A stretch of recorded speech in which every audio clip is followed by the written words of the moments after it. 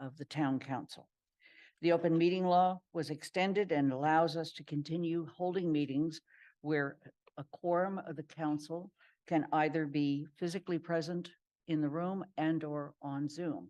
And tonight, thus far, we already have 9 counselors in the town room, and at this point, 2 on Zoom. We're actually 3. We are asked, however, with that new law to make adequate accommodations so that all people can attend the meeting, either by Zoom, being in the room, and or watching TV, live stream, or on Amherst Media, or by phone.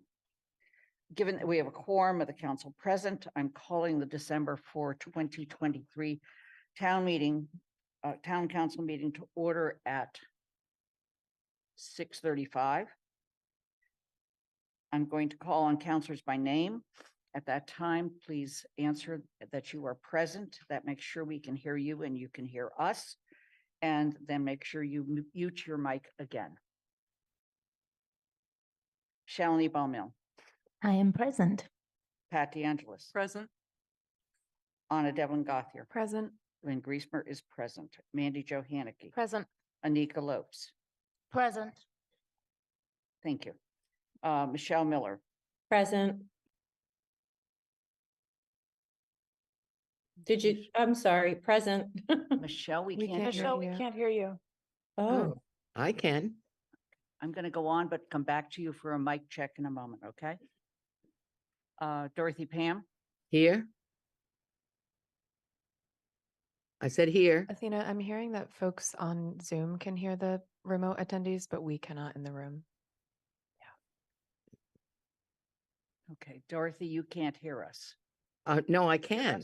I But can. We can't hear you. right. Okay, hold on. We're seeing what we have to do to fix that.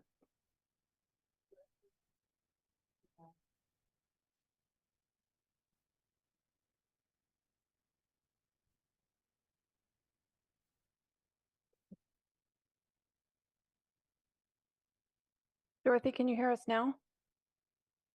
Can you test? Yes, I can hear you Oh, now. terrific. Okay, thank you. Thank you. Could hear you Okay. before. You just couldn't hear me. Right. Thank you. So Anika, you are here. Michelle Miller, can you hear us? And we can hear you. Yes. I can hear you. Can you hear me? Thank you. Dorothy Pam. Here. Thank you. Pam Rooney. Yes. Kathy Shane. Here. Andy Steinberg. Present. Jennifer Taub. Present. Alicia Walker. Present. All 13 counselors are present in the meeting. There is no chat room for this meeting. If you have technical issues, please let Athena and me know. Clearly, Athena is in charge of technical issues. And if we have technical issues, we'll decide at the time how to address those. There is only one public comment period at this meeting tonight. The agenda includes an executive session for the purpose of discussing the town manager's compensation based on his evaluation. It is our intention at this time to return to the regular meeting at the conclusion of the executive session and to have a motion and vote relevant to any recommendations coming from that executive session. With that, we're going to move to the announcements. And while you're looking at the board where the announcements are of upcoming committee meetings, I also want to note that the new town council will convene on January 2nd at 6:30. The plan at this point is that we will be in the Bangs Center, and we are going to be inviting all other recently elected officials to join us and be sworn in that night. We're going to try to make it a little bit more than we did during COVID 2 years ago. So if you're here, that's great. If you aren't able to be here, don't worry about it. You can be sworn in by the clerk. In addition to that, we have several other committee meetings. And before I finish announcements, I want to go on to particularly recognize 2 town councilors that have been honored just in this last week. The first is Anika Lopes. She was voted one of the Indigenous leaders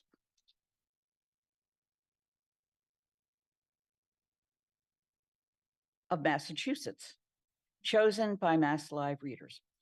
Motivated by her grandfather, Dudley Bridges, restoration of the Civil War tablets that are presently in the Bank Center, that shed light on the significant contributions of Black and Indigenous soldiers.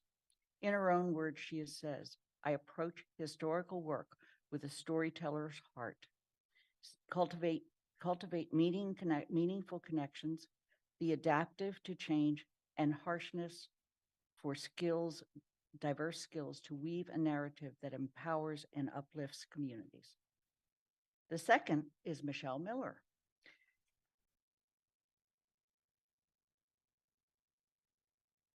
Michelle was recognized by the National African American Reparations Commission, NAARC, and Robin Rue Simons, First Repair, for her work advancing reparations now through the African Heritage Reparation Assembly in Amherst, Mass.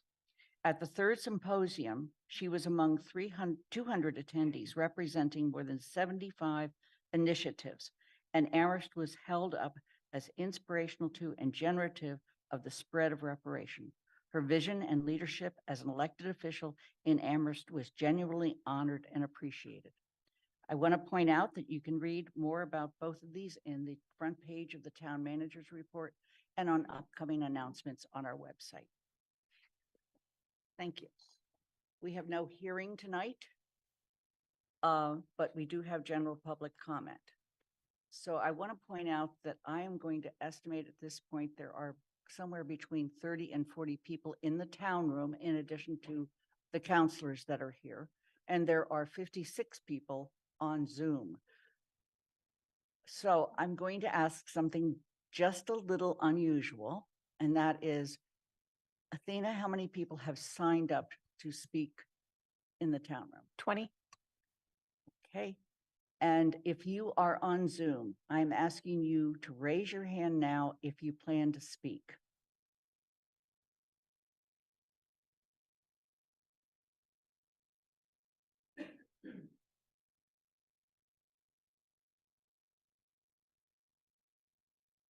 I'm asking that if you plan to speak at any point, you raise your hand now if you are on Zoom.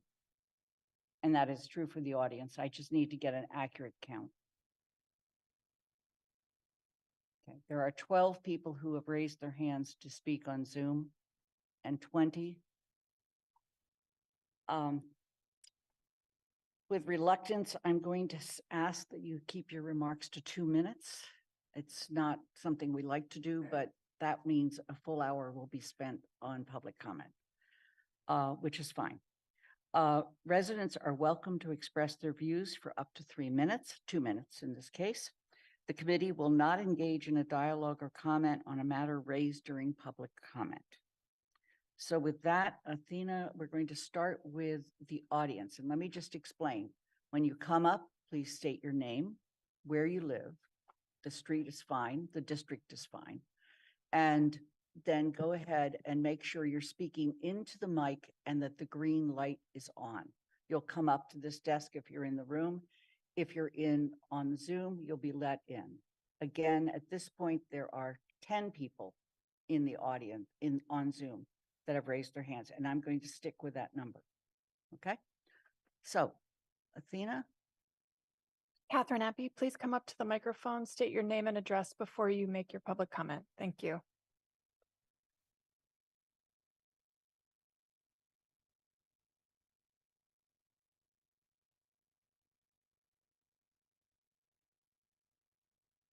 Thank you. I'm Catherine Oppie of Redgate Lane. And I am here to ask that and tell the town council that I fully support the town council voting to authorize the bonding of additional funds to meet the requirements of MBLC so that the Jones Library renovation and expansion project can proceed. This vote will not raise the amount of money, $15.8 million, previously committed by the town and voted. Community members voted by an overwhelming majority in support of this project. Voting to do nothing is not an option. The many necessary repairs the library requires would cost the town more than this well-planned renovation and expansion and would not meet our very important townwide climate goals. Thank you all for your very hard work on behalf of our community. Thank you for joining us. We'll go to the Zoom and it's Neil Immerman. Please enter the room, state your name and where you live. Hello, can you hear me? We can. Oh, great. My name is Neil Immerman. I live 37 Hillcrest Place in Amherst. And I just wanted to say, echoing what Catherine Api just said, that I've lived in Amherst 32 years. My wife and I and our kids very much enjoyed and made use of Jones Library. We're very supportive of the planned renovations, and we hope the town board will vote to support and continue this renovation. Thank you very much. Thank you for joining us. Next, in the town room. Anne Harrington, please come up and state your name and address before you make your comment.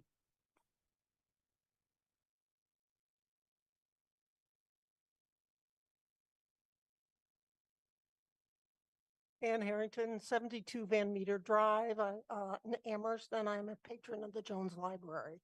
I'm here to urge you to authorize amending the borrowing cap for the renovation and expansion. I think that to defer that decision or to deny the increase would put the whole project at risk.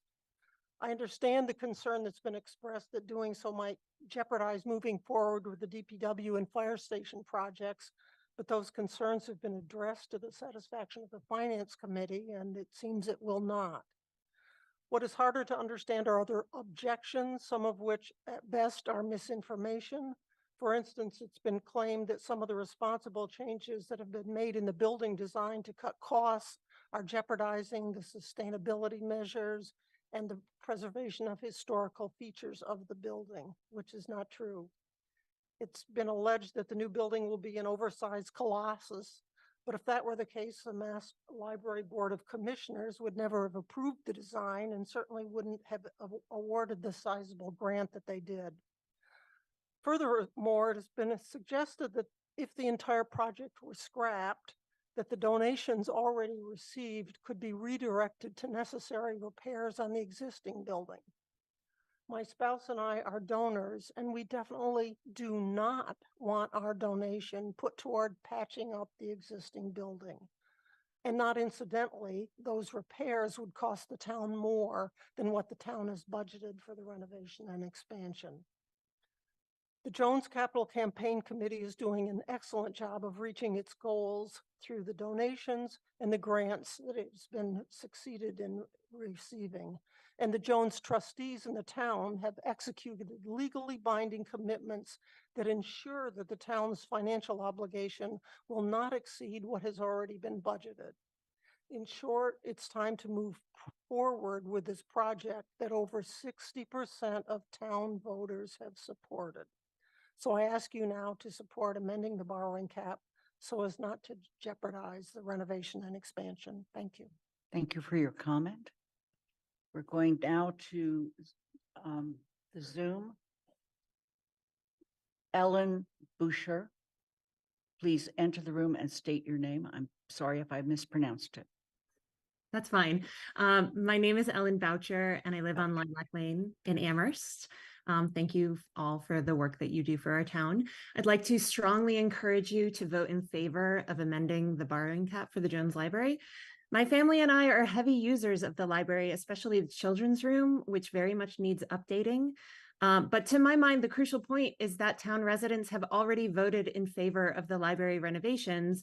And as has been said, amending the borrowing cap won't increase the project's cost to the town. So if the council fails to vote in favor of raising the borrowing authorization, they will be effectively overruling the 65% of residents who voted in favor of this project. So to sum up, Amherst residents voted for this project and the council should see it through, especially since the costs to the town haven't changed.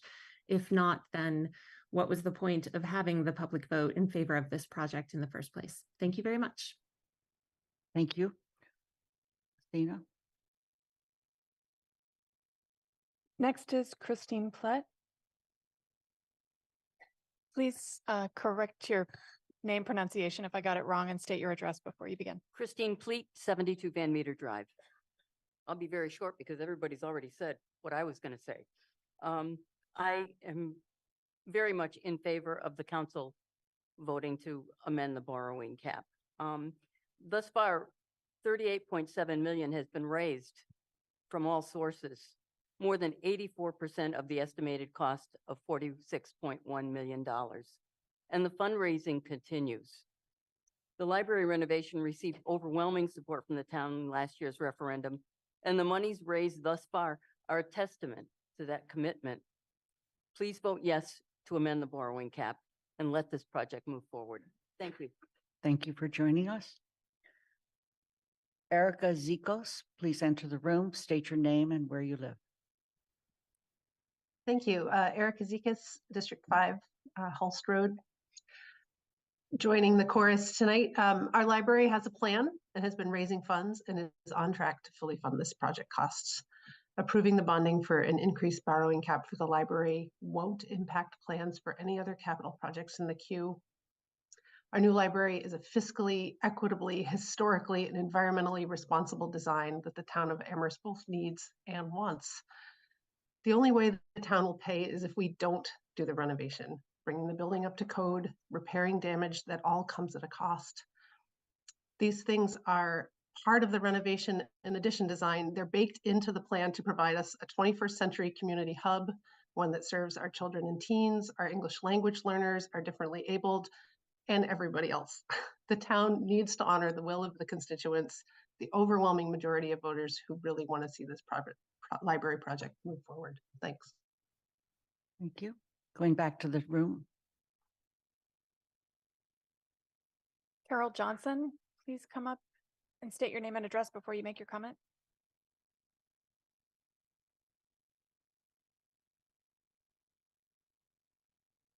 Yes, my name is Carol Johnson. I was part of the group that raised money for and built the Amherst Cinema. And I was the executive director of the cinema for 13 years until my retirement a couple of years ago. I'm here to say two things. First of all, this is a really important project. And second of all, fundraising is going well. It's important because the library is a community room open to everyone. Children, people of a certain age with hair my color, and all in between. People who are new to town, people who've lived here for many years. We've lived here 25 years, actually longer than that. And we raised our daughters here. It is a place where people can come who don't have computers at home. It is really a community living room, and it's a place where our goals of social justice and equality of opportunity can be made available to many, many people. So it's important. I know we have other important projects before us as a town, but there's nothing that is more important than a town library. Second of all, the fundraising is going well. I have joined the Friends of the Jones, which is the body that is raising money for this project. And I'm very happy to say that I'm working with some people who are very competent and experienced, and the project is going well. So I hope that you as the town council will vote to amend the borrowing cap and support this project going forward. Thank you. Thank you for joining us. On Zoom, Tony Cunningham, please enter the room, state your name and where you live. Thank you. Tony Cunningham, Owen Drive. I was watching The Crown last night, and Prince Charles and Camilla were hiring a spin doctor to repair their image. It made me think of the campaign around this library bond vote, filled with exaggeration and mistruths to exert pressure on councillors to approve the borrowing. The amount of spin going on is dizzying. What you have been given to secure an affirmative vote is the best case scenario for Plan A, the renovation expansion, and the worst case scenario for Plan B. For Plan A, you have a fanciful cash flow that the trustees and some of you already know is not achievable. It shows the library giving the town $2 million in less than 2 months' time, then 4 million in early 25, 5 million in early 26, and a balance of 2.3 million in July 2026. Yet there's nothing that obligates the library to meet this schedule, and no consequences when they inevitably can't. The cash flow is omitted from the latest memorandum of agreement. On the flip side, you've been provided a worst case scenario for Plan B, a false contention that the town would be responsible for everything, an inflated repairs package with no electrification, no value engineering, no CPA or other funding. The goal here has clearly been to make the alternative look so bad that it would be crazy to choose it. To take your fiduciary duty seriously before voting, and I know some of you have tried, you would need to insist on, at the very least, cash flows for a worst case scenario for Plan A and a best case scenario for Plan B. The impact each would have on the 10-year capital plan and on reserves and on the timeline for the fire station and DPW. As far as I can tell, the newly amended MOA presented to you tonight does nothing to reduce the risk to the town, and in fact likely makes it worse. It puts in black and white that the library share is not due until June 2027, in direct contradiction to the cash flow that shows the library paying the remainder a year earlier. The MOA limits the library share to a dollar amount rather than stating that it is the remainder after deducting the town's and state shares from the actual cost. We do not know that the actual cost will be 46.1 million. And it does not require the library to pay interest on the short-term We borrowings, need you to even wrap up. committing that the library share will not increase. Thank you. Considering all of the critical information. Tony, we need you to finish. Thank you. Thank you. That is what I will do to anybody that goes over 2 minutes, just to be clear. Janice Lefebvre.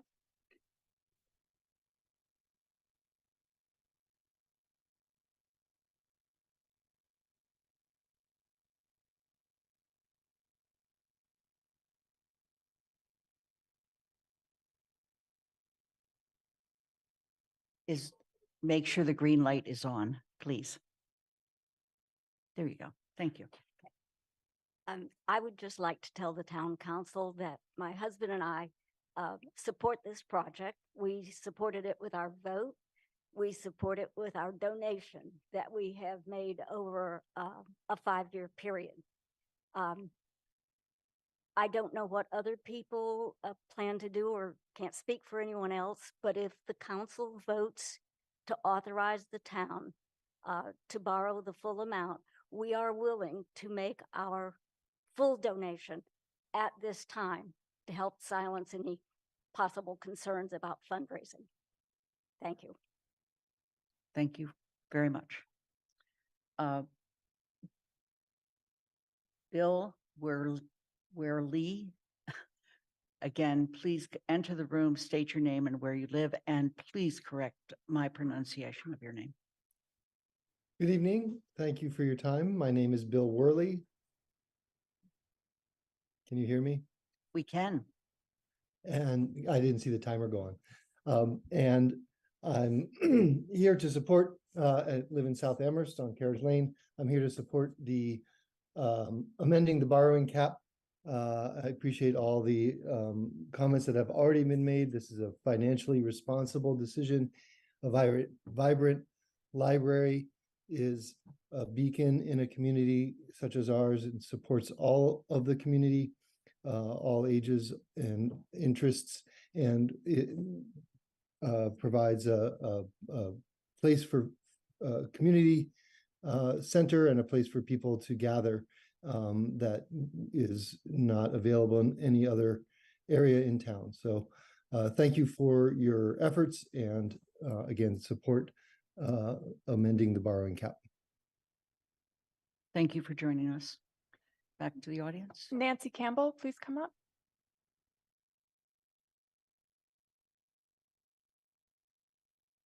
Hello. Nancy Campbell, 369 Middle Street. Delay, delay, delay. How often do we hear this repetition?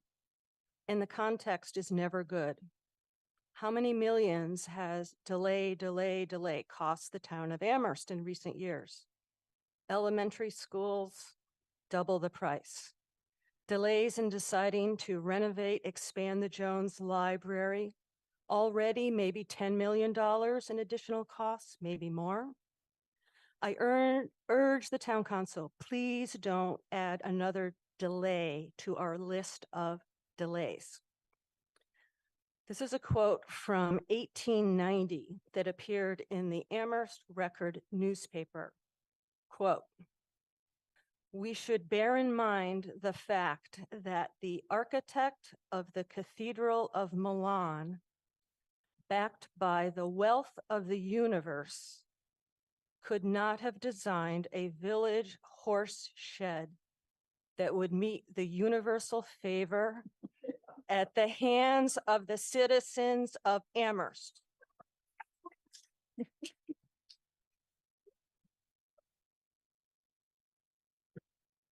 This was written about the controversial decision to build this town hall where we sit tonight, 133 years ago. I think they made the right decision. Thank you. Thank you.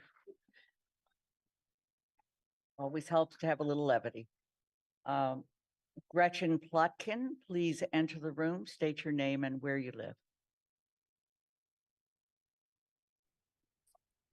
Can you hear me?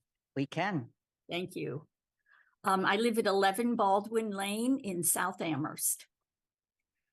I urge you to increase the borrowing cap needed so the renovation and expansion can be undertaken for the Jones Library. As other people have stated ahead of me, we are well on our way to meeting community goals for fundraising, which is, in my mind, a very important indicator of community support. Not increasing the cap will forfeit over $23 million, and the project will not continue. I and the majority of Amherst residents support this project. I ask you to vote to increase the borrowing cap, and I thank you for your work on this. Thank you. Dale Peterson is next.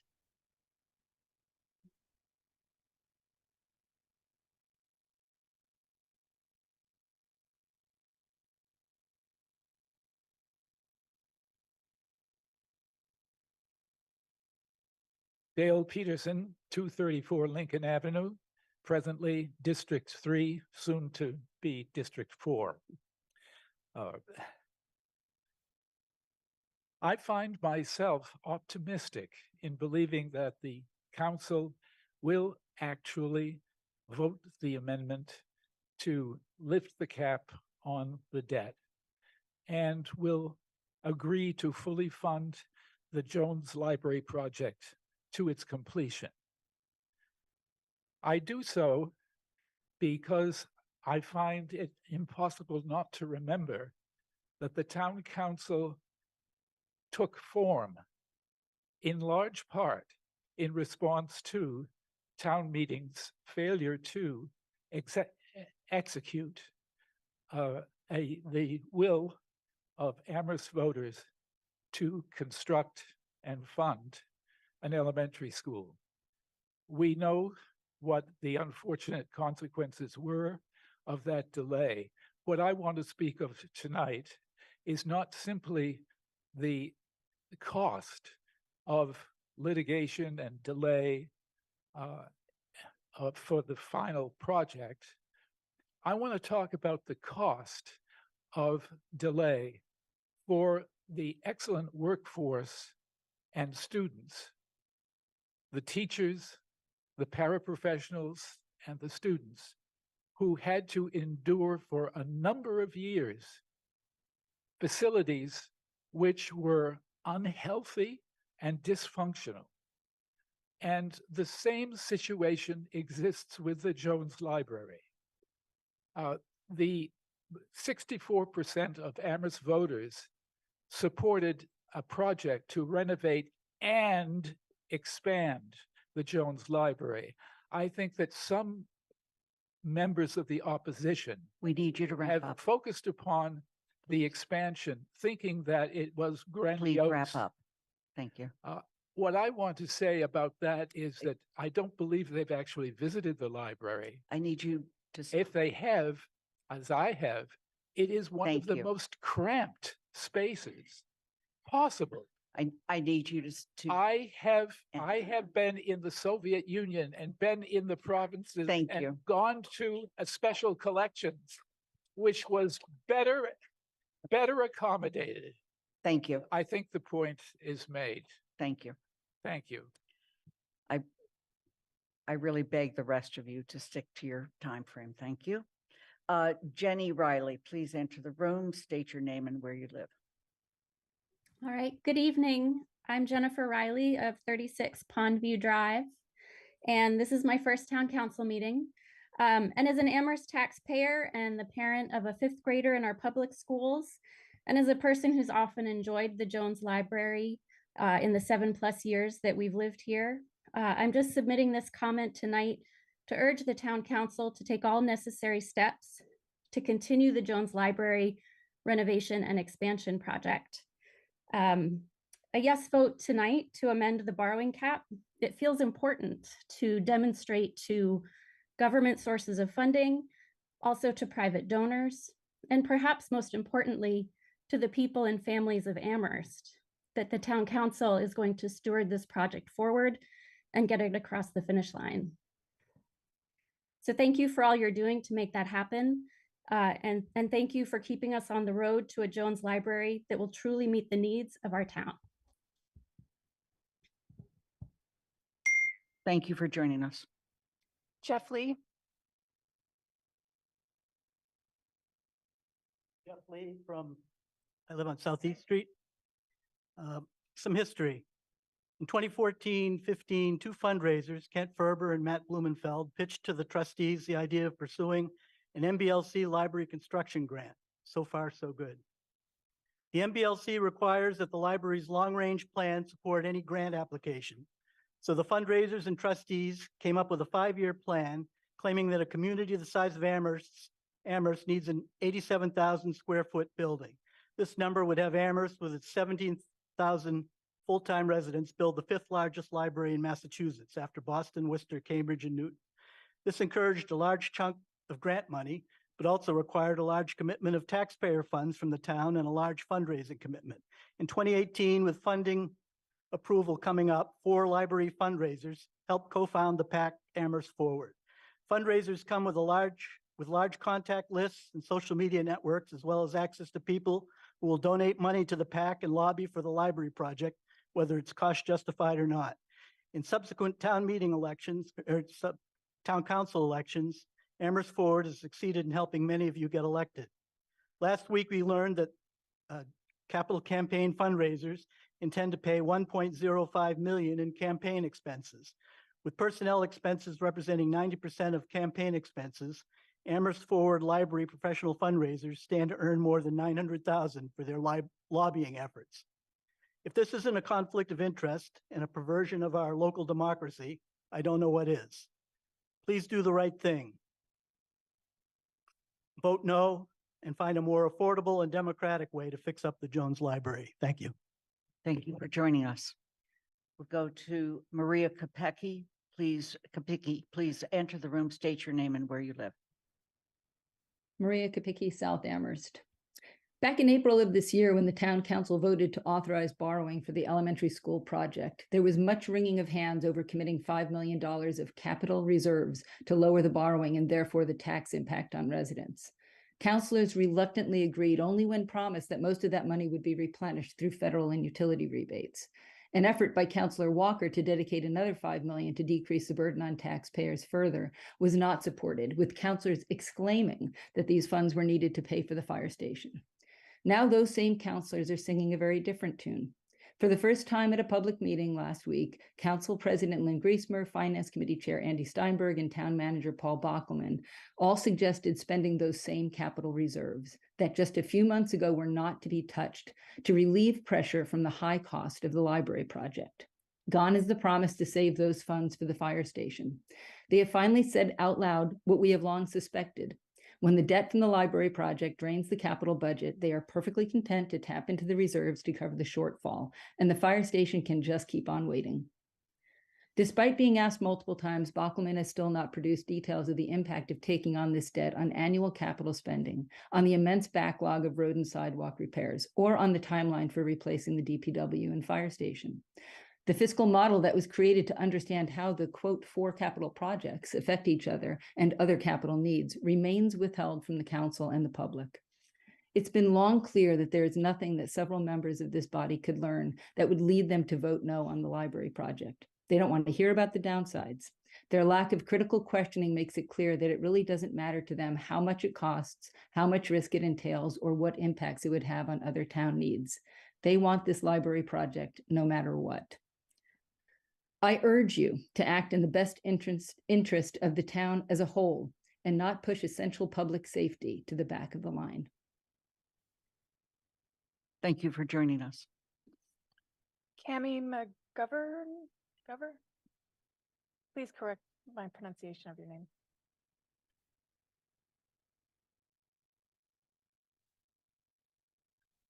Hi, my name is Cami McGovern and I'm on Memorial Drive in Amherst.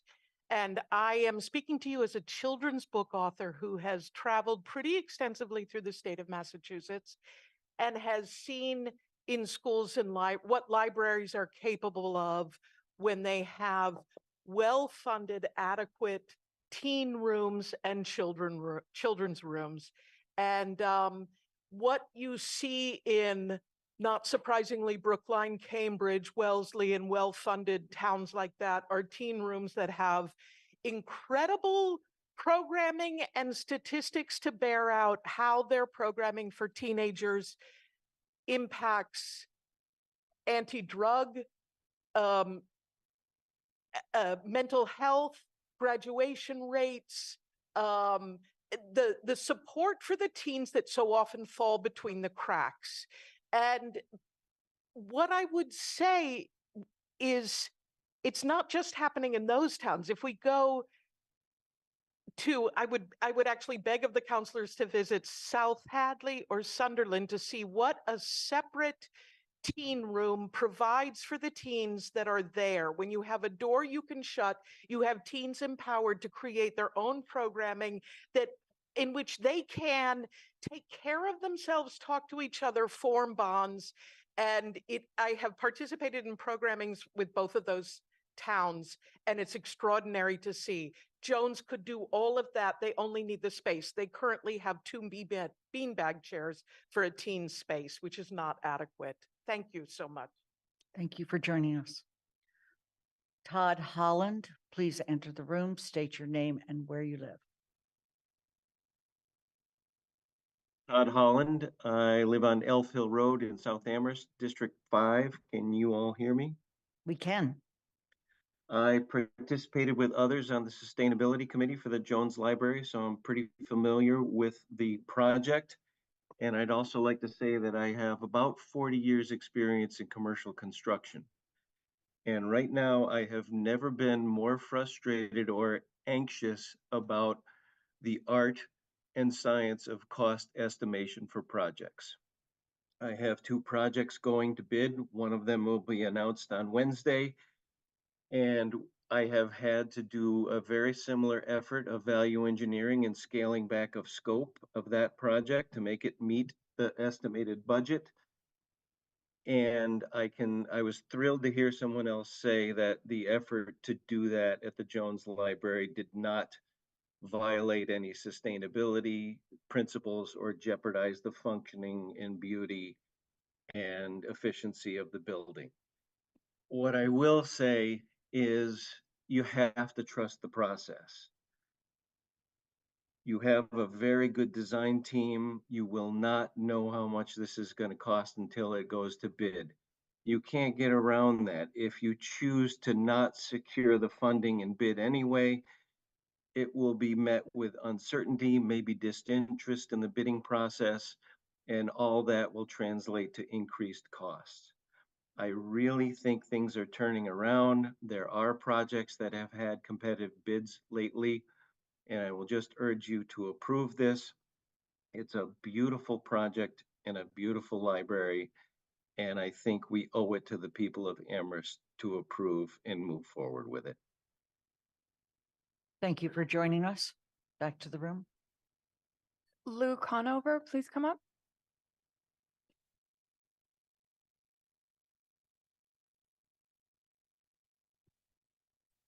Lou Conover, 120 Pulpit Hill Road. I love the Jones Library. I use the Jones Library all the time. It's one of the things that makes Amherst a great place.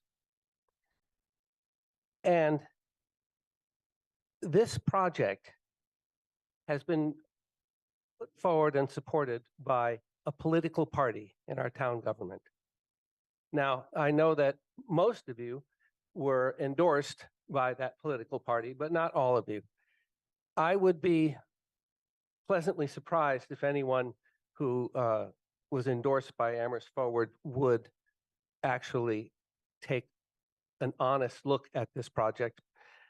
I tend to doubt it, but it would please me. So really, I'm talking to the 5 of you that were not endorsed, that are not a member of this political party.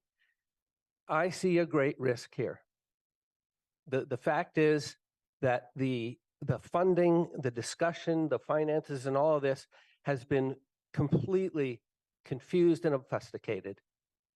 I've listened in a few times, and it's almost impossible for me to follow what's going on. At a minimum, it hasn't been put forward in the plain language that the citizens of the town can understand. And it especially has not been put forward in that plain language what effect it's going to have on the less wealthy members of the town. So I would urge all of you, and especially urge the 5 of you that are not members of this political party, to put common sense before politics and vote against the increased borrowing. Thank you. Thank you for joining us. Nancy Ratner, please enter the room, state your name and where you live. My name is Nancy Ratner. I live 199 Lincoln Avenue, and I've long been a supporter of this project. I'm speaking just to urge you to approve the bond authorization. Nothing in the project has changed that should change that decision. I think that Jones is a jewel in this town. It's been special for people for a long time, and it will continue to be if we have this project go forward. Thank you very much. Thank you. Cheryl Zoll, please come up.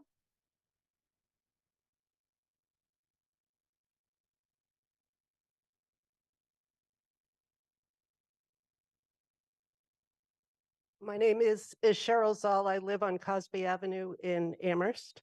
I want to thank the council for the care that you're taking with this process. I'm here to support amending, lifting the cap, and I'm speaking as someone who's done a capital campaign in Amherst. I was the director of the Amherst Survival Center in the early 2000s when we did a capital campaign, and that was an organization with a very tiny budget and no history of fundraising, serving incredible needs of the town. And we managed to raise 5 times our annual budget because the people of Amherst actually really care. And when they saw what the need was and what we could do with a new building, they came forward and we were able to build the new building. I see the Jones Library as essential to the Amherst community, as the Amherst Survival Center.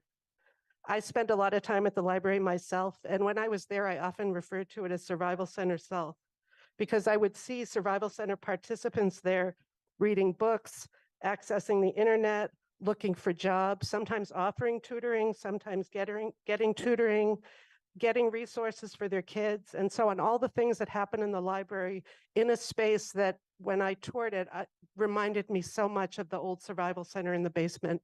The people who are working there are heroic to be doing what they're doing under those conditions. So, and as somebody who has done a campaign and seen the way in which people in this community support this community, I have every confidence in the campaign that's going on now for the library. Over 84% of the total has already been raised. And we didn't know what we were doing, and we were able to do our capital campaign. And this committee really knows what it's doing. And I've been watching and participating where I can. So I just wanted to say from that perspective, if there is concern about the campaign, the experience that I have doing a campaign in this community gives me every confidence that we'll meet the goals. Thank you.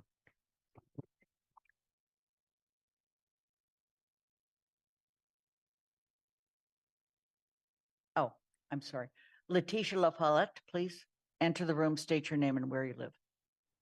I'm Letitia La Follette. I live at 18 Dana Street. You can hear me now. Yes, I can see it. Yes. Thank you. I'm in District 3. And it is my pleasure to urge you to vote in support of the Jones Library renovation and to increase the total amount to be borrowed. I'd like to stress again that the town's share will not change. We've heard otherwise here.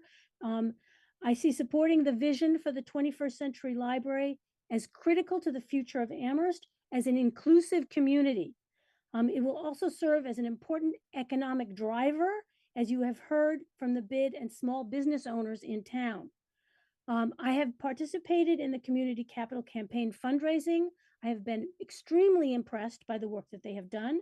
I would like to echo what Cheryl Zolt just said about the fundraising, and I would be dismayed to see the millions of dollars that have been awarded to the project in grants like the NEH one, the largest one awarded a library in this country, and gifts like that of Amherst College to be turned away if the town council could not muster a 2/3 majority in favor of raising the borrowing limit.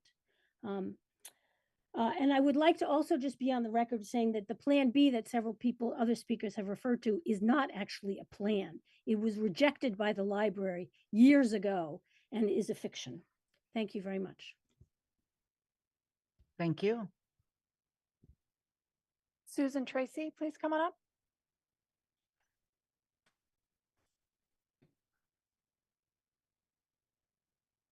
Hello, my name is Susan Tracy from 15 Hopbrook Road in Amherst. I originally supported the library plan because as a historian, I saw that it would safeguard our town documents and papers. And then last spring, there was a flood. So that faith was fully realized in this new plan. I also supported the original plan because it was accessible for differently abled people and for the English as a second language teaching program, which needs to be taken out of its closet. And I'm always in favor of people coming out of the closet.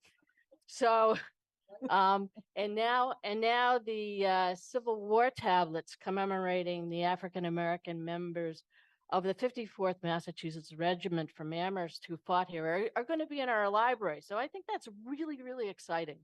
And it will be a way of bringing that history into the public sphere. So I'm totally in favor of amending the borrowing cap that the Massachusetts Board of Library Commissioners requires. One of the more exciting aspects of this project is the federal grant, which someone just mentioned was the largest federal grant offered for any library in any town in the country. And I think that's something to really, really be proud of. And it really excites me when I think that Jones Library had been recognized for its excellence and the commitment of the town. So thank you very much for your past support, and I hope you will support it again tonight. Thank you. Thank you. Thank you.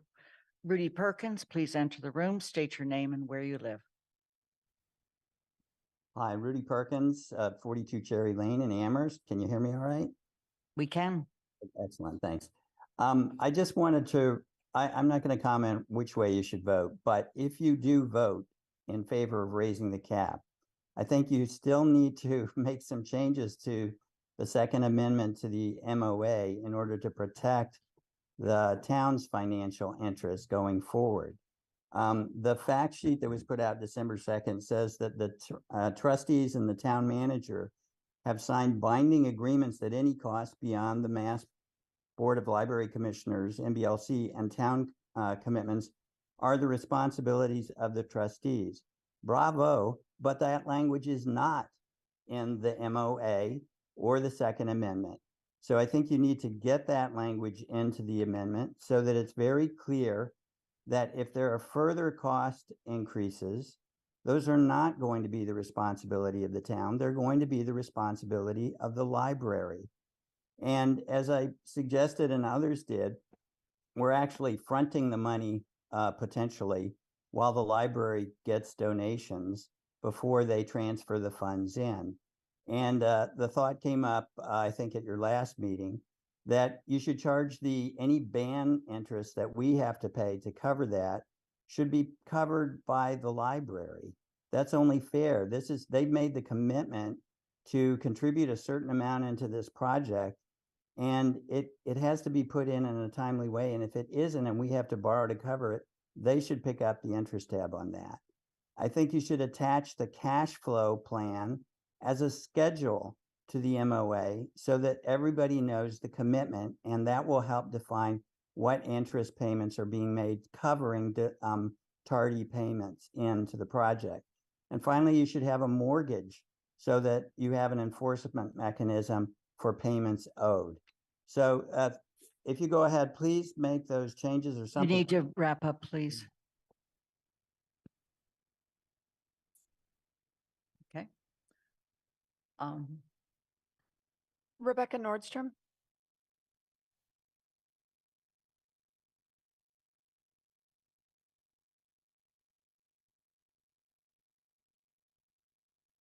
Hi, my name is Rebecca Nordstrom, and I live on 39 Dana Street, District 3. And I'm here to support wholeheartedly the library renovation and expansion project. I also want to express great appreciation to the library trustees, the staff, all the people who have been working on this project tirelessly for years now. And I think they've done a fantastic job of sharing their process with us along the way.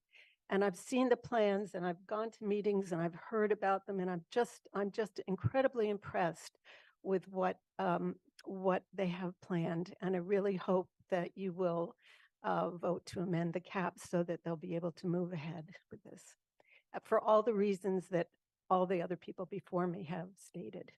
Thank you. Thank you. Oh, next. Okay, Janet Keller, please enter the room, state your name and where you live.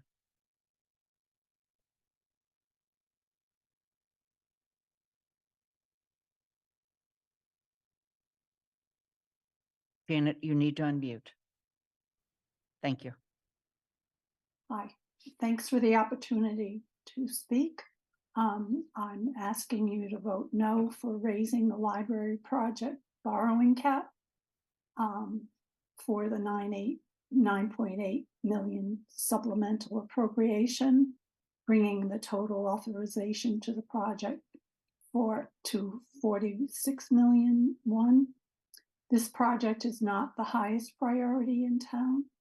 Please consider pressing unaddressed needs like repairing pothole-filled streets and unsafe sidewalks, completing the new school, building a new fire station in the DPW building, investing in net zero upgrades in town buildings, including the library, to reduce energy costs and avert damage from climate change impacts like the flooding we had this summer. Please say no. Thanks. Thank you. Deb Leonard, please come on up.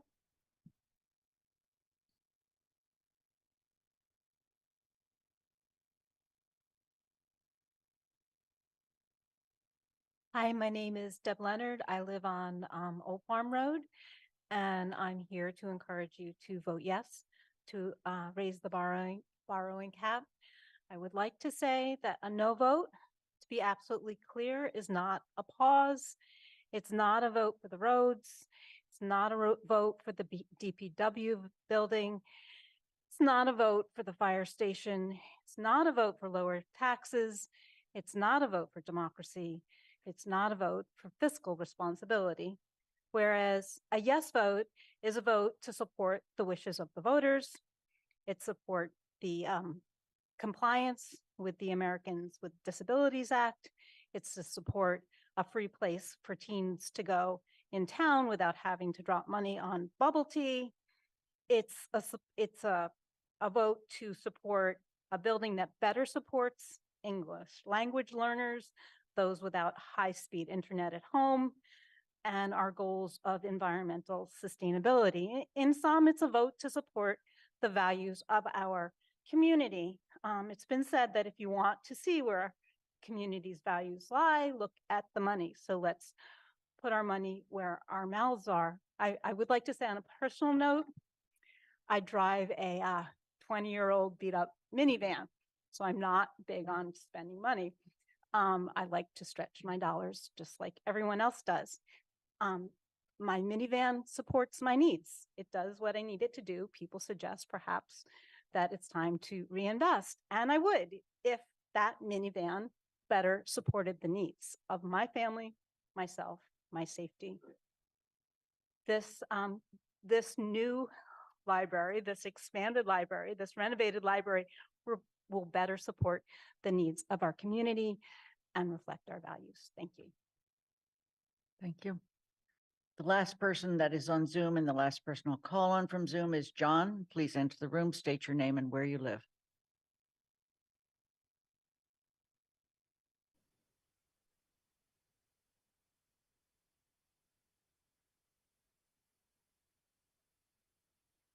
We cannot hear you, and you need to state your full name.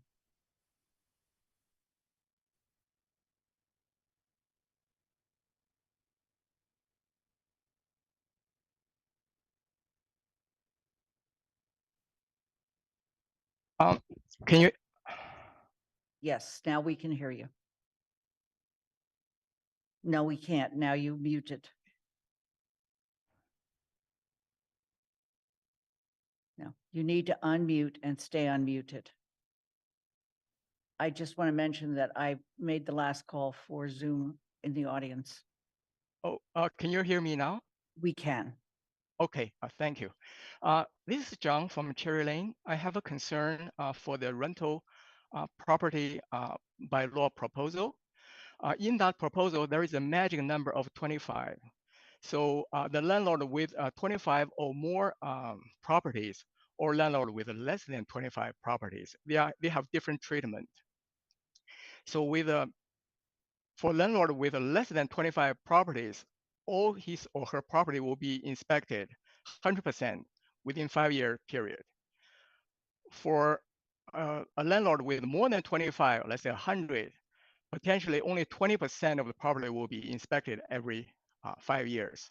So this creates 2 tiers of citizens in the town, 2 tiers of landlord and 2 tiers of tenants. So for the tenants who happen to rent from mom and pop landlord, he will subject to inspections every 5 years. If a tenant happen to rent from like a huge apartment complex, he or she, the tenant, will only subject to such like 20% of the chance, or maybe a definite chance, but only 20 years will have an inspection. So this is, I feel like this has a like a an unjust duty. I'm sorry, unjust burden on the mom and pop landlord. And then people in this town will be treated differently. For the landlord, 2 tiers of landlord. For tenants, 2 tiers of tenants. So I feel this is a need to be, warrant some kind of consideration on the bylaw. Thank you. Thank you. We're going to only take comments from those people who are in the room from now on. Tom Crossman? I can't hear you. Okay. Rob Kusner?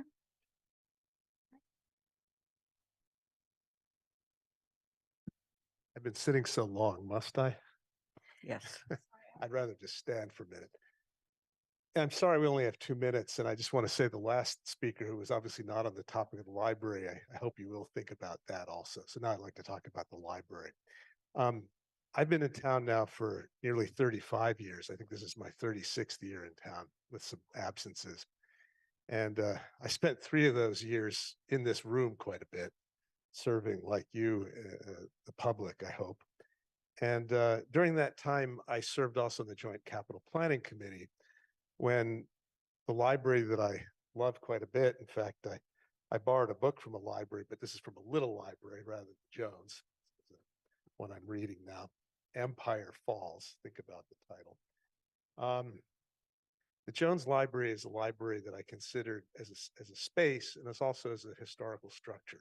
The space I can see from the testimony tonight needs to be improved, and I think we all agree on that. And then the story that you then have to face is it going to be an improvement that's sensitive to the historical structure or to the current needs of the town? And that's where I think a lot of the tension is happening. There's also the financial tension, which I'm hearing from many of the folks here. And many of us can afford the small tax increase that'll inure to our benefits, hopefully at some point in improving the space, but some of us won't. And none of us will ever be able to regain the historical structure that exists there now. So I'm asking all of you, all 13 of you who have the opportunity to vote on this, and the whatever number of you are supported by whichever party, to think very carefully before you cast a vote either tonight or the next few meetings that you have about the kind of commitment you're making to both the historical space, which will not be preserved. In fact, it'll be demolished. Let's use English, not newspeak. It'll be demolished and replaced by something modern. Maybe it'll be something beautiful. I'm excited to think of the beauty that could replace the present beauty, but I'm not convinced that'll happen. But tonight, you have a job to think carefully before acting. And I think you've heard advice from both sides about how to think more carefully about whether to go forward tonight. Take some time, think about it. Thank you. Vince O'Connor.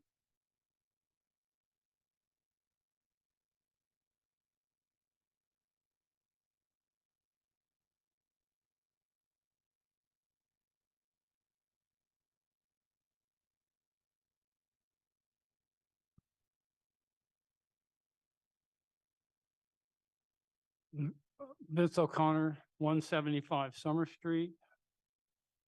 First, there has been no public hearing on the inspection issue, and I have made it clear to some of the landlords in town that I will become a plaintiff to sue the town regarding any passage of this article.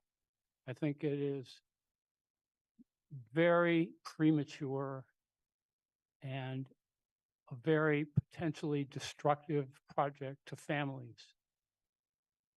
With regard to the library, it's a bad project. It will result in a sterile mausoleum replacing a historic structure. And it is not the project that the voters approved. As a 40-plus year town meeting member, I believe that the vote that the town meeting took, which resulted in its departure from the political realm, was an entirely worthwhile vote because it saved the school children of this town another 50 years of a bad school, similar to the Fort River School, which was protested by the Wildwood parents and built anyway over their objections. That was a bad project. It was a bad organizational structure for the schools, and it was worth sacrificing the town meeting to get rid of that project and replace it with something which I think we can believe in. Second, I am appalled by the fact of how much the fundraisers are going to profit from this activity. And every member of this council should be appalled. You need to wrap up, Vince. We're Yeah. restricted to 2 minutes today.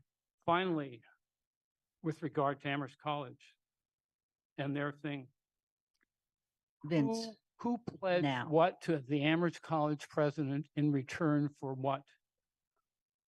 Oh, please. And to Vince. give $1 million Your to time a is up. project that is insult to the parent of every child in the public schools of this town.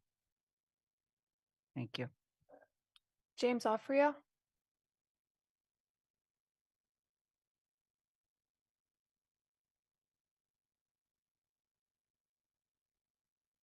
Hi, my name's James Ofria. This is my first town council meeting. I live in the Colonial Village Apartments in Amherst. I am not familiar with all of the things in the new proposed rental bylaw proposal, but I do believe that landlords should be held accountable for the conditions of their properties to the fullest extent, and that all of the properties in Amherst should be more affordable for newer generations of tenants. And I'm going to be doing more research on this bylaw in my free time because I'm very curious about it. I am in support of increasing the borrowing cap for the Jones Library expansion and renovation. I am a queer, disabled, poor, transgender UMass Amherst student. I am from a generation of students that is uniquely disillusioned by a national political landscape that refuses to invest in marginalized members of our society.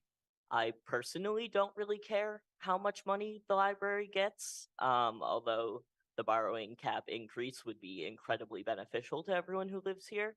I believe Amherst has the moral and ethical duty to invest in public infrastructure, and in doing so, invest in all its broke college students, all its unhoused, and all its previously incarcerated residents. Everyone in this town deserves equitable access to learning and recreation in a safe, community-based setting. I find the idea that we cannot have a better library because of other infrastructure needs to be an unimaginative political stance. The free resources of the Jones Library are essential for my ability to access research texts post-graduation and to participate in local community gatherings that do not revolve around loud nightlife. This library facilitates access to a love of learning that will follow me as long as I live. I deserve a beautiful, necessary, expansive library. I deserve a safe and clean library. We all do. Thank you. Thank you for joining us. Monica Moran, please come up. Hi, Monica Moran, 37 Carriage Lane. I want to start by thanking all of you and everybody who's worked on this, and I'm here strongly in favor of lifting the borrowing cap. I think everyone's been really articulate. I don't have much to add in terms of facts. I will add that, excuse me, my youngest child, both my kids I raised here, and my youngest is 21. They pretty much grew up as an elementary school kid in the library. Not so much as a teen because there wasn't a space really that worked, but they never lost their love for the library. And they couldn't come tonight because they are working at the library in Tivoli, New York, where they go to college. So they want to become a librarian. And they are so excited about the library expansion and they've looked at the stuff and they're like, oh my gosh, this is amazing. And maybe I'll even come back to Amherst and work in this library. So I just partly just want to say thank you to the town for the great, stuff, the great experiences she had in the library, but also, to ask to have the vision for the young people. She thinks the designs are fabulous. She thinks it would be a much more welcoming space. So for, to bring in people, young people like that, I think this is a great project. And again, I'm just really grateful. So thank you. Thank you for joining us. Nina Menken, please come up.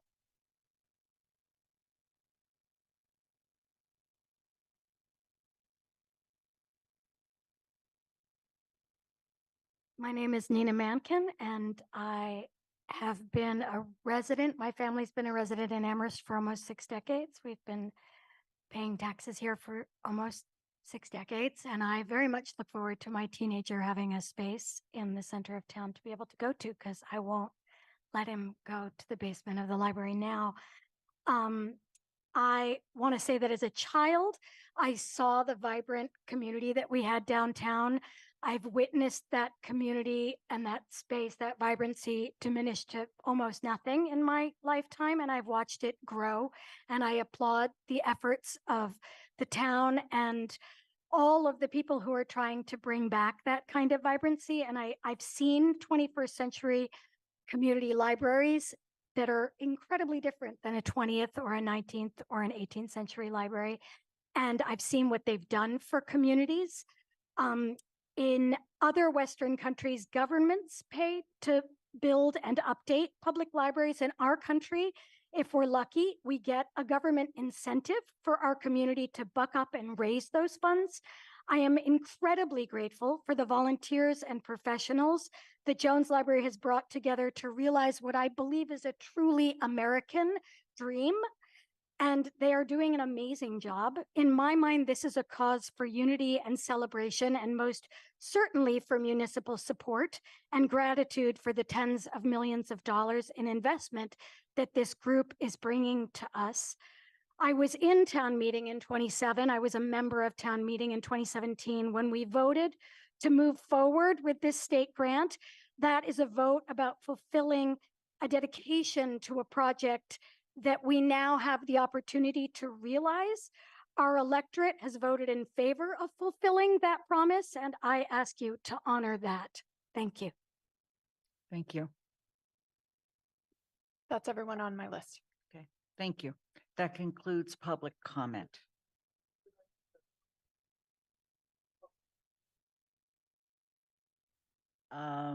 Sure.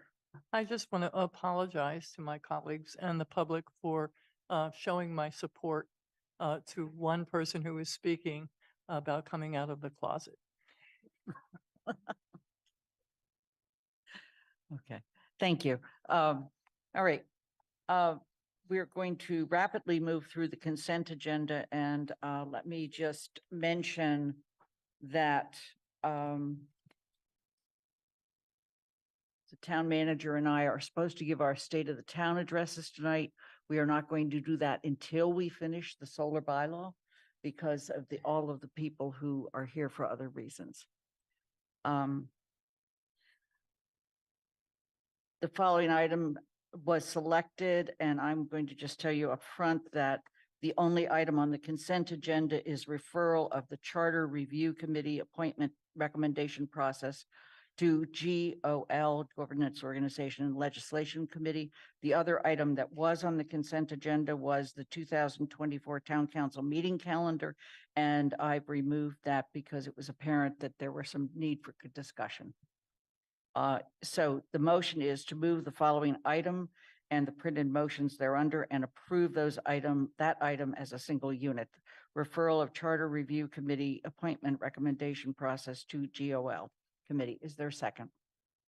Second. Okay. Are there any other questions or comments? Then we'll move to Pat DeAngelis. Aye. Anna Devlin Gothier. Aye. Lynn Griesmer is an aye. Mandy Jo Haneke. Aye. Anika Lopes. Aye. Michelle Miller. Aye. Dorothy Pam. Yes. Pam Rooney. Yes. Kathy Shane. Yes. Andy Steinberg. Yes. Jennifer Taub. Yes. Alicia Walker. Yes. Shalini Bowman. Yes. It's unanimous. Thank you.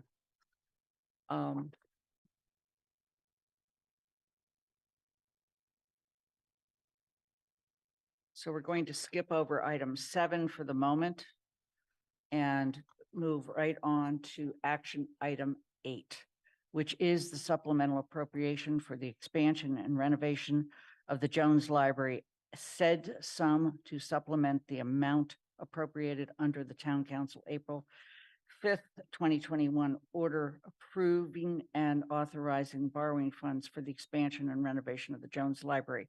Given the length of the motion, I'm going to ask that the clerk to the Town Council, please put it on the screen.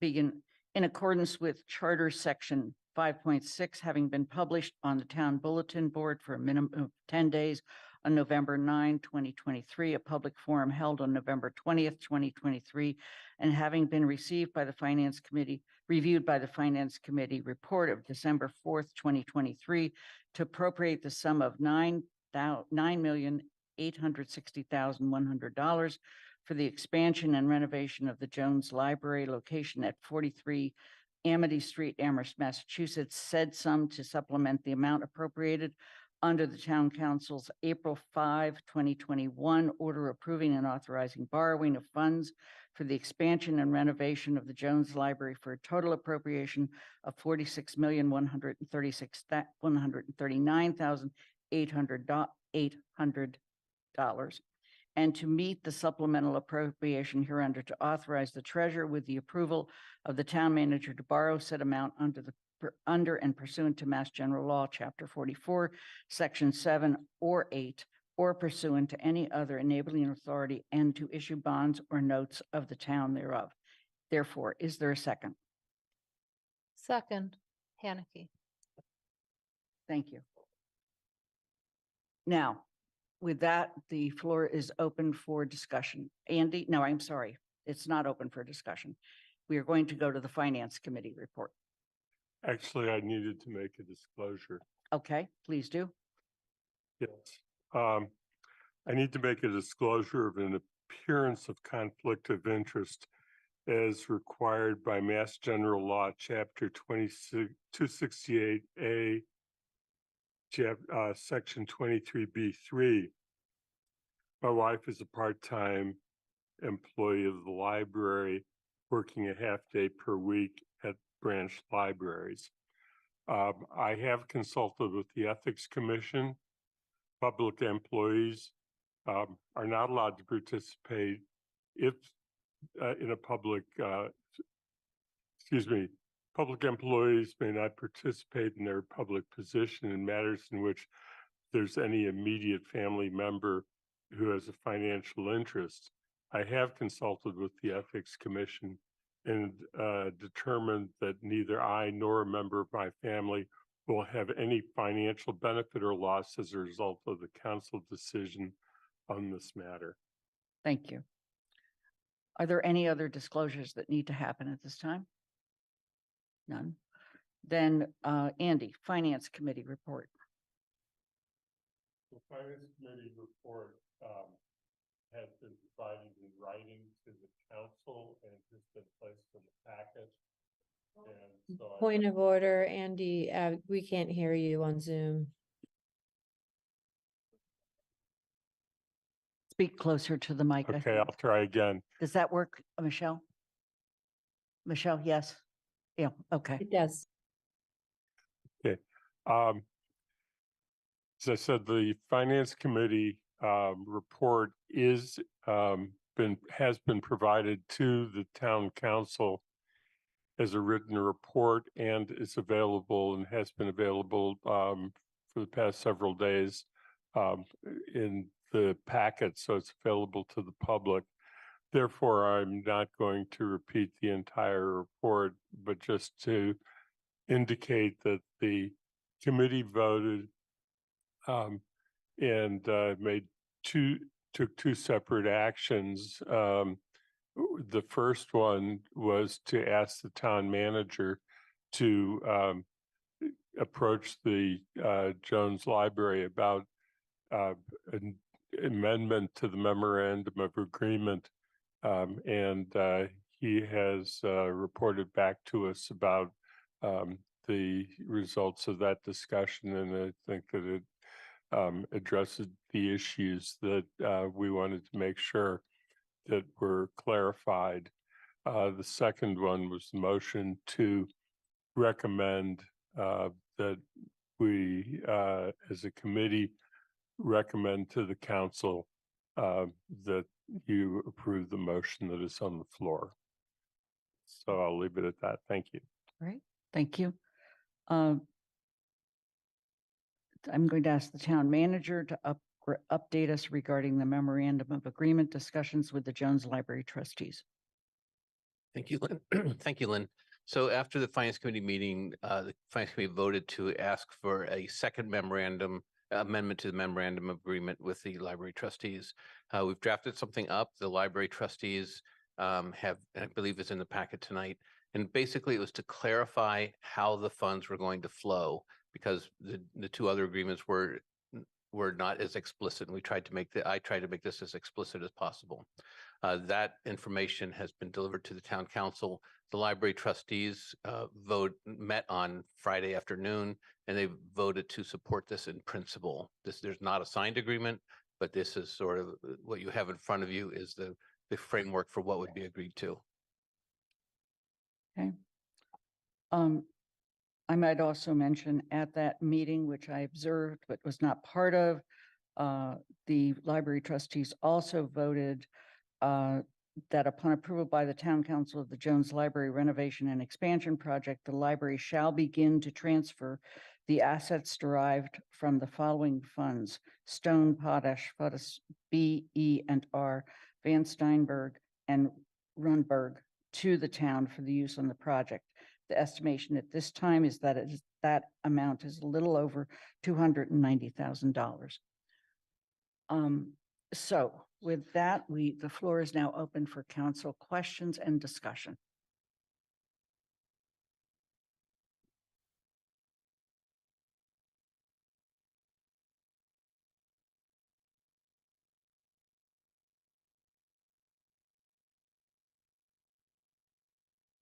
Pam Rooney. Thank you, and I appreciate all the comments that were made tonight. It gives a very good sense of the opinions of the folks who showed up tonight. I appreciate also that the town manager is beginning to work again with the Jones trustees, and would greatly appreciate a memorandum of agreement that in fact cements the commitment by the library, by the Jones trustees, to cover the difference in the cost to the project. So I would love to see a finalized or close to finalized MOA that can be shared with the council before I'm ready to vote on before I'm ready to vote on it. Are there specific things you have a copy of the MOA? Are there specific things that you were looking for? Is this the place to discuss Yes. our desires and? Yes. Okay. Am I the right person to be speaking? You're the one that has the floor.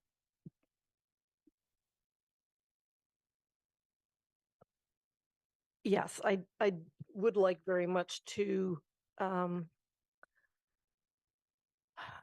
would like to look at the item number 5, which is the fact that the library has agreed to provide funds of X amount, which is the 13.8, for the balance of the new total project share. I would like to have included in that statement, or as needed to complete the project, something of that nature.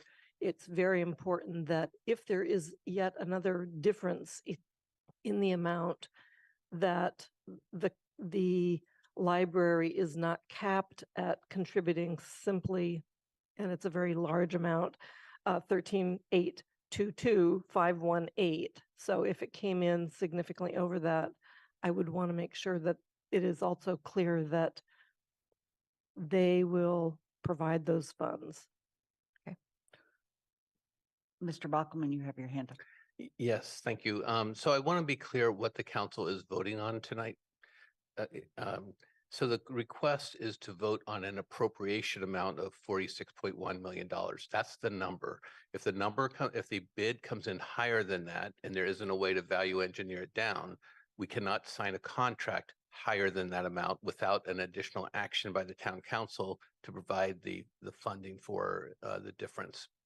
So so I just want to be clear what, if people saying, oh, cost escalations, the number you are being asked to approve tonight is 46.1 million.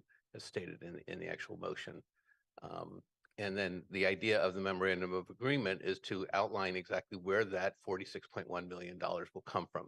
Some of it will come from the town through a borrowing that the council has to authorize, or has already authorized. Some of it will come from the MBLC, and the rest of it will come from the Jones Library, their different various fundraising efforts and securing other grants. So I hope that it helps clarify that it can't go above 46.1 million unless the council appropriates additional funds. Pam, please. So I think that that we're all in agreement that we could easily say to the trustees, then number 5 and or even number 6 could have that kind of writing in it, or is needed to complete the project, just to remind us all that that is where the difference or the remainder of any project comes in. If they come in lower than that amount, great. But if it comes in over the 13.8, I just want it in writing. I'm not comfortable voting on a new authorization without having that in writing. Jennifer, you have your hand up. I'm sorry? Oh, it's taken down. I'm sorry. Of course. Dorothy.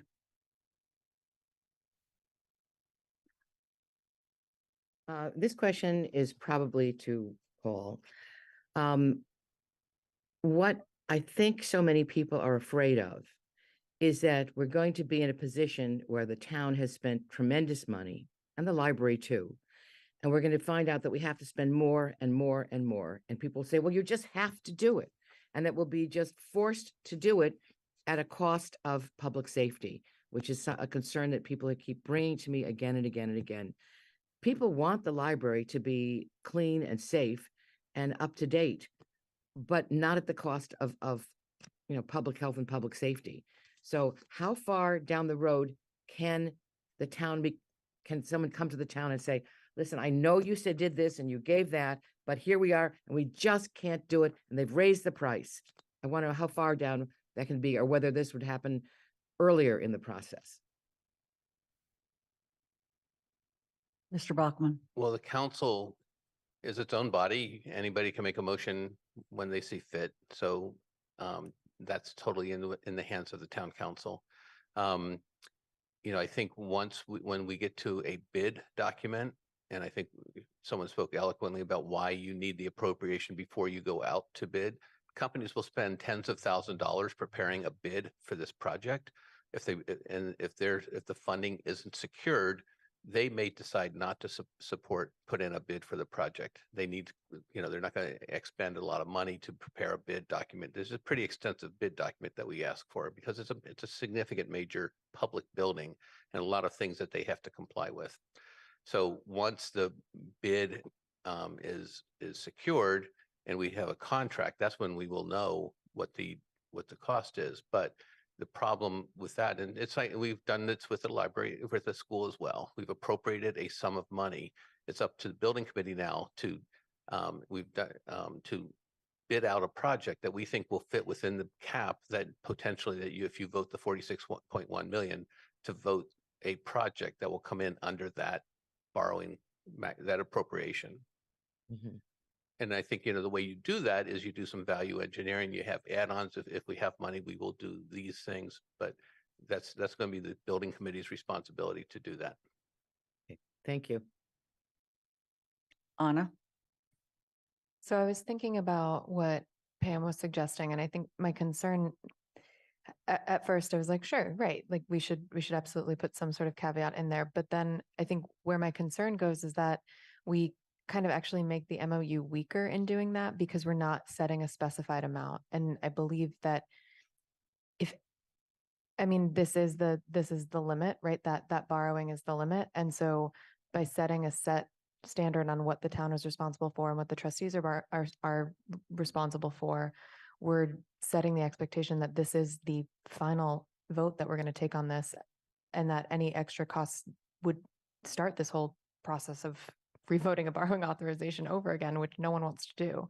So I think for me, the specificity is important because I think it shows that this is that math adds up and that is the cap, like that is the limit on the borrowing. I think that's how I'm working it through in my head.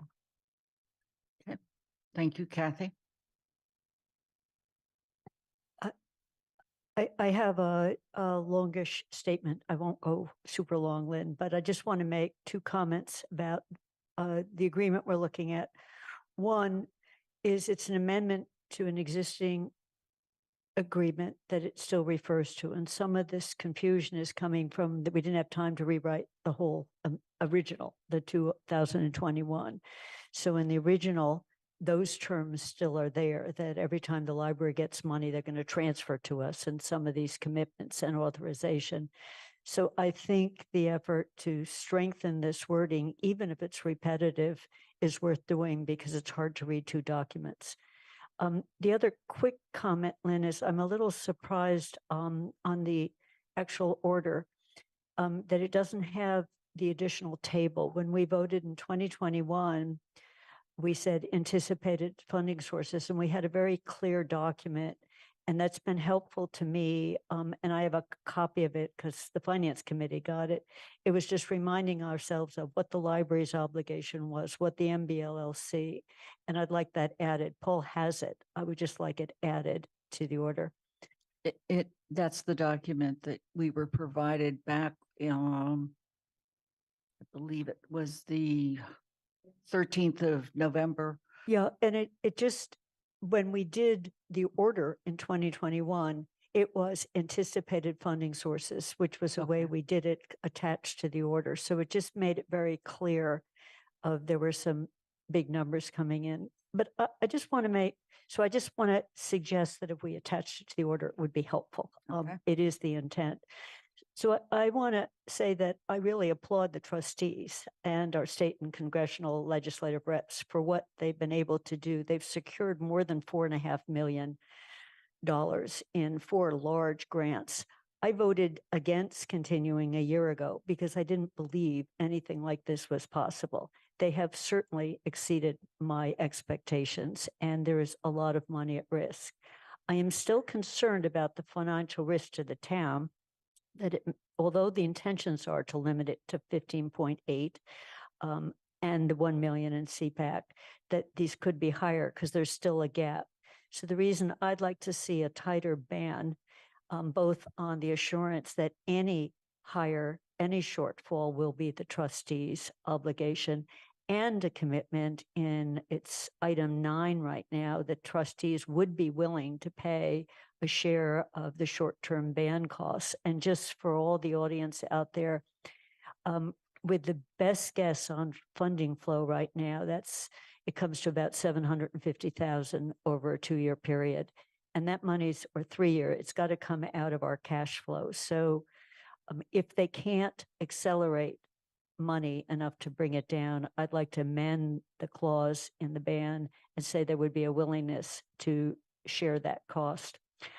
With that kind of change, I am cautiously willing to say yes on this project because I think we don't have a plan B. It really has died against the wall, and the library needs urgent action.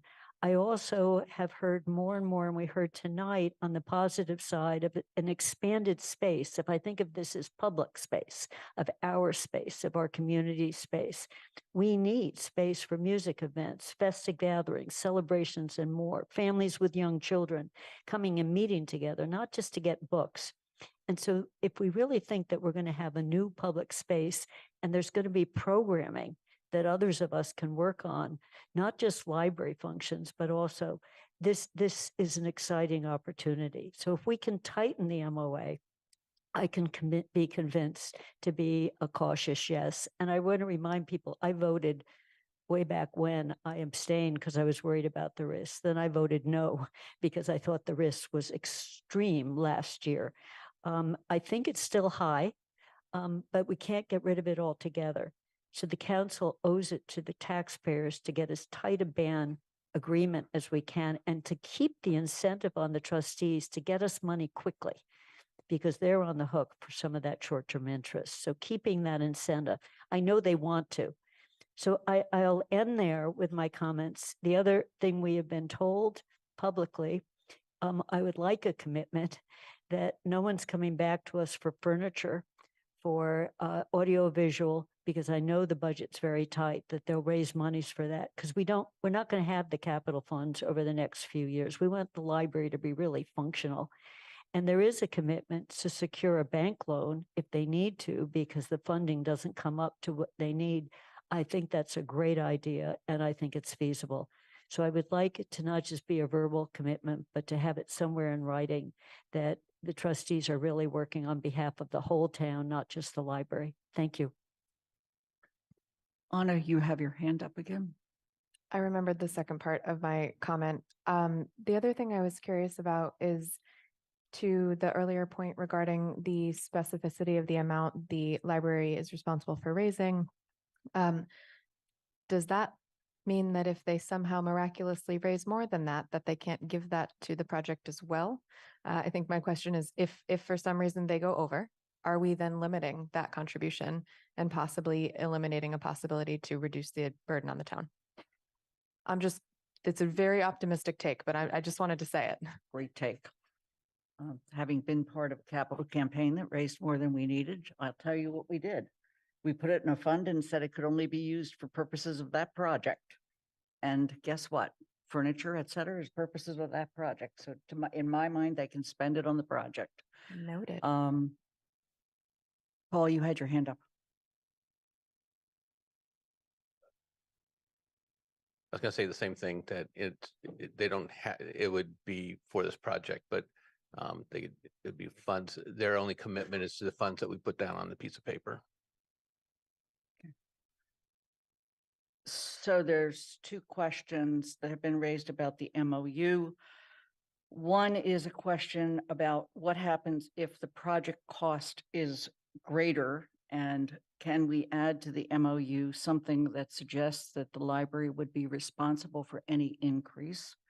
And the other is that the library would participate in sharing the cost of interest on the short-term bans.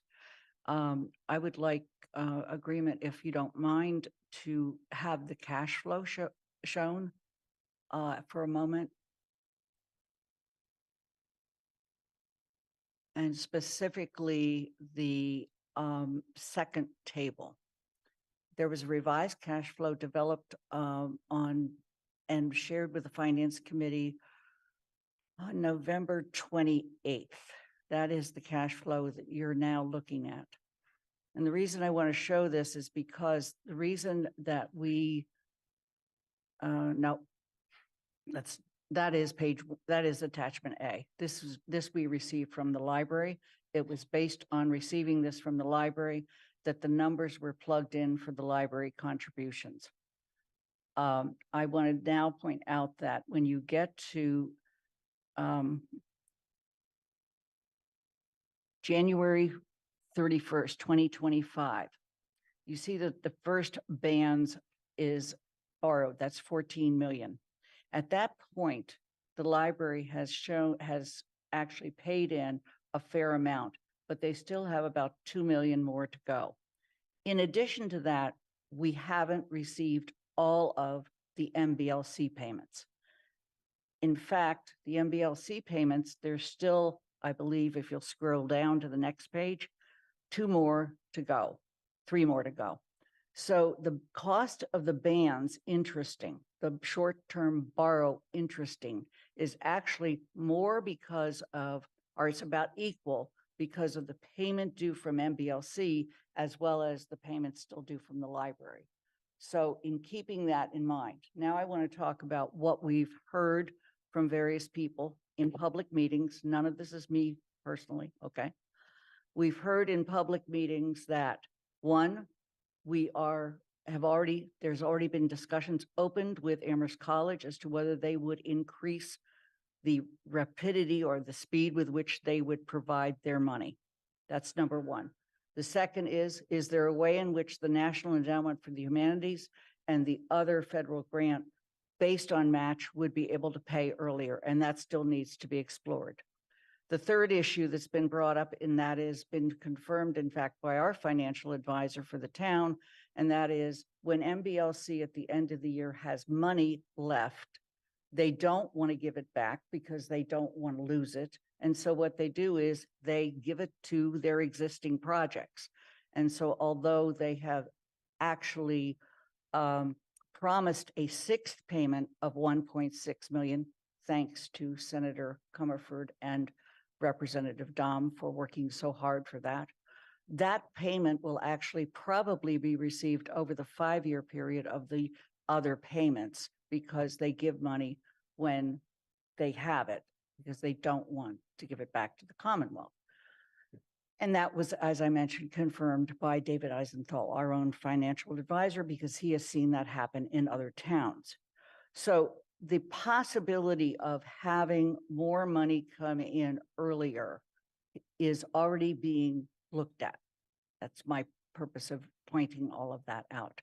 And the reason I wanted to show that is because when we look at the MOU, we have already stated the following.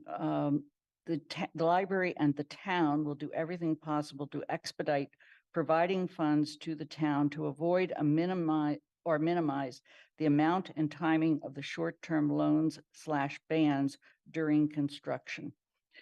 This will not increase the new library share of the project. So in other words, paying early doesn't mean you pay more. It just means you pay early, thus reducing the need to borrow. So with that, I'm going to go back to other people that might like to speak. Jennifer. But I guess it's picking up on Kathy's suggestion. I mean, could we still amend that number 9 or to add language to the effect of, as needed, the library will participate in paying down the interest on the short-term bans? So now I want to go back to the issue of the MOU. We don't sign the MOU. The town manager signs the MOU. Okay. If what we're asking is the town manager to go back and negotiate with the Board of Trustees to make amendments to the MOU, then we can, like the Finance Committee did, make a motion that suggests that you would like to have the town manager look into this as a possibility. That's all. Otherwise we don't, just like we don't sign contracts, we also don't sign MOAs. So I did have a question. So the MOA still needs to be agreed upon by the trustees. Yes, it does. It needs to be signed by the trustees. They have agreed in principle. And can that happen before we vote? It would have to happen when the trustees have an actual meeting. So it delays our vote.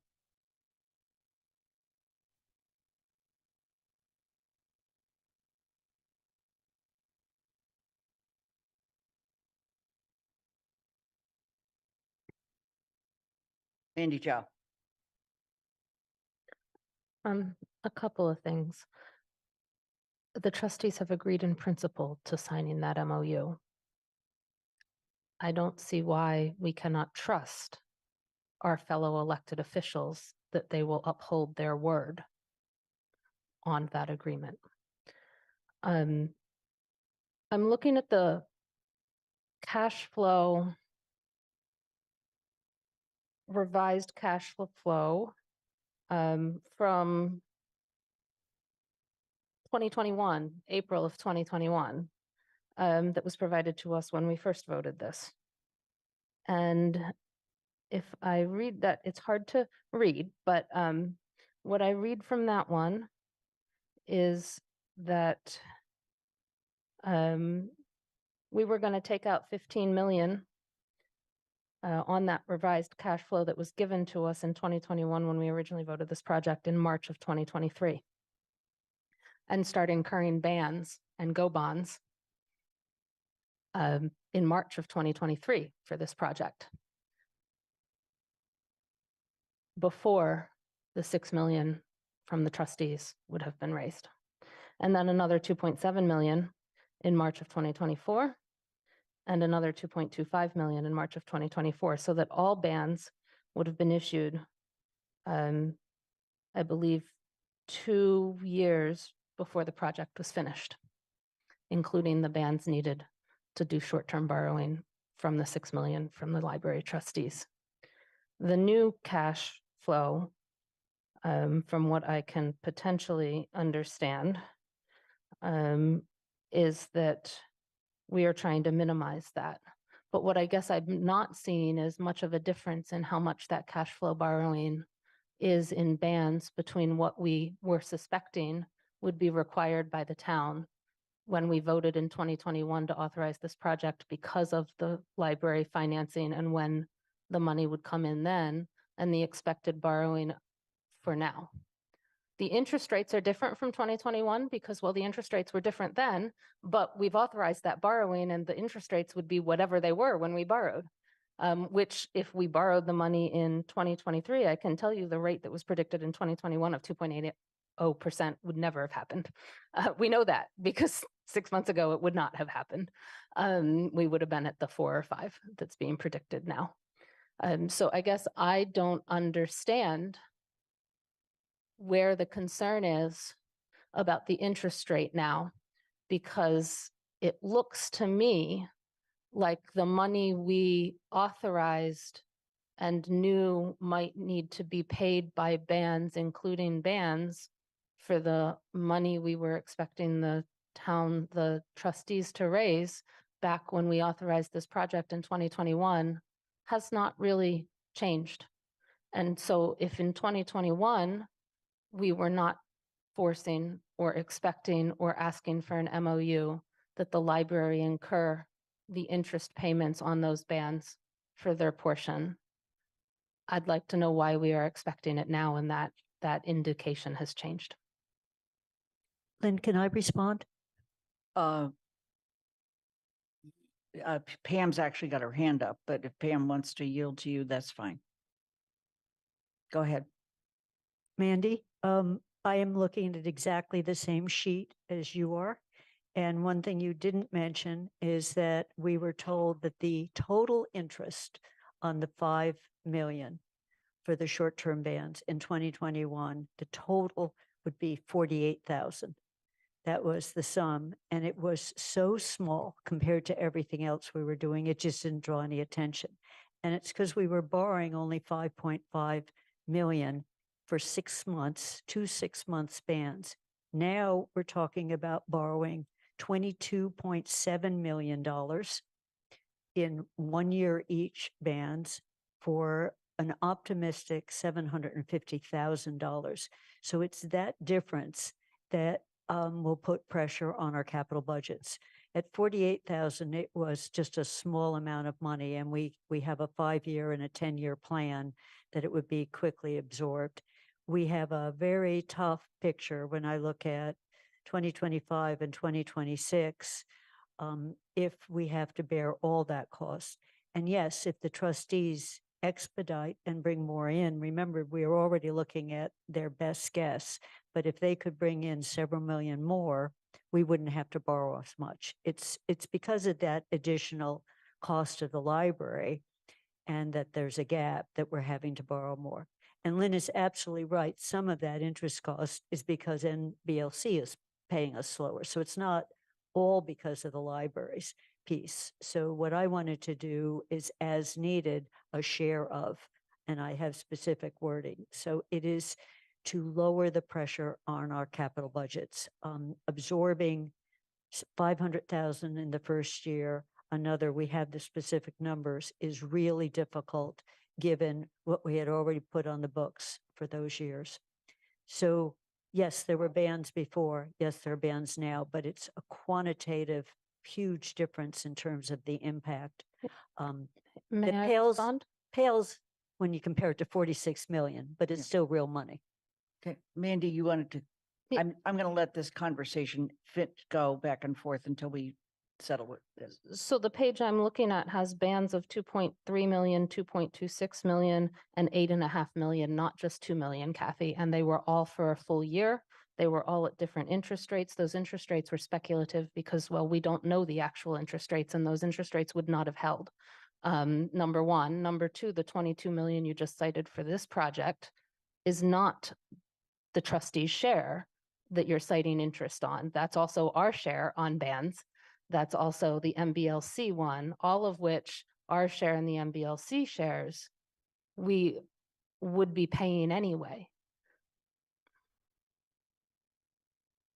Are you two looking at the same document? Where I'm looking at the one that was in, I'm looking at the one that was in the financial packet, and there were only two bands, and it was dated at the same time we were starting to vote on this. So if there's a more updated one, my point was it was just much smaller, and the gap in what the trustees' funding was only 5.5. It was just a lower amount. For the purpose of the public, excuse me, but for the purpose of the public record, Kathy, I need you to advance to the town clerk of the town council, the document you're looking at. Mandy Jo, what document are you? My document was in the April 5th, 2021 packet, the day we voted that bond, titled 8B. Jones Library Trustees, Financial Information Regarding Expansion Project Presentation and Video. Then Mandy should advance hers because it's more yes. recent than mine. Absolutely. I would like you to advance yours to Athena so Athena that can both pull can it be right up posted. from the packet from April 5th, 2021. Thank you. We do that because when a document is referred to in a public meeting, we then need to make sure it is available to the full public. Did you want me to bring up a specific page, Mandy? The pages I was on, let me go find them again, were, I had page down, so now I have to page back up to find what ones I was looking at. Hold on. It's a Can long you make document. it bigger? Pages 19, it was an 81 page document. It's pages 19 of 81 and 20 of 81. Okay, and please make that larger. Thank you. This is very similar to the previous document that you got, that the public and the finance committee received for the meeting on the 28th of November. So it's the bands, if you will, the go bonds and bands. We have a $15 million one, a $2,750,000 and another $2,250,000. They use interest rates over here. By the way, those interest rates are like fantasy. They're not like fantasy, they are fantasy. And then as you can see, when you go down to the bottom of this chart, the short-term bands, the total on the short-term bands is 48. And does this show the interest on those short-term bands? That was the list right there. It does. Right there. Now, this is the repair option, Mandy. The first one is exactly the same number I read. It's 48,000 with two, so go up. It's exactly what I read out. So I think the number didn't change. It's got two short-term bands. If you go up to the top, each at about a 6-month period, March through July, then another one coming in. And that's why it's a combination of borrowing less at a lower rate for a shorter amount of time. So I'm not, my main point is it's a lot bigger now, and that none of us paid attention to that short-term interest column because it was so small. I apologize for not seeing that the next page was repair option. Thank you. Both documents have been added to the thing. I'm going to go back to Pam. Thank you. One of the other, I too do appreciate the trustees and the work. But as we go back and discuss the MOA again, item number 9 says there's a term that's called the new library share. The new library share is essentially what the trustees have agreed to. And number 9 in the MOA says the library in the town will do everything possible to expedite providing funds to the town, as we discussed, to avoid or minimize the amount and timing of the short-term loans bans during construction period. This will not increase the new library share for the project.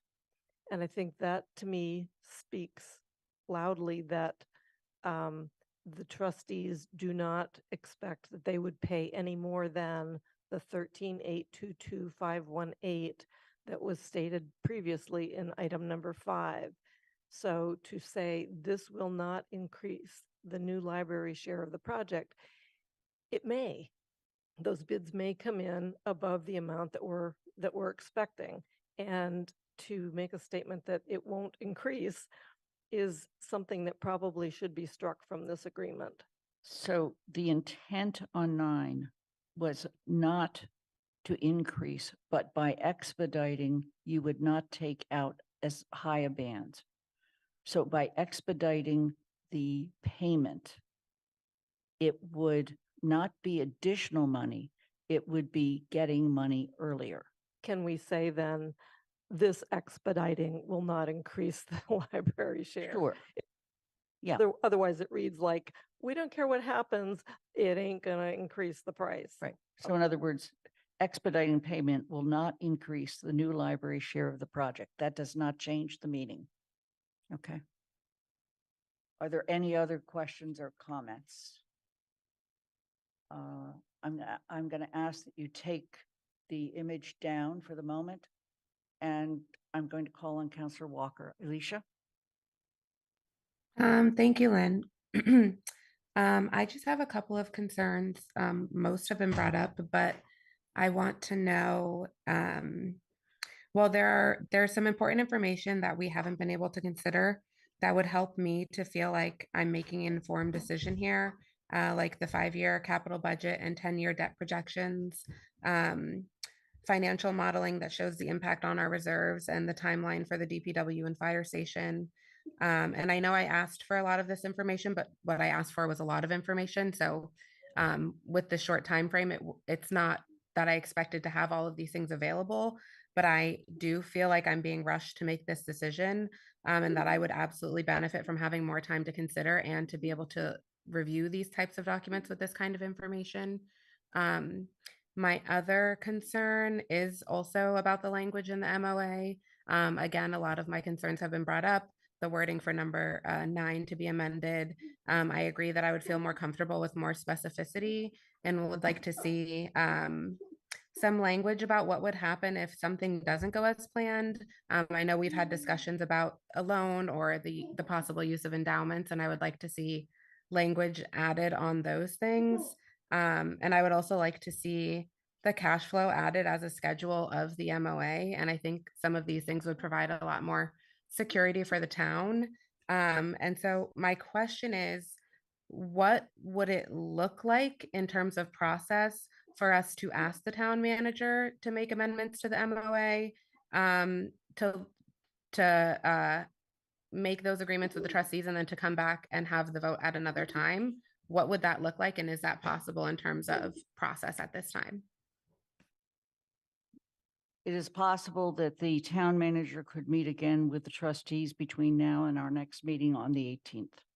At that point, they could have another discussion about this MOA, and then the trustees would have to go back and agree to it in principle. So do the trustees have another meeting? Sorry, I'm not sure if I missed that before. They can then. schedule another meeting with all the requirements met for posting a public meeting. Is that something that's possible for us to know if that's is that a realistic possibility that we can determine on by ourselves right now, or would we need to hear back from the trustees to know whether or not that's possible? I certainly don't speak for the trustees, but I'll use this last week as an example. Within the matter of using the 48-hour rule, they posted a meeting for Friday of this past week.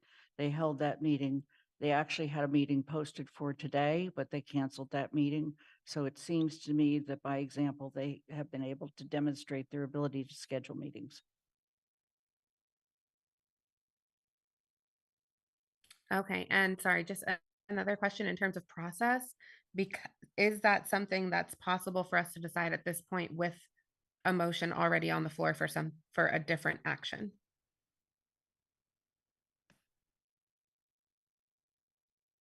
The motion on the floor is for a certain action. If we want additional information from the trustees, we could table the motion on the floor.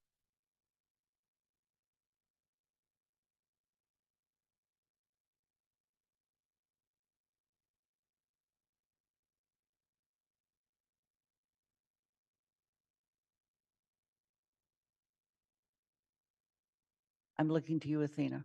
If you were to lay the motion on the table to pause discussion, that would be in order to act on a different motion that needed to be addressed first. Thank you.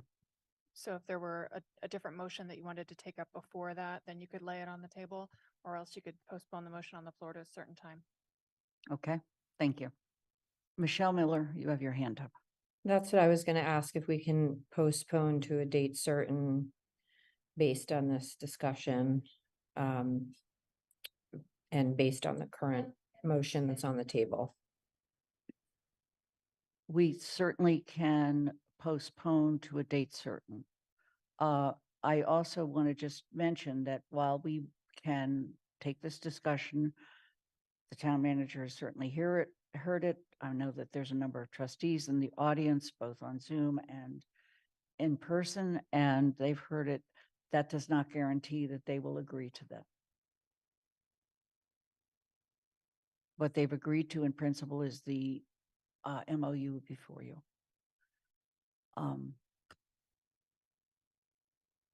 Paul, you have your hand up. Yeah, so I would just want to make sure, if this is the direction the council decides to go in, that we have the entire universe of concerns that the council has that would enable you to vote whenever you choose to take it up next. What would be I would not want to be engaged in is for this back and forth multiple times type of thing. If, you know, and we don't know if the trustees are open to these ideas or not. What our mission was to get clarity on from the finance committee, was to get clarity on the terms of the payments, which we did in the memorandum of agreement. And also, and on top of that, I attempted to get the willingness of the trustees to minimize the amount that we are paying on the bands, which are bond anticipation notes. This is money we borrow in a short term till the money comes in. It's usually for 6 months, a year, something like that. If we get the money in soon, more money sooner, then we don't have to borrow as much and for as long a time. So that lowers that cost of the bond anticipation notes. And that was the goal. And they had expressed willingness. I think you heard tonight, they have funds set aside that they're going to transfer the town earlier, like immediately, that they're willing to show their good faith effort to do that. You know, I think this is, the memorandum of agreement is pretty clear, and it represents in the fact that the trustees have already expressed their openness to it. My concern on the bands language is that it changes the economic understanding of the proposal between the two bodies. And right now, the bands were always anticipated, and it was always on every spreadsheet is budgeted in our capital improvement program, in fact, to be covered by the town. That's the same. That's the way we always handle our short-term borrowing.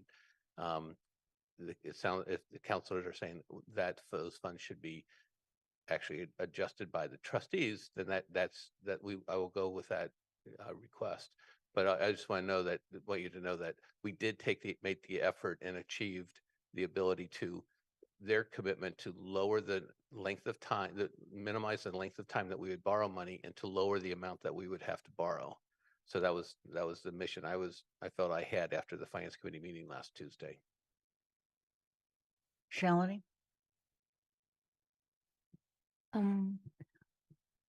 I think I'm hesitant to change the language around anything that suggests that the amount could increase in the memorandum of understanding, even if we're saying that that's going to be on the trustees, because my understanding is that the amount that we're setting here is what is signaling to the bidders that this is the highest amount within which you're expected to bid.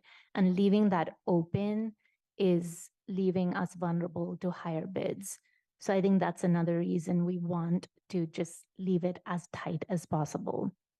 The other thing about, as everyone else, a few other people have pointed out, and Paul just pointed out, with respect to interest, we did account for that in April of 2021 when we voted. And given everything that has happened, some things were outside all of our control. There was a request for the vote going to the residents. We did that in 2021 November and 2022, because of COVID, because of the delays, there has been a tremendous amount of increase, which the trustees have graciously taken on all on themselves. They're not asking to split with the town, or they're taking all of that, and they have proven themselves, as Kathy stated, they have shown that they are, they've almost raised the amount that this is, the cost increase of $9 million. They've already raised that. We have they've raised 9 million, or advocated through the advocacy, they've been able to raise $9 million, which more than covers for the increase, almost covers the increase. All this to say that, we have an amazing group of people here who are raising funds, who are residents, the trustees, professional people. And as some of the people have suggested today, it is something that we should be celebrating, that we have so many residents.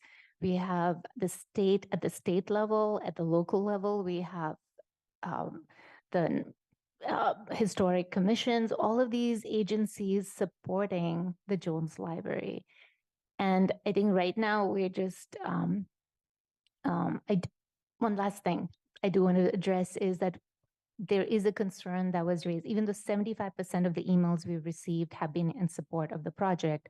But I do want to acknowledge the 25% people who have talked about concerns about increases in taxes. So I just wanted to acknowledge that that this is not going to increase your taxes. Yes, it is becoming more expensive to live in Amherst, and there are many reasons, and we should talk about that at CRC. You're welcome to come to that meeting, a committee. But the library has, whatever we had committed to, that's what we're doing right now. And the rest is being taken on by the trustees. So there is not going to be any increase in taxes on the residents because of the library. And everyone is working super hard to make sure that's going to happen. So I just wanted to also put that out there. Anika. Thank you. I appreciate what you just said, Shalini. And so I'm also just thinking about what we're talking about here is just really being part of a technical process of really any project of this scale. And something that's really needed to build confidence in terms of for healthy bidding and funding for future programming, some of which would be very unique for this region. But in terms of those that are considering postponing or wanting more information, I have a question just in regards to what specifically is being looked for, like within this time, like into when. So is this by the next meeting? So what are we, or those who have asked, what specifically again are you looking for, or specific changes? And then just last, have any of these already been in discussion and have been already round circled with the trustees? Thank you, Anika. Andy? I appreciate the desire of the council to make sure that you have a full understanding of the agreement that we have. But I think that we also have to be realistic about what is at stake here.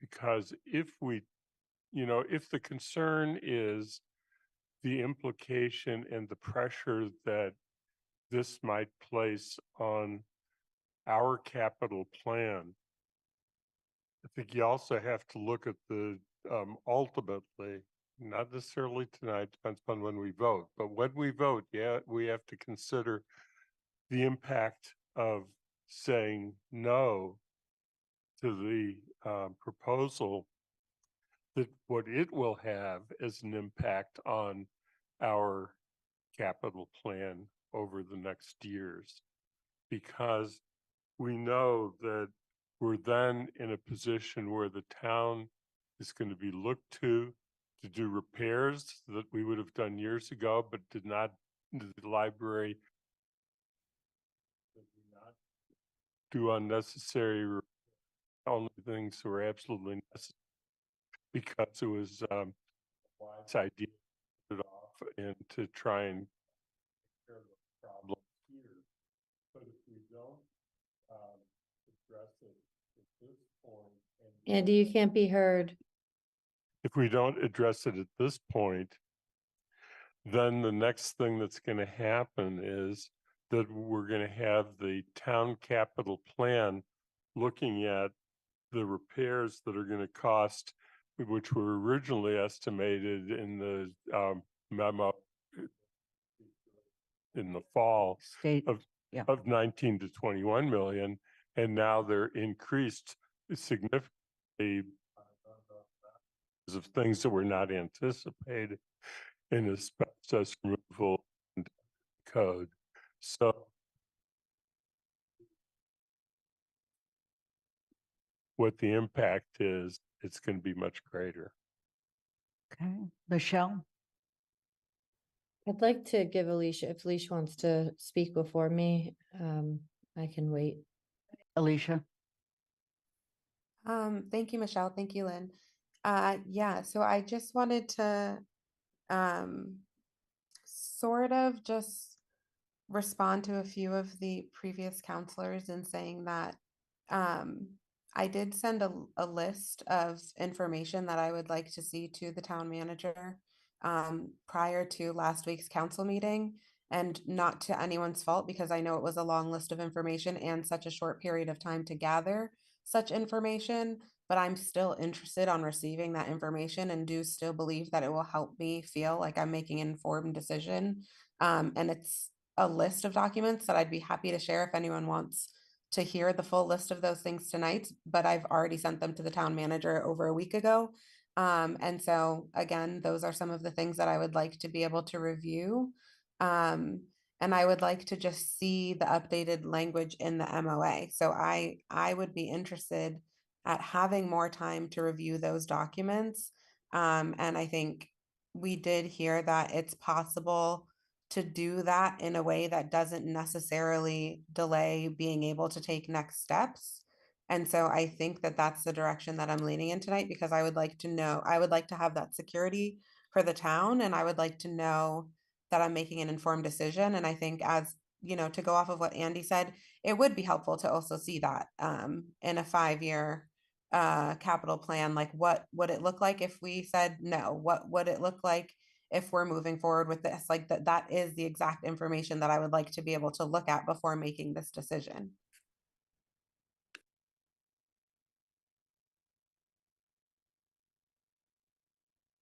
I just want to point out, we'll make sure that it's in the packet, but many of those, all of those questions were recorded, and to the extent that we were able to answer them at the time, they were answered in the Q&A that was provided to the Finance Committee, including the whole issue of indebtedness was in another chart.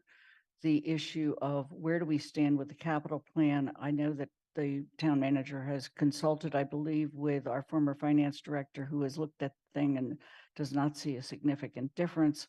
So that those questions, in fact, Alicia, were recorded.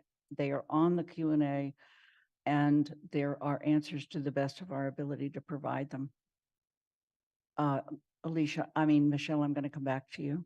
Okay, so if I understand, we have a revised MOU that has been agreed to by a handshake for now by the trustees, but that will be put into some formality shortly.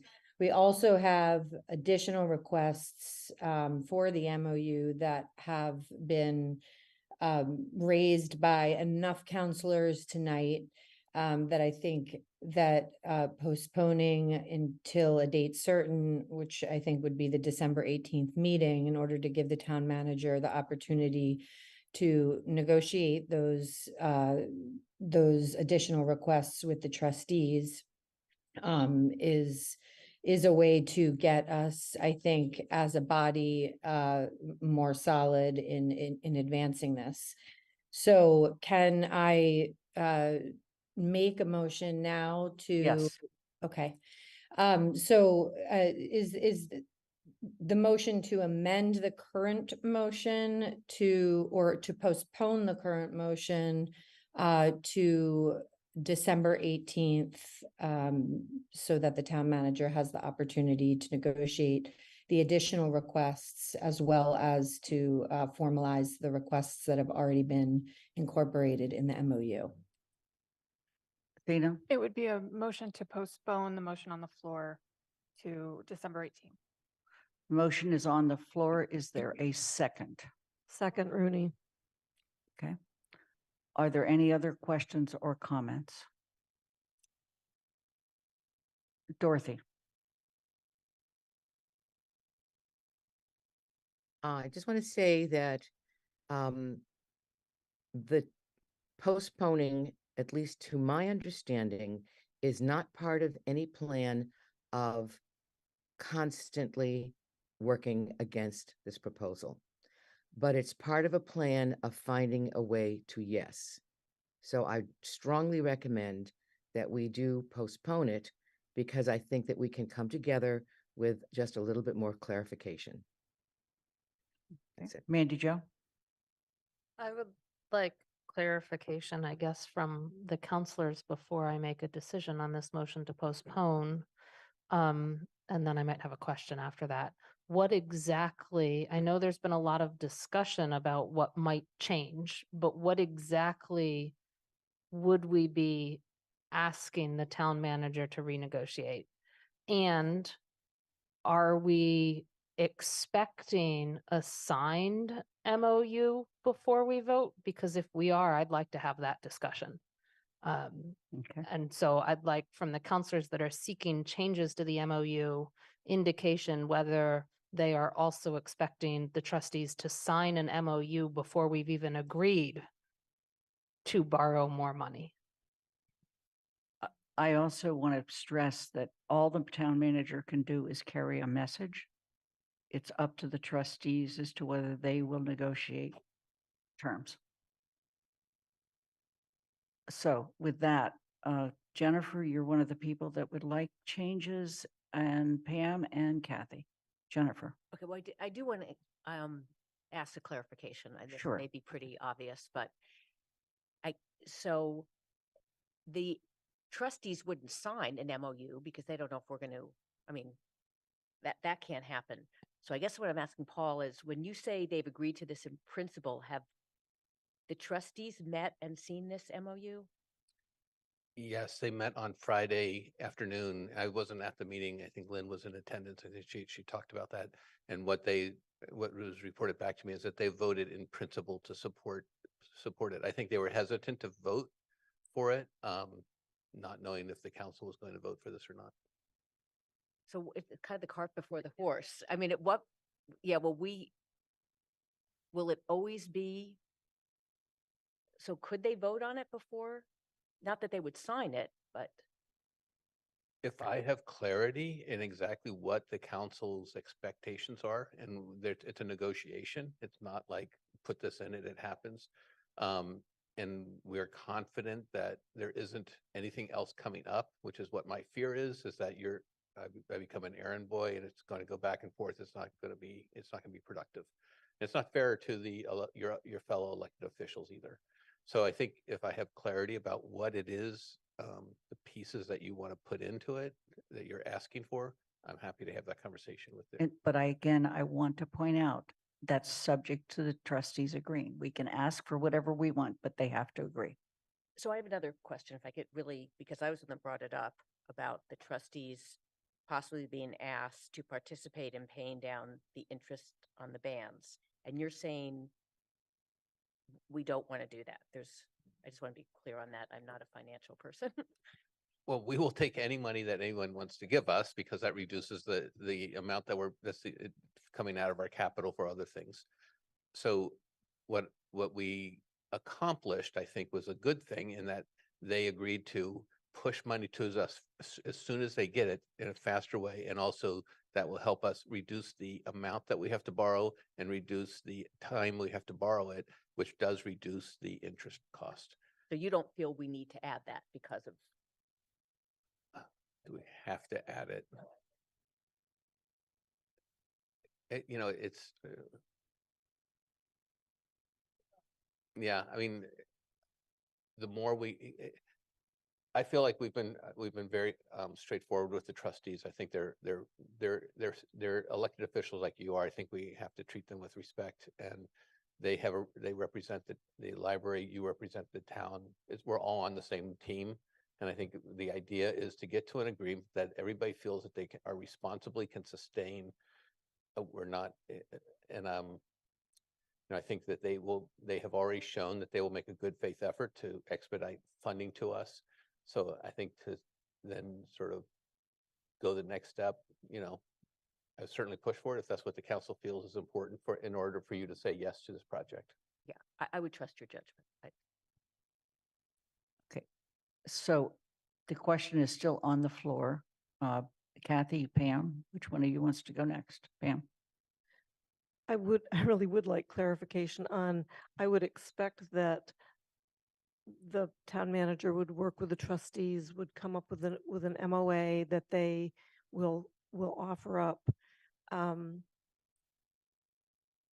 suspect once it's offered up, it's not likely to change. We can bless it. It can get signed. I was sort of thinking that the process would be that they would sign an agreement and bring it back to us to show us that it's reflecting everything that we've talked about. What is the process? So Do they sign before or after we vote? In the past, the MOU has not been signed until after the vote. We have always authorized the town manager to negotiate the MOU based on the conversations we've had. So I think that all we can expect from the trustees is what we've done in the past. And what they did this time was to look at the MOU, agree in principle, and then we came back to the council meeting. If there are additional things that you would like the town manager to take to the trustees for them to consider, then this is the time to state that.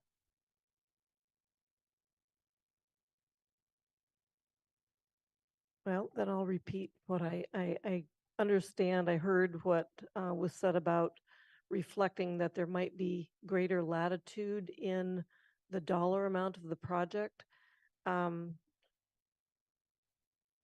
however we can word it, it makes it crystal super clear that the town does not bear that any differences in the amounts that we've been presented would be borne by the trustees and not by the town.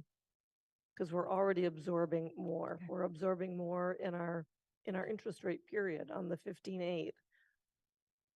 Are you okay? Paul, did you have anything you want to comment on that? Yes, I just want clarity. So right now the number is 46.1 million. If it goes $1 above that, it has to come back to the council.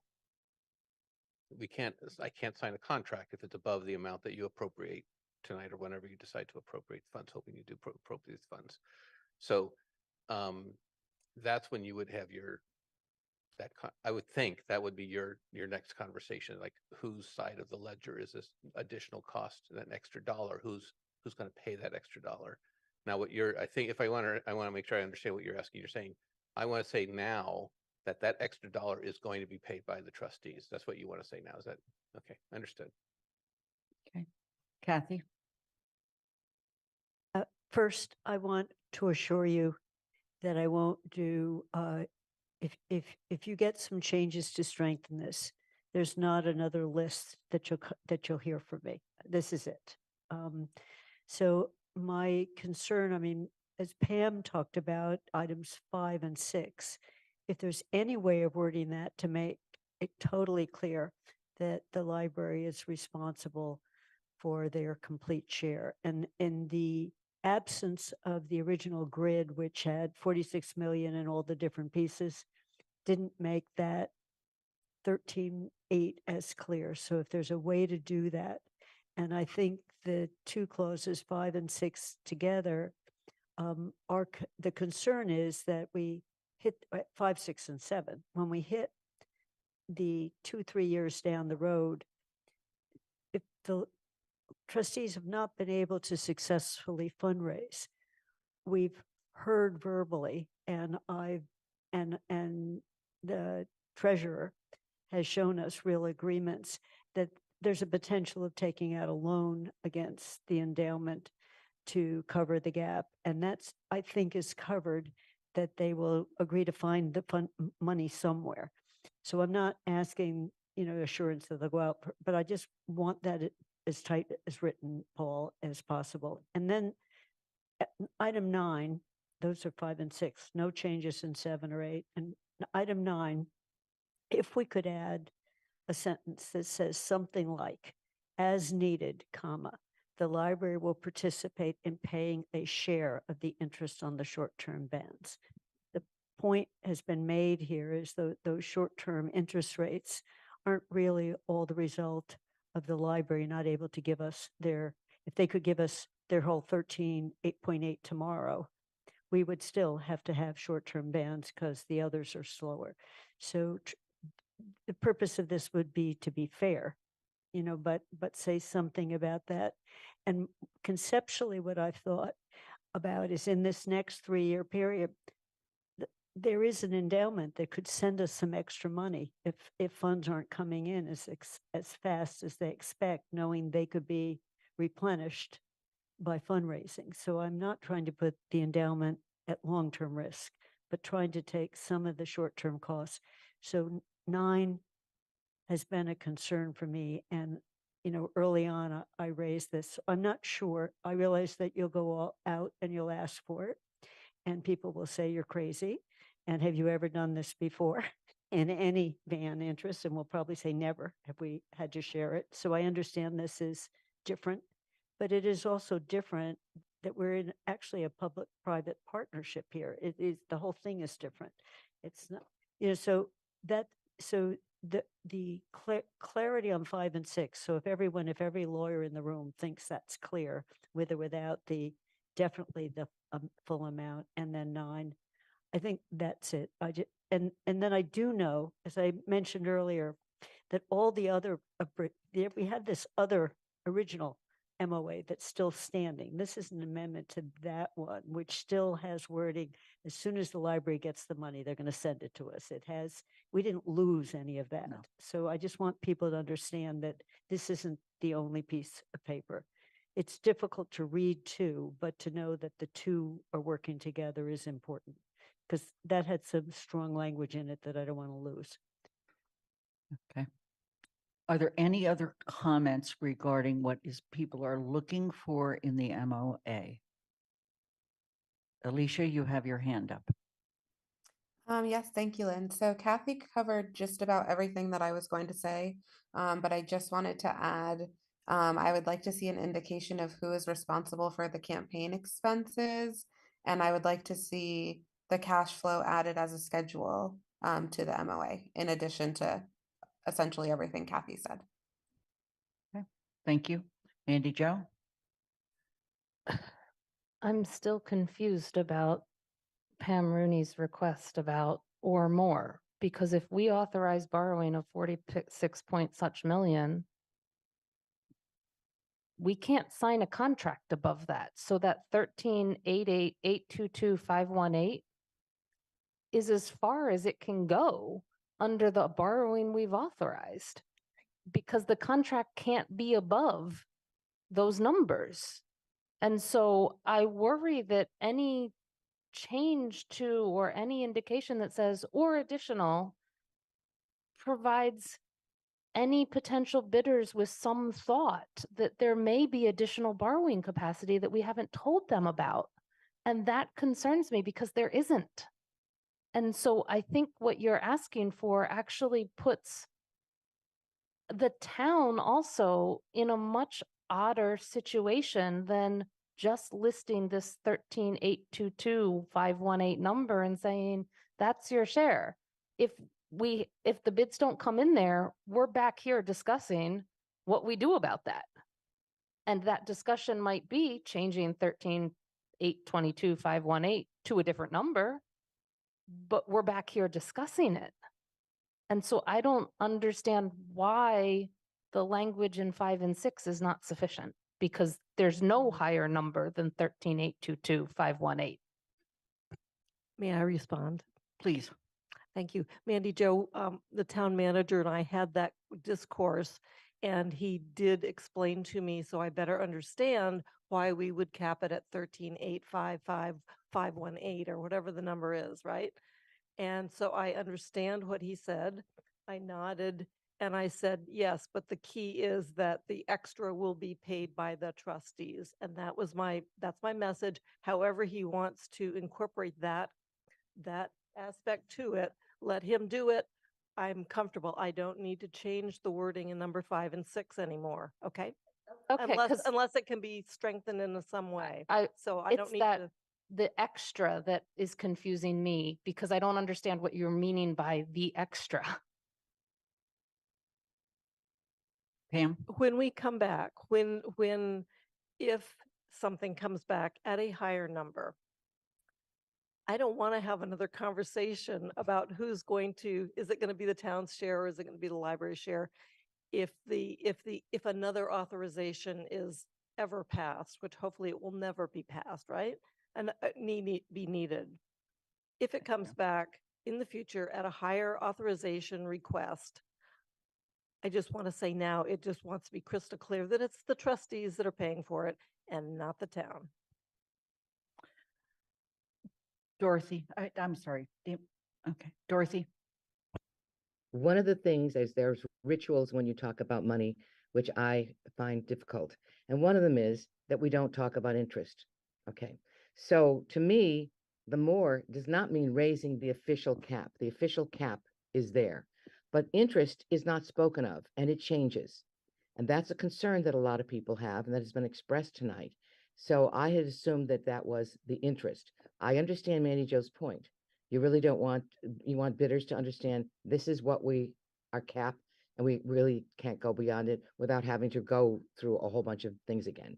So the concern that many people have expressed to me is to do with the increased interest, which is not talked about because it doesn't exist officially, but it does. That's it. Okay, are there any other questions or comments with regard to wishes for the town manager to discuss about the MOU with the library trustees? Understanding that based on past practice, the trustees will not sign the final MOU till after the council votes.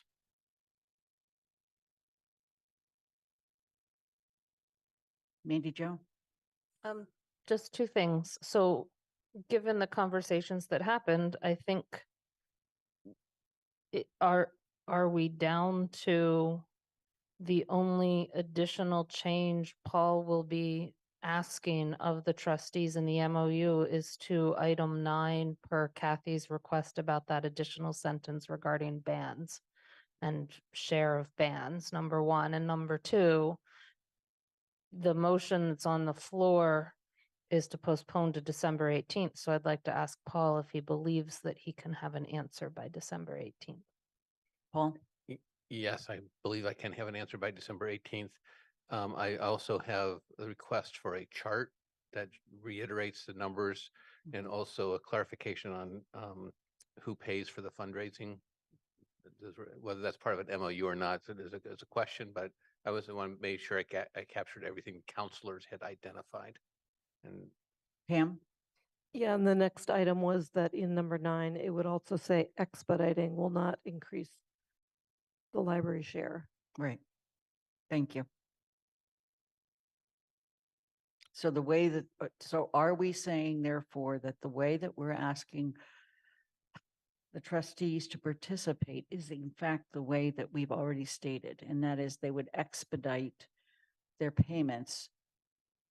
I just want to, if what we're saying is the trustees, by expediting their payments, will not pay any more, but will reduce what we have to borrow and therefore the amount and the length of the interest we have to pay. Is that what we're saying? I believe that's what 9 already says. Huh? That's what 9 says. It basically says the trustees don't have to pay any more, but we ask them to expedite their payments so that, and by the way, we will in fact, working with our legislators, go to MBLC and say, by any chance, could you give us a little more money sooner? And in the process, that reduces what we have to borrow, thus reducing the interest. Is that what our goal is? Because I'm trying to say, if that's the goal, I believe that's what this MOU already says. But what if people are looking for the trustees to actually pay more toward the interest on the bands, then that's a different question.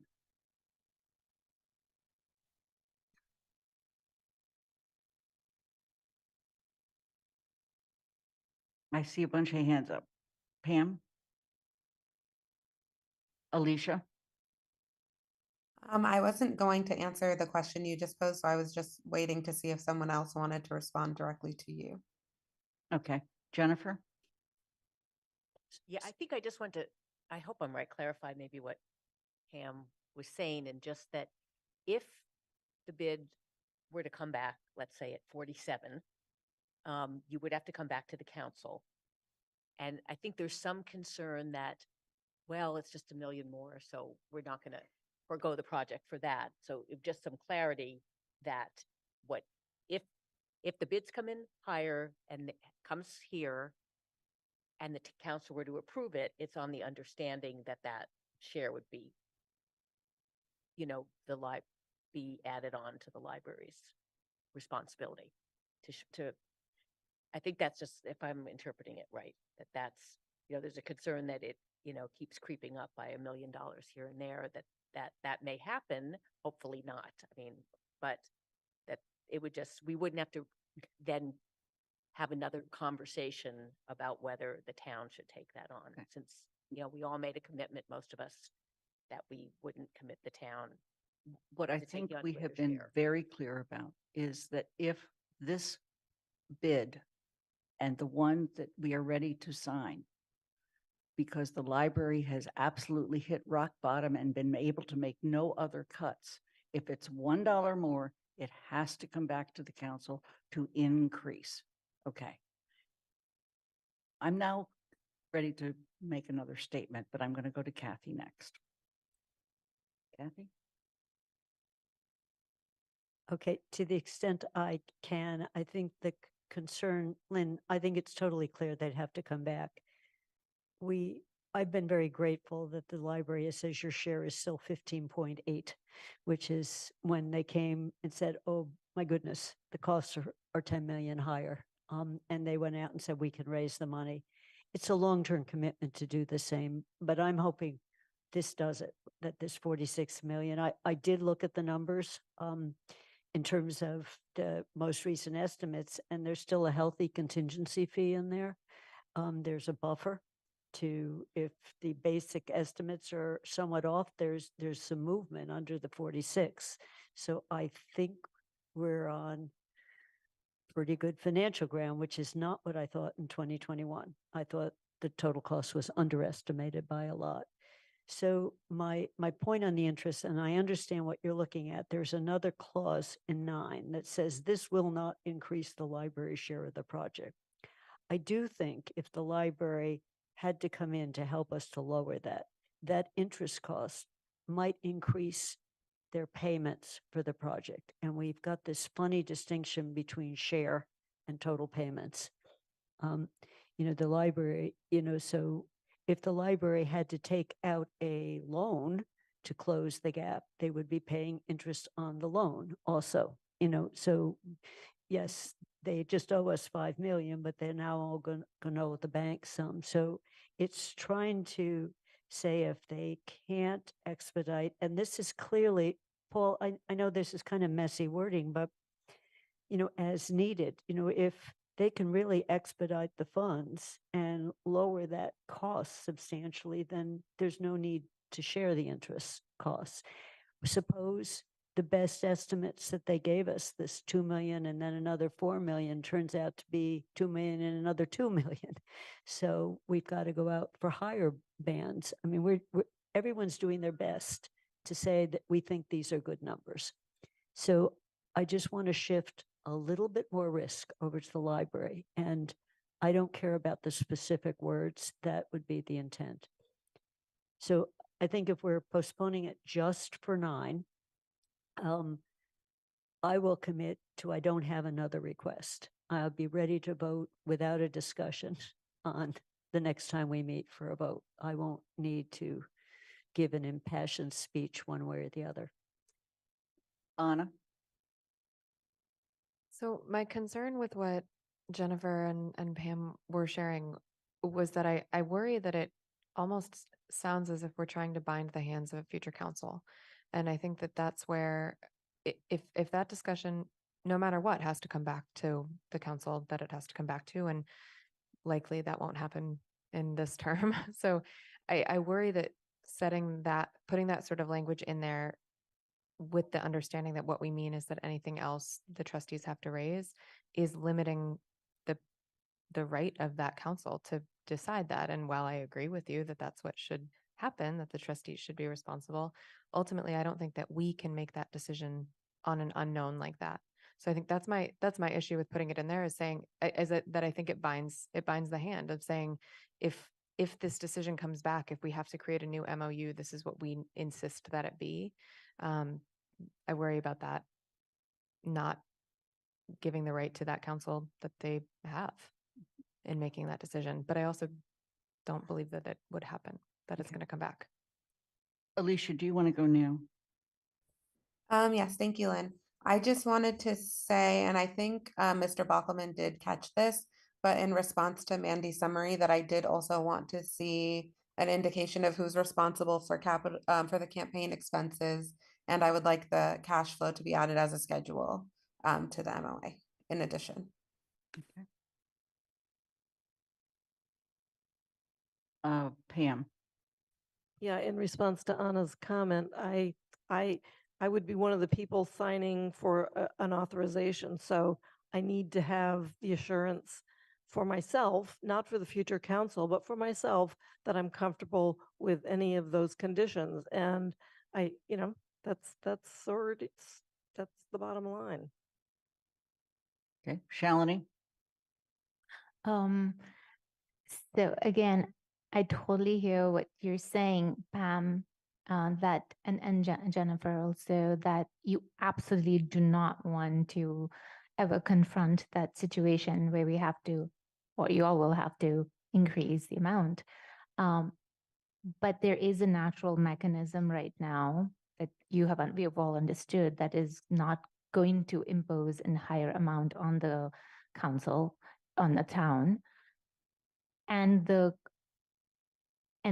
addition of that language is only going to make our situation weaker. So because of the bidding, because it increases the amount that the bidders can bid. Yes, that we've been told that in terms because that is the reason why, I mean, not 100%, but it is increasing the probability of giving a message to bidders that there is flexibility. And that's why we want an exact amount. If it goes above, there is a natural mechanism that will bring it back to town, and you can absolutely say no at that point. But putting it now, the flexibility of a higher amount is making our situation worse. So I don't see the pros and cons of it. Doesn't make sense to me to add that. Pam, I'm going to go back to you, but then I'm going on to Dorothy and Pat. We've already talked. I responded the same thing to Mandy, who brought up the same point. I'm comfortable that the town manager is going to, in some shape or form, identify that any extra anything will be paid by the trustees if it comes up in the future. And I will trust him to. Please talk into the mic. Sorry. That's okay. Yeah. I just knew your voice dropped. I lifted my finger too soon. Okay. So I don't think we need to discuss that point anymore. Okay. I had one other point. Shalyn. I had a question for Alicia. When you asked, you would like to see who's responsible for the campaign fundraising. Did you mean a list of the people who are involved in the campaign? I mean, I'm not sure what No. you're asking. I The assumed she expenses? meant which party, the library trustees or the town. And by the way, it is already on the spreadsheet in Yeah, it attachment is. A. It is the trustees.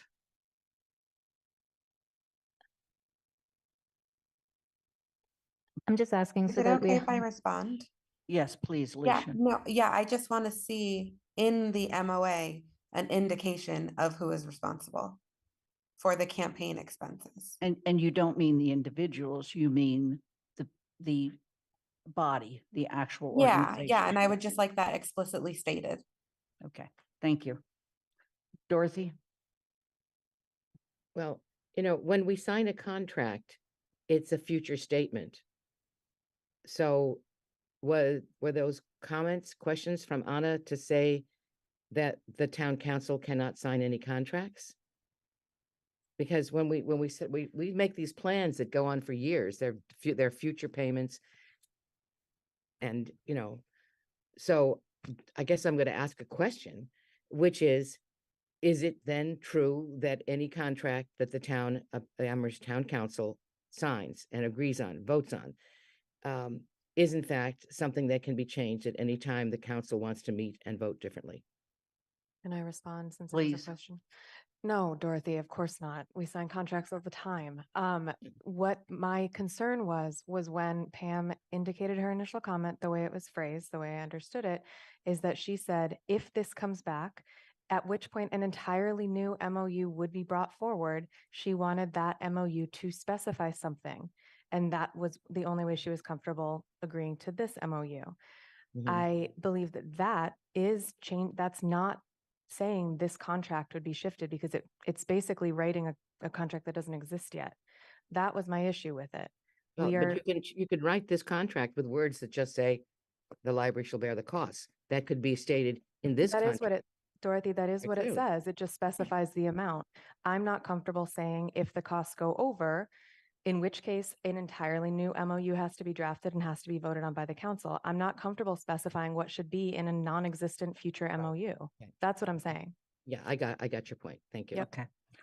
Pat, you've had your hand up for a while, please.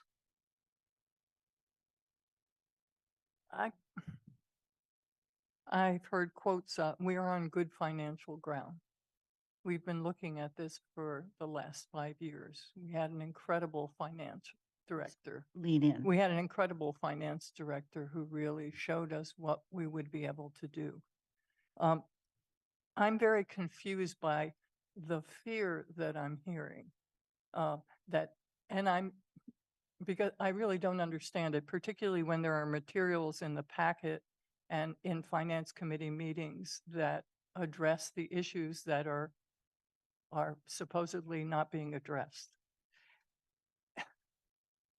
We need to make a decision one way or the other about funding our share of the library, and that involves us in this changing authorization. It becomes, I have such great respect for Kathy's financial understanding and ideas, and she just got comfortable. So, I want us to move forward because I have a feeling that come December 18th, a very similar kind of thing is going to happen where we're going to nibble away and nibble away and nibble away. I think we need to make a decision. And I encourage you to let go of fear or confusion and not in a hippy dippy way, but to really look at what's been done and look at where we are and look at the flexibility that the trustees have shown and the responsibility that they have taken and how they're paying their own campaign costs. So if they want to spend a whole bunch of money to earn, to generate more money, who's to blame them? It's their money. It's not costing the town anything. So how can we move forward really and truly? I know the decision I want it to be, but at this point, any decision would be better than none. And the nibble and the nibble and the nibble.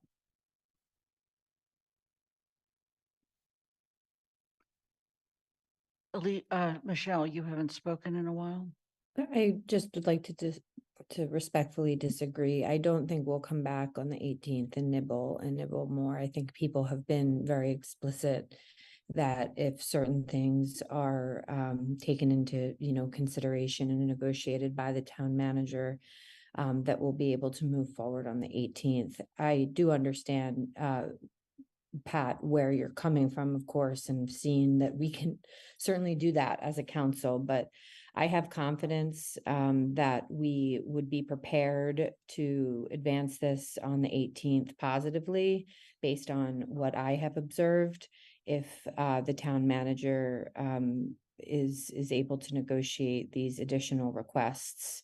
And can we call the question on a on a If you call the question's been called. Have you called the Okay, I question? do still see Charlene's hand up, so I don't want to, I'm just wondering if we're ready to move forward with the vote here on postponing. Wait, the question's been called. I need a second. Second, Rooney. Okay. The question on the table at this point is to postpone to, am I There's correct? a motion to. The motion was- Michelle, did you make a motion for the previous question? Yes.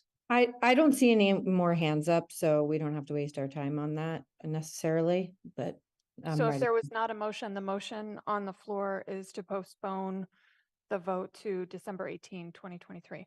That's correct. And that's the motion we're voting on. Although the first thing we have to do is call the question. No, we No, don't have to vote. Michelle didn't Thank make you. a I'm motion. sorry. Thank you. All right.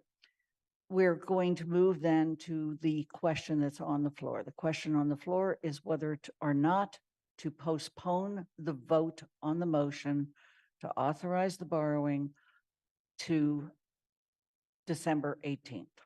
Okay, that is the question on the floor. Okay. Anna, you have a question? Could Paul please articulate to us very clearly what he intends to bring as changes to the MOU to the library trustees? Because we've had a lot of discussion. Thank you for that question. Paul?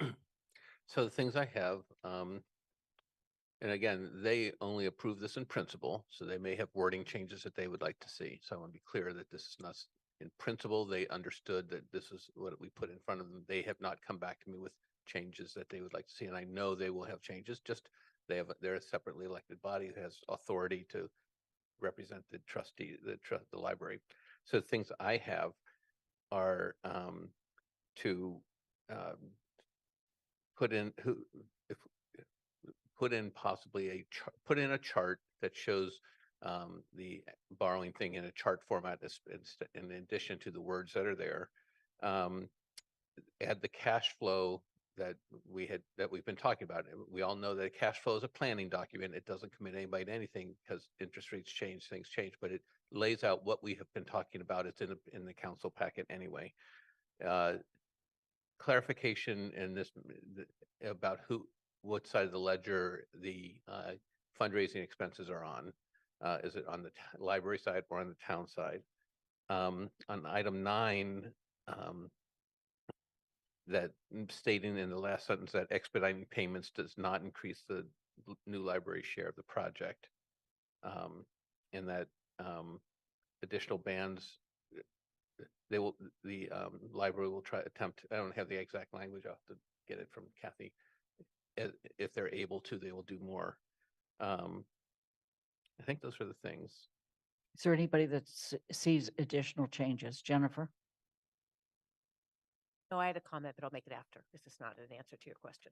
Okay. Are there any other suggestions for additions to this MOU? All right, so the question on the floor is whether we're postponing until the 18th. Jennifer? I guess I just wanted to kind of echo what Michelle and I think Alicia and Kathy said, is we are trying to get to a point of, we're not just trying to be difficult, we just want to get to a point that this is really important. It's a lot of money, and I think we're just trying to get to the point that we can move forward in a positive way. I just, Any other questions or comments?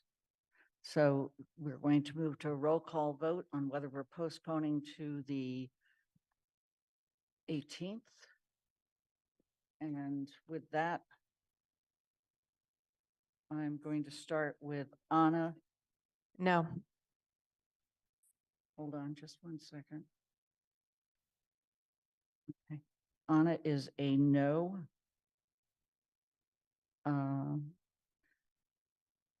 Griesmer's an aye. Hannicky,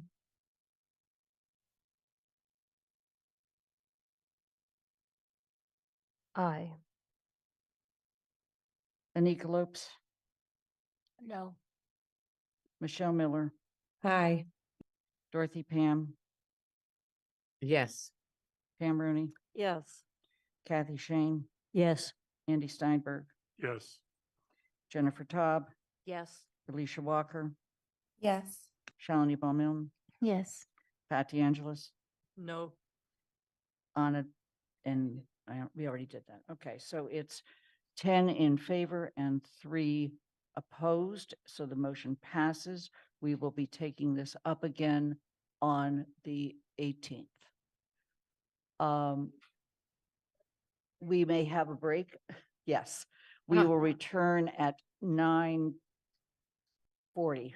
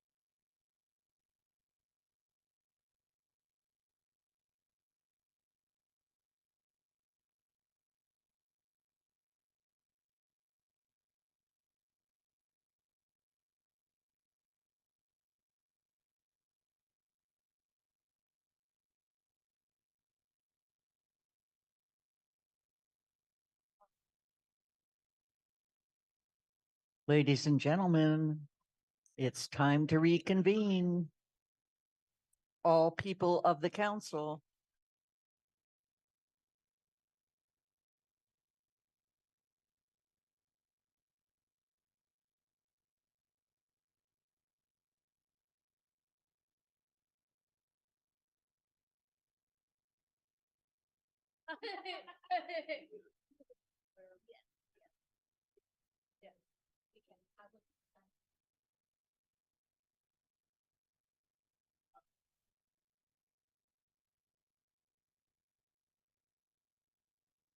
Okay.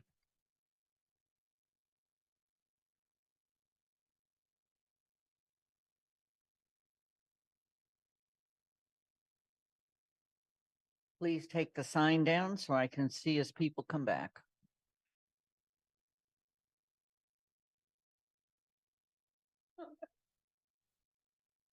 Thank you. Going to solar now. Uh-huh. Okay. We are.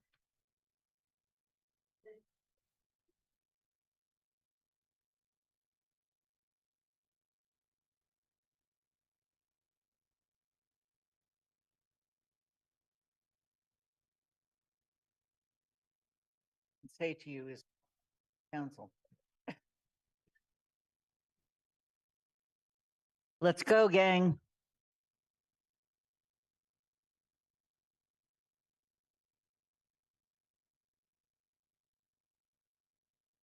Stephanie, Dwayne, and Chris, you're up next. I promise you. Hey, Chris, I only underestimated by an hour and 45 minutes, right?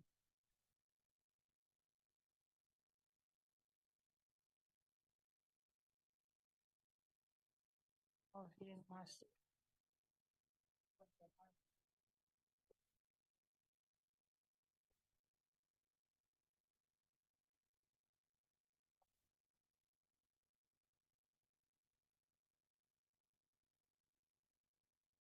As soon as you return, please turn your camera on so I know that you're back.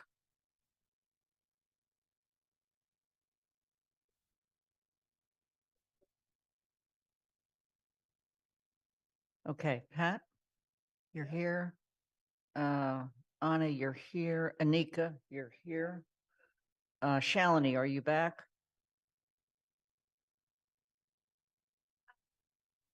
Michelle, you're here. Alicia, are you back? Yes, I am. Thank you, Lynn. Thank you so much for answering, Alicia. Dorothy, you are back. Okay, we're gonna get going. The next item on our agenda is the solar bylaw. And I want to just begin by saying we are not passing a solar bylaw tonight. All we are doing tonight is referring it for further development. We're not even referring it for hearing. We're just referring it for further development to CRC, and then it will go on their carryover memo. Okay. So in a moment, we're going to recognize Planning Director Chris Brestrup, Director of Sustainability Stephanie Ciccarella, and Dwayne Brieger, who is the chair of the Solar Bylaw Working Group. But before I do that, I will also want to recognize and thank the Solar Bylaw Working Group members, Janet McGowan, Laura Pagliarulo, Jack Jemsick, Robert Brooks, Daniel Corcoran, and Martha Hanner, who is vice chair. Some of them are in the audience listening, and at this point, I'm going to turn it over to Chris and the rest of your group. Good evening. My name is Chris Brestrup, and I'm the planning director. And I think Stephanie was going to give an introduction to our session here. And then Dwayne is going to speak, and I'll be the last one to speak. So if you'll recognize Stephanie, that would be great. Go right ahead, Stephanie. Thank you so much, Lynn, and thank you all. We will be, I believe, decidedly brief this evening. So I just wanted to point out for members of the council as well as members of the public who may be viewing that in your packet, we had a memo to the town manager that was from Dwayne Breger, Chris Brestrup, and myself that was an overview of the process and the deliverables of the solar bylaw working group. And in that memo, we identified the 3 deliverables, one of which was a map-based solar assessment, and the second, a community preference assessment, were 2 items that were developed in conjunction with GZA Geoenvironmental. The town engaged the consultant services to develop these 2 pieces of information. Adrian Dunk of GZA Geoenvironmental served as the project manager along with myself for the town. Those 2 were actually delivered to the council previously, but they are included in this memo to be identified as pieces that were part of the charge. They're highlighted in the memo for easy identification and access. The links are in the memo. So I do encourage you, if you haven't previously looked at them, to please go back and take a look at those 2 items. The third is the draft of the solar bylaw itself. Chris Brestrup will be referencing this particular item in her comments, and attached to that is a classification standards chart, which is part of the draft solar bylaw. So I just want to make sure that you identify those 2 pieces go together. And with that, I will say that the Solar Bylaw Working Group convened on June 22nd of 2022, and their last meeting was November 9th of 2023. We did have an extension that was granted, actually several extensions that were granted by the town manager in order to cover some of the more difficult and challenging aspects of the bylaws development. So with that, I will turn things over to Dwayne Breger, who served as the chair of the Solar Bylaw Working Group. Dwayne? Great. Hello, thank you. Lynn, okay? Yes, please, go ahead. Great, thank you. And thank you, Stephanie, for that introduction and Town Council for the opportunity to deliver and present the solar bylaw draft to you for referral. I did want to personally also acknowledge and thank the members of the Solar Bylaw Working Group. And Lynn, I'll repeat some of those names as well, just to clarify a little bit as well, that we did have 7 voting members, including particular committees.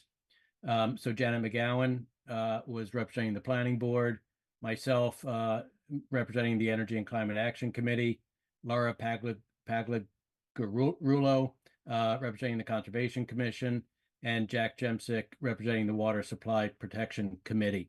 The other 3 members, Martha Hanner, Robert Brooks, and Daniel Corcoran, were appointed unaffiliated residents as appointed by the town manager. In addition, I'll just add that we worked very hard. We did meet essentially bi-weekly, every other week, for the duration throughout the time period. Part of the reasons for the extension was to schedule time with the town council, legal counsel, as well as experts from various different areas involved with the solar bylaw and solar siting, that brought a lot of color to our conversations and details to our conversations. With that, let me turn it, and let me also thank the committee, but also dearly thank the work and support from town planner Christine Brestrup and Director of Sustainability Stephanie for their hard work and work with the working bylaw, solar bylaw working group throughout the duration. And with that, let me turn over to Christine, and she can give us some overview of the bylaw itself. Good evening. I'm Chris Brestrup, Planning Director. And after meeting for about 1.5 years and reviewing and discussing drafts of the Solar Bylaw Working Group voted on November 9th, 2023, to recommend the draft Solar Bylaw as presented to you this evening. This draft represents a lot of work by the working group and town staff, researching how other towns in Massachusetts regulate large solar installations. We also consulted model solar bylaws prepared by the Pioneer Valley Planning Commission, the Cape Cod Commission, and the Mass DOER, or Department of Energy Resources. And we were mindful of the Massachusetts General Law, Chapter 40A, Section 3, part of which states that no zoning ordinance or bylaw shall prohibit or unreasonably regulate the installation of solar energy systems or the building of structures that facilitate the collection of solar energy, except where necessary to protect the public health, safety, or welfare. So the working group tackled a lot of topics, but among those topics, they spent a lot of time thinking about and discussing two relatively controversial topics. One of them was how to regulate large-scale solar installations proposed on farmland, and the other one was how to regulate proposed installations in forested areas.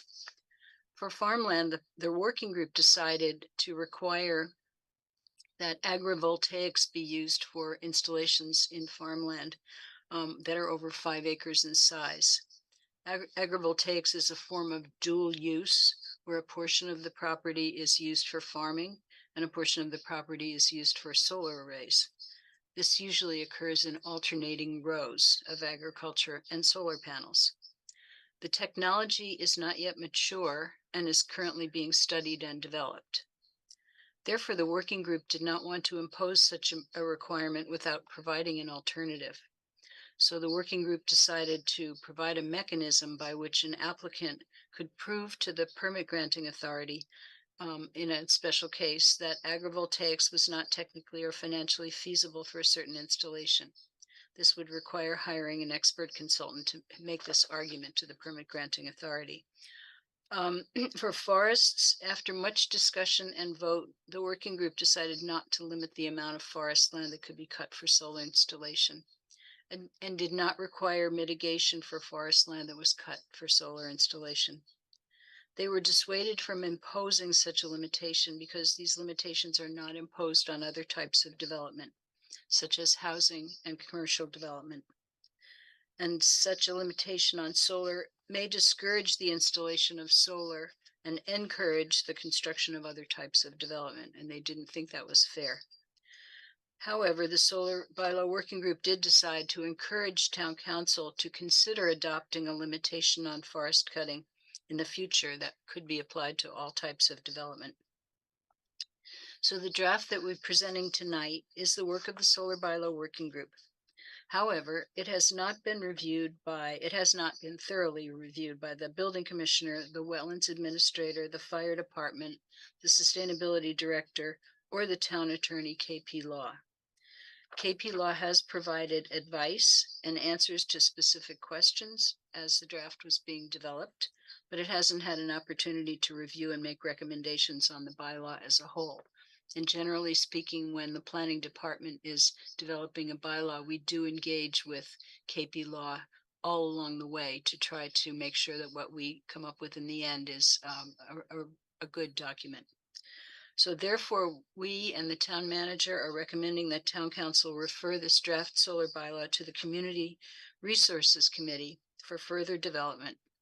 And the planning department staff would be pleased to support the CRC in this endeavor and bring back a thoroughly vetted, reviewed, and developed solar bylaw for your consideration in the spring. Please let us know if you have any questions on the materials that we have submitted. Thank you. Thank you. I'm going to place the motion on the floor. And the motion is to refer the draft solar bylaw to the Community Resources Committee for further development with a report and recommendation to the town council by June 30th, 2024. Is there a second? Steinberg seconds. So I want to just make two notes about the motion. First of all, it's a referral, but not for hearing. This is not ready for prime time. The second is that the June 30th deadline is basically to say, make sure you come back and let us know. At that point, CRC may be able to actually say, we think this is ready for hearing, but it has to come back to the council for that hearing. So with that, are there any comments or questions? Anna. I have one question, one comment. So my question first is, in reading through this, it's very thorough in terms of the regulations that it's placing on the large scale ground mount installations. I'm curious, one of the things that I'm really hoping for is how we can, at the same time as we regulate, also encourage responsible development where we should be putting responsible development. And I think that that's something that I'm not necessarily seeing. And I recognize that that is a harder and more abstract thing to get at in a bylaw. But I'm curious in your conversations how you plan to incorporate that. I don't know if incentivization is the right word, but how you plan to incorporate that encouragement for other siting on non-forested or non-farmland. And then my comment, so that's point one. My comment is in the motion to refer, can we include the review from the relevant town departments that were mentioned? Or can we get some other sort of guarantee that CRC will be in consultation with, I believe it was planning, conservation, fire department, and a legal review? I guess that was a question after all. Yes. Chris, I think at this point, I just want to make sure that people understand what we're talking about now is what is it we are saying as we refer this to CRC. We're not expecting the committee to come back with all of these answers, but Chris, please go ahead. So generally speaking, a zoning bylaw is a regulatory mechanism. It isn't a mechanism to encourage things to happen. I think there are very strong and good bodies and individuals in town who can help to encourage solar development. What we tried to do was create a solar bylaw that didn't discourage solar development because we think it's very important. And we do refer to several documents and declarations that the town has already put together or made to encourage solar development in order to reduce greenhouse gases. So I guess that's what I would that's how I would answer Anna. Thank you. But Anna, you had a separate part, and that was Chris listed a number of departments and our law firm that have not done reviews, and you're asking whether those reviews could be done before CRC takes this up. Am I hearing you? No, I want it as part of the, I want to know that by the time it comes back to the council, that those groups have been consulted. And Okay. CRC can deem at what point in the process they want them to be consulted, but I believe that those, I apologize, Chris, I was trying to write down and I missed some, but the groups that she named, I would like them to be part of that consultation process at some point. Okay. Do you feel like you need to amend the motion, or do you think that CRC as a body would receive that information? If the chair of CRC could confirm that it will be in the carryover memo as part of this, that would be fine. I'd be fine with not amending the motion. I can add it to the carryover memo. Thank you. Taken care of. Okay. Dwayne, you had your hand up? Yeah, just to add to Anna's comment, do keep in mind the solar bylaw draft is purposefully limited, and the charge was to limit it to large scale solar development. So we define that as 250 kilowatts and above, about an acre or more. So this doesn't refer to or deal with more solar on the built environment, if you will. Certainly there is interest within the working group, but also I would refer to the Energy, Climate and Action Committee, work in that group to work on more proactive opportunities and not incentives, but programs to try to encourage solar development on the built environment in the town. Great, thanks, Chris and Dwayne. Thank you. Pat? Thank you. I have a couple of questions. In some of the material, it said the town of Amherst has established requirements regarding the installation of large scale ground mounted photovoltaic installations. And I want to know where those are because I tried to find them. So, and I also noticed that there were a great many links, which were very helpful in terms of farmland and soil and stormwater management. And I guess I was wondering why there aren't some active links to forests and the role they play in sequestration and possibly managing them. So I'm kind of interested in being able to pick your brain about where some of these things are. I also want to thank the group for working on this. And it'll be a challenge to take up. So thank you.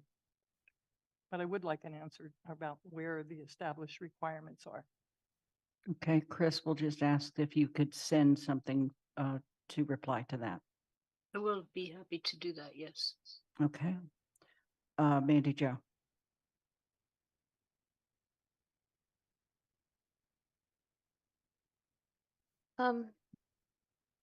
A couple of questions to think about before this necessarily comes to CRC for further discussion. It was an interesting read to me. One of the things, and I'll just go through some very general stuff right now. This bylaw indicated that it is not regulating solar canopies on parking lots. What does regulate solar canopies and why is this choosing not to, I guess is one question, and it doesn't need answered now, but to think about. And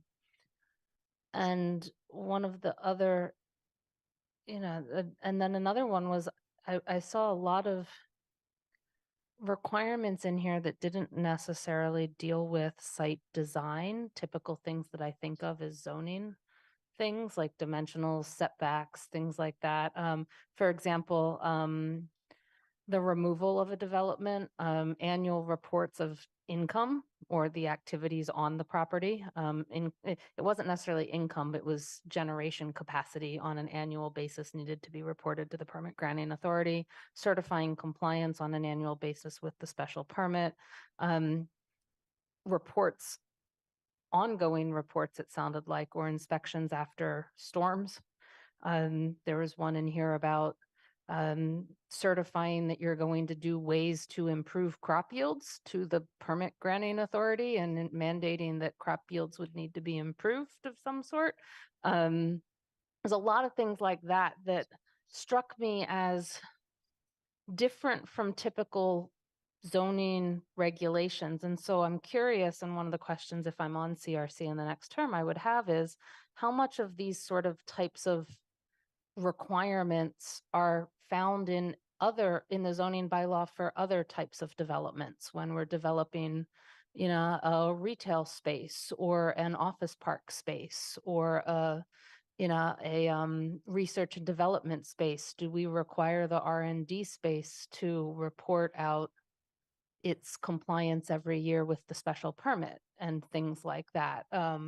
Or when we permit farmland, if we do, or buildings on farmland, do we require reporting out of that? Because it seemed like there was a lot of that in here that I haven't seen in other zoning bylaws. So those are some things to think about as we move forward. Thank you. Okay, are there any other comments? I, for some reason, don't seem to be able to raise my hand without going to my phone.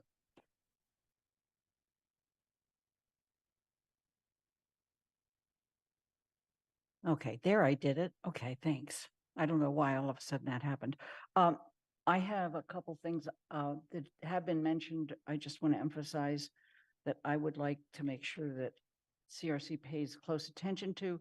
You've already mentioned protection of farmlands and forests. I want to add to that water source protection because while many people in town are on sewers, 5% of the town is actually on wells, and many of those are near forested areas, which is often where we want to place these as well. And the other one for me is the growing alarm I have over battery storage and the safety of battery storage. It's seeing more and more fires and the extent to which we would be putting our entire town at risk because a fire starts near a forest because of a battery. So those issues are paramount in my mind, frankly, as we look at some other solar installations in town. Thank you. Mandy Jo? You reminded me of my other question that I had related to this, which was in the battery storage section. there was a sentence that said the town of Amherst is working on a bylaw to regulate battery energy storage systems. And I guess my question is, we are? Um, and are we? And who is? And where is that getting discussed? Okay, so Chris, did you want to jump into that? or- Sure, yeah, so it was not clear to us from the beginning whether we were supposed to come up with a battery storage bylaw, and so I think for various reasons, we didn't come up with a battery storage bylaw until quite close to the end. And by the time we drafted it, there wasn't enough time for the working group to review it carefully. So it does exist. And if the CRC would like to take that up along with the solar bylaw, I would think that would be a really great idea. So I would be happy to work with CRC on that if that would be something you'd like to work on. Thank you. So seeing no other hands, again, this is to refer to CRC for further development, and it will go on the carryover memo. Okay, I'm going to start with the vote. I guess it's me. Aye. Mandy Johanicky. Do Oh, I'm we sorry. want to amend to include, to add the battery storage bylaw to the referral?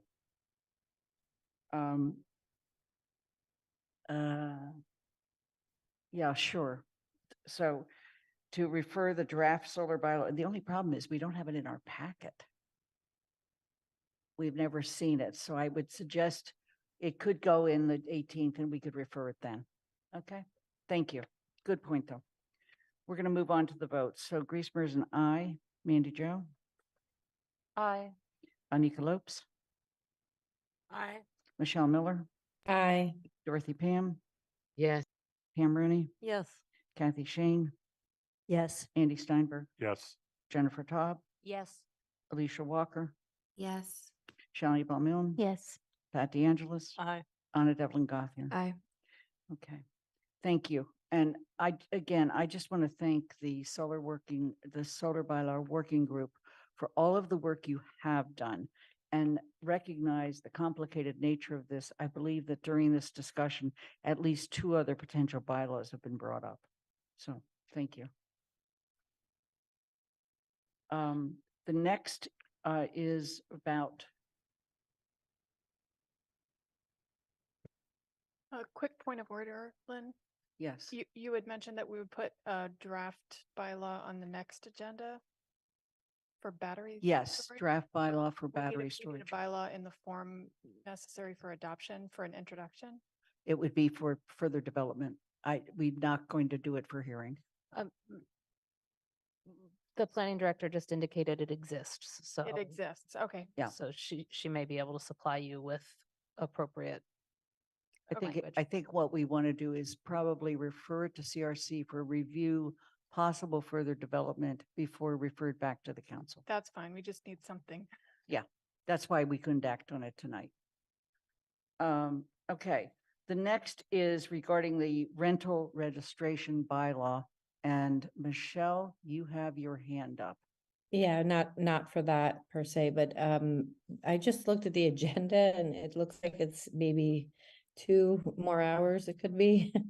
I'm just wondering if there's some items that might be able to get moved to next week, or if you've had thought about that at all, Lynn, because it's already.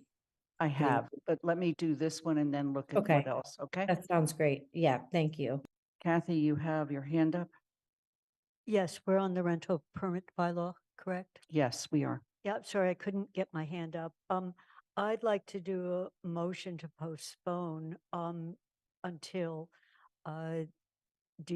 January, and it specifically the wording were pursuant to Council Rule Procedure 7.1. I move to postpone the discussion of the proposed rental permit bylaw and regulations until January 8th. So it's to a date certain. And The reason I'm doing that is because of Can how I full seek a the second agenda- first and then come back? Okay, second? Second, Rooney. Okay, now go ahead. Okay, and so the reason for this is what Michelle just mentioned.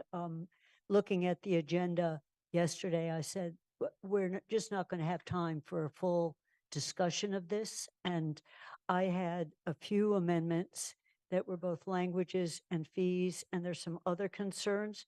So I think because of the significance of this change, we need to make sure we have enough time on an agenda. And I'm looking to Lynn, who said there should be ample time on the January 8th agenda to not short circuit the time for discussion for this. So that this isn't to delay it as much as to make sure we have time. And just so those who aren't on finance know, during the finance discussion, I was working with potential fee changes.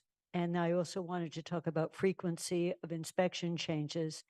But there, we were restricted to only looking at the financial aspects and fees. So I had other comments. So this would also allow a fuller discussion and potentially changes, because I can send some of those to CRC that would address it. And everyone's seen the ads in the newspaper recently. I think to the extent we can on the 8th, we should also have an executive session and bring in legal counsel so we can have a full discussion of privacy concerns that address, to extent their potential risks of litigation. So this would also allow time to arrange for that.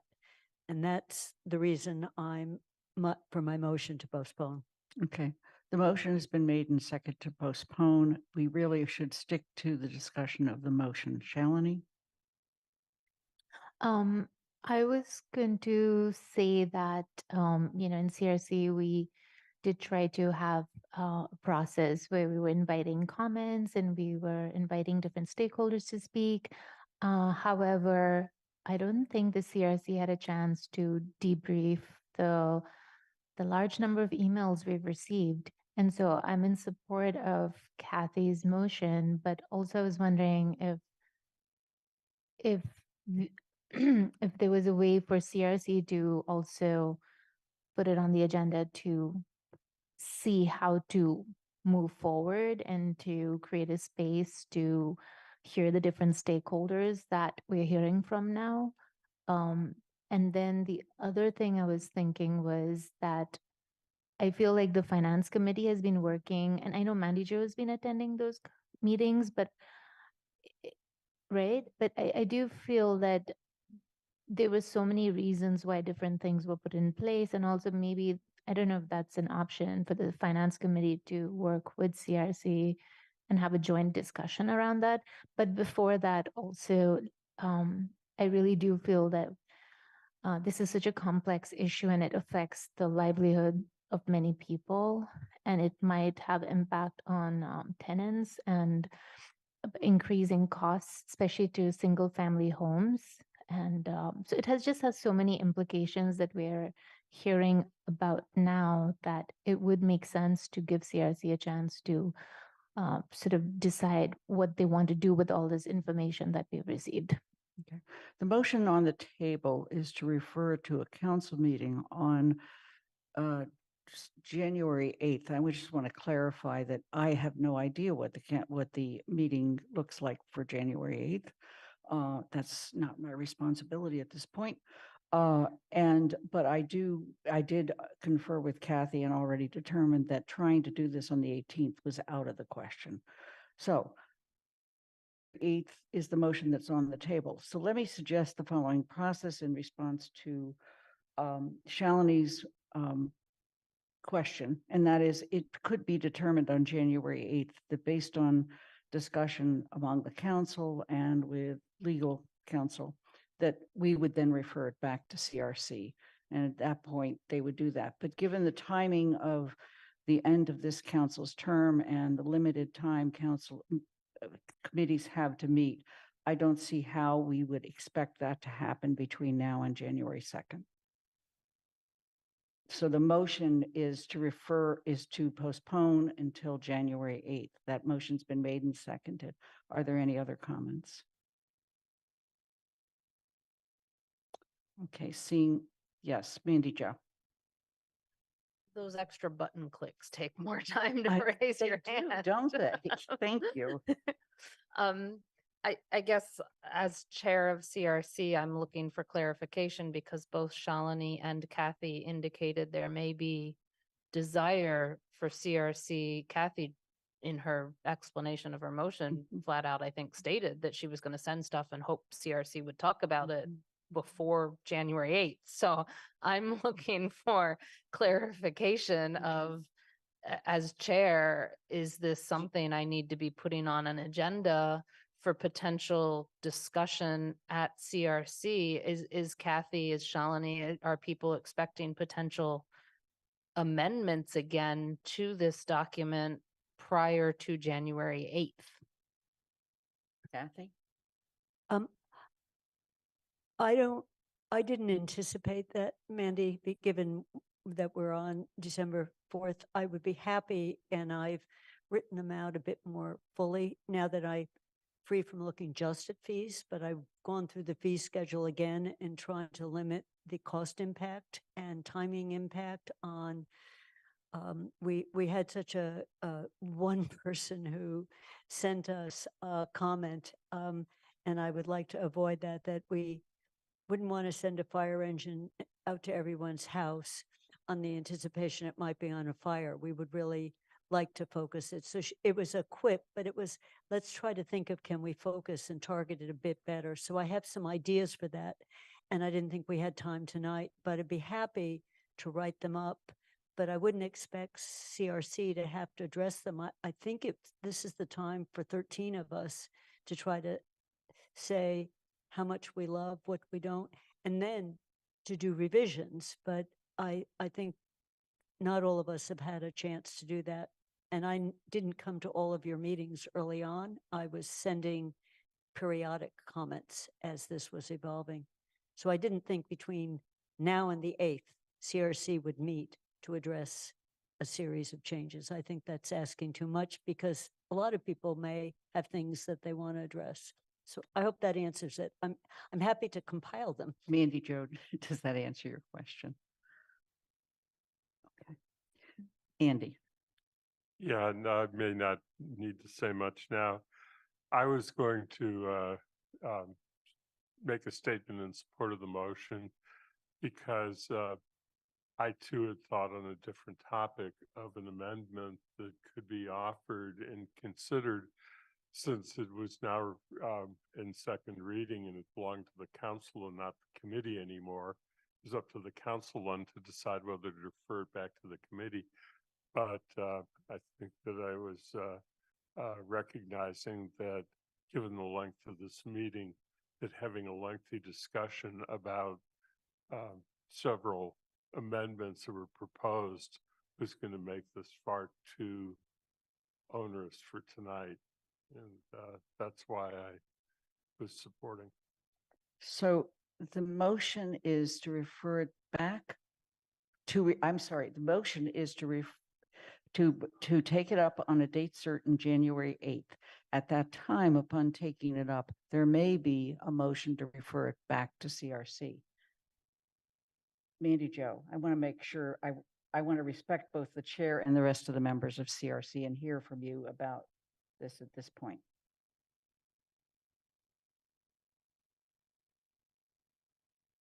I guess what I'm hearing is people are going to just refer this back to CRC. And if that's going to be the case on January 8th, why are we not just doing that now? Okay. So the motion's on the floor, unless somebody wants to withdraw the motion. We'll vote on the motion and then somebody can do a different motion. Michelle? Yeah, I'm with Mandy on this. I feel like if there's that we've received a lot of information through public comment and otherwise, and it seems like it would be appropriate for it to go back to CRC to have further discussion of how CRC would recommend addressing those concerns. Okay. I want to make sure that if we're ready to vote this up or down and go on to another, or what are we going to do? Huh?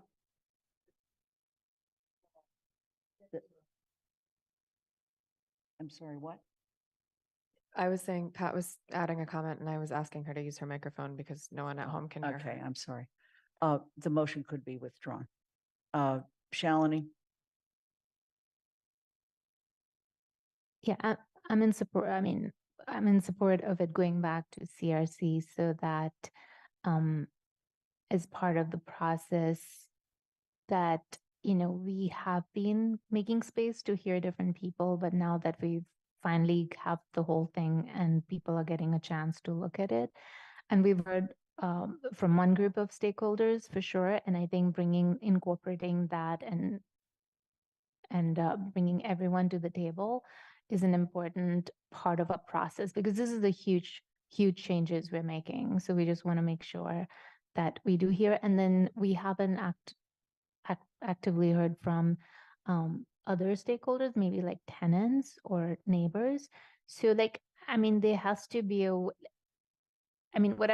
all sort of, this is still very new. We're still the second term of council. So I think even as we think of the process moving forward, I think it's important that we hear from people at different times in the process, not just in the beginning, but also once the bylaw is more evolved to again get feedback from people. And so that, so I think all I'm saying is that I agree that it should go back to CRC. Thank you. Jennifer? Yes, and I agree with what Shalini also just said, that we've recently heard from one group of stakeholders, and part of the bylaw was that we incorporated in the summer of 2022 when we heard from all the stakeholders, including the tenants, the renters, and that is also part of what, yes, we need to hear from those stakeholders again as well. Okay. Michelle, I'm going to skip to Andy for a moment since you've spoken. Andy? And I was just going to raise a question for maybe from Andy as chair of the committee, as to whether the committee is going to have the opportunity to work on it, given the fact that we're going into a holiday period fairly soon. The thing that I'm also conscious of is that the building commissioner, Mr. Mora, has advised that it's important to bring closure to this as quickly as possible if we can, so that it can be in place for the next registration year when the registrations are renewed. So when the original motion was made by Kathy, there was a date certain, and I thought, well, if we're just going to consider some amendments on the floor, that we would then have the possibility still of doing it and getting a final vote in plenty of time for implementation, as Mr. Mora had suggested, for the next year. So I don't know if you have any comments as chair of the committee. CRC has one more meeting scheduled for this term before the end of the year. I think it's up to this council to decide if it would be ready to vote on January 8th with or without CRC discussing this bylaw at that meeting, or whether a discussion in January 8th would likely result in a referral, because if it would likely result in a referral, waiting 2 and 3 weeks to make that referral doesn't necessarily make sense, because CRC could begin taking up that referral in a week, with this council sending all of its questions, concerns, and potential amendments to the body, mentioning them now, or just sending them to me as chair so that I can compile them and stick them into a draft for discussion on the 18th. At this point in time, CRC likely has time to discuss it on the 18th. Whether it can finish its work, I don't know on the 18th, but it can at least begin that discussion if it's referred back. If it's not referred back and just postponed to the 8th, it does not start that discussion until committees are formed sometime in late January. Right. Correct. Pam? I would support referring it back to CRC as well, so that it can go on to the carryover memo, and there can be some of this detail included in that. And so whatever CRC that is formed in January has at least some record of what the intention is. Okay. Dorothy, I'm going to skip over Andy and go to you. Just to the point, I think it was Jennifer made it, that in previous times you'd heard from renters, which certainly includes students. So we should not have, we should make sure there's an opportunity for students to participate if they choose in some kind of speaking. So that means not during the Christmas break. Okay. Jennifer, I'm sorry, I'm going to go back to Andy now. Yeah, I was just going to say as seconder of the motion, it's up to the maker of the motion to make final decision on this, but I would be quite willing to drop this motion if the maker of the motion wishes to, and do the referral to CRC, because CRC can always make a recommendation to or make a decision that it wants more time to bring it back to the council, and the council has the opportunity in January, if it feels that it's still not had sufficient discussion opportunity within the council, to delay. It gives more control to CRC on how to deal with it. Kathy, I'm going to skip over Jennifer and go to Kathy since you made the motion. Well, I'm a little surprised because I was trying to be somewhat protective, I'll be honest, of myself. Because if CRC is going to take this up again, rather than me do wording changes, I just need to come to the CRC meeting to talk through some of this. So it puts another meeting on my agenda, which we have 2 finance committee meetings next week. We have 2 the week after that. I have a school building committee. So it's a lot of work. So what I had hoped would happen is that we'd have a fuller discussion of everybody's concerns before it went back so that you were dealing with it. But if people would prefer to have CRC work on this on the 18th, I'll just join CRC. The intention was to allow time to get everybody's input. I'm sitting on the finance committee. I was told, don't deal with the regulations. You know, you're just supposed to focus on fees. So I did. But I can focus on the gestalt at this point, and I've started reading some other cities and towns just to look at variations. So I realize you've done a lot of work. So it was to avoid the group that's been focused on this. Sometimes you get locked into a certain way of thinking to hear from everyone. But if no one else is going to spend a lot of time on thinking through this, I'm happy to just try to come to the CRC meeting. Okay. Yeah, to attend it and to, pardon? So I can send it, but I Send. would like to speak to it because it's not as simple of change this Right. word, get rid of this clause. It's try to do the following things. So I can, I guess, rescind my motion to postpone and turn it into a refer to CRC that we're not doing it tonight. I thought it would be quicker just to postpone the discussion. Okay, so let me just clarify at this point. The person who has made the motion has rescinded it and the seconder has agreed to that. So is there a new motion? I move to refer the rental registration bylaw and regulations back to the CRC. Second, DeAngelis. Okay, and you'll keep us apprised as to when you want to bring it forward. Let me point out that the next CRC meeting is December 14th at 4:30, correct, Mandy Jo? December 18th at 4:30. I think the 14th, it's the sorry, the 14th. 14th Yeah, is the 18th Thursday. is The our 18th is council the meeting. council meeting, Right. the 14th Right. at 4:30. And you'll be telling us on the 18th how you're going to put on the carryover memo at that time. So, and Mandy Jo, when would you like anybody who wants to give you any feedback to get it to you?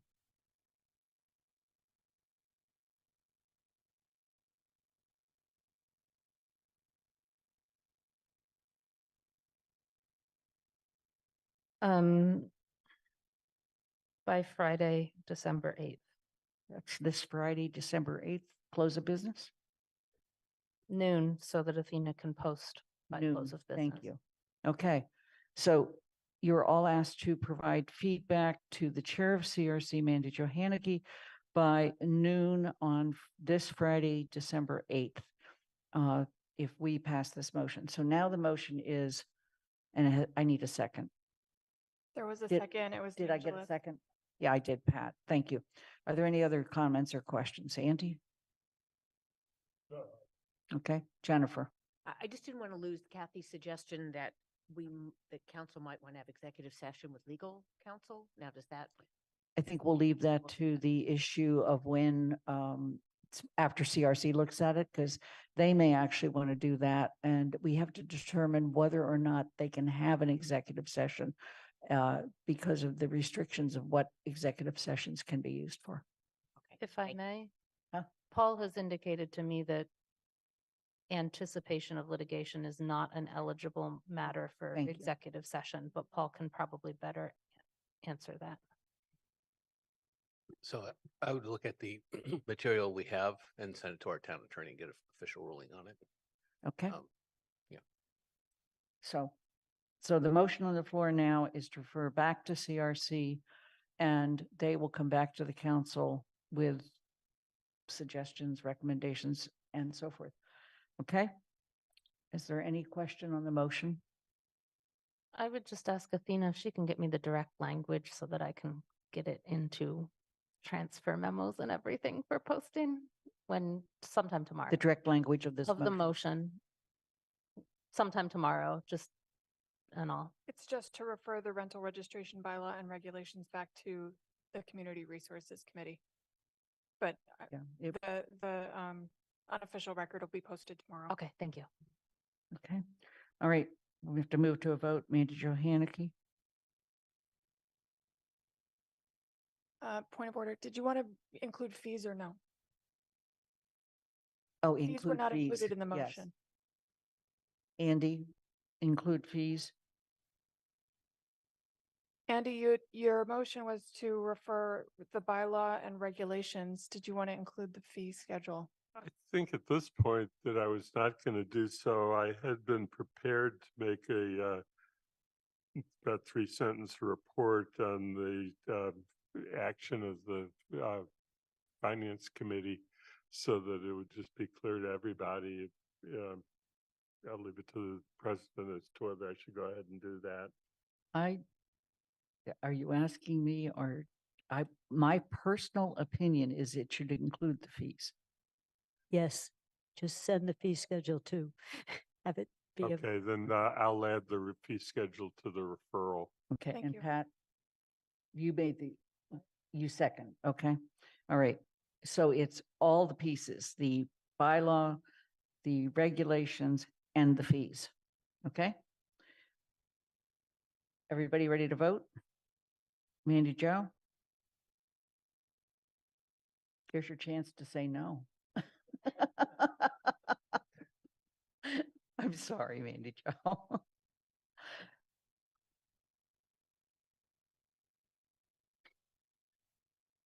Aye. Anika, Aye. Michelle Miller, Aye. Dorothy Pam, Yes. Pam Rooney, Yes. Kathy Shane, Yes. Andy Steinberg, Yes. Jennifer Taub, Yes. Alicia Walker, Yes. Shalini Bowman, Yes. Pat DeAngelis, Aye. Anna Devlin Gothier, Aye. and Lynn Griesmer with unbelievable regret that we've had to do this to you. It's unanimous. Okay. Now let's talk about the agenda. Okay. We still have on the agenda the town manager evaluation with an executive session to follow. We still have on the agenda the town manager goals with a discussion by GOL. We still have on the agenda the draft financial guidelines, which is a discussion only, and the committee carryover discussion and referral of, we voted on that, and then the calendar, and then the executive session. I'm open to suggestions as to what we think makes sense to delay to the 18th. Not all can be delayed. Okay? Michelle? I think we have to have the executive session, right? For sure. Yes. So I'm wondering, like, I mean, it's 10:35. I think it's unreasonable to consider this meeting going on for much longer than this. Maybe beyond 11. So that's my personal opinion. Maybe other people have different ideas about that, but I do want to ensure that we have the executive session as a priority if that's needed tonight. Okay, Mandy Jo? Given that the council does not have any information or any draft of the financial guidelines in its packet today, I would recommend that we can postpone that one until we have a draft of the financial guidelines from the finance committee. Okay. And Anna? I'm gonna say the one that nobody wants. I'm sorry? I'm gonna say the thing that nobody wants. Is it possible to do a meeting on the 11th? I know. I'm looking, like, I'm looking at the 18th and we're either gonna be here till 1 a.m. today or 1 a.m. on the 18th. So is it?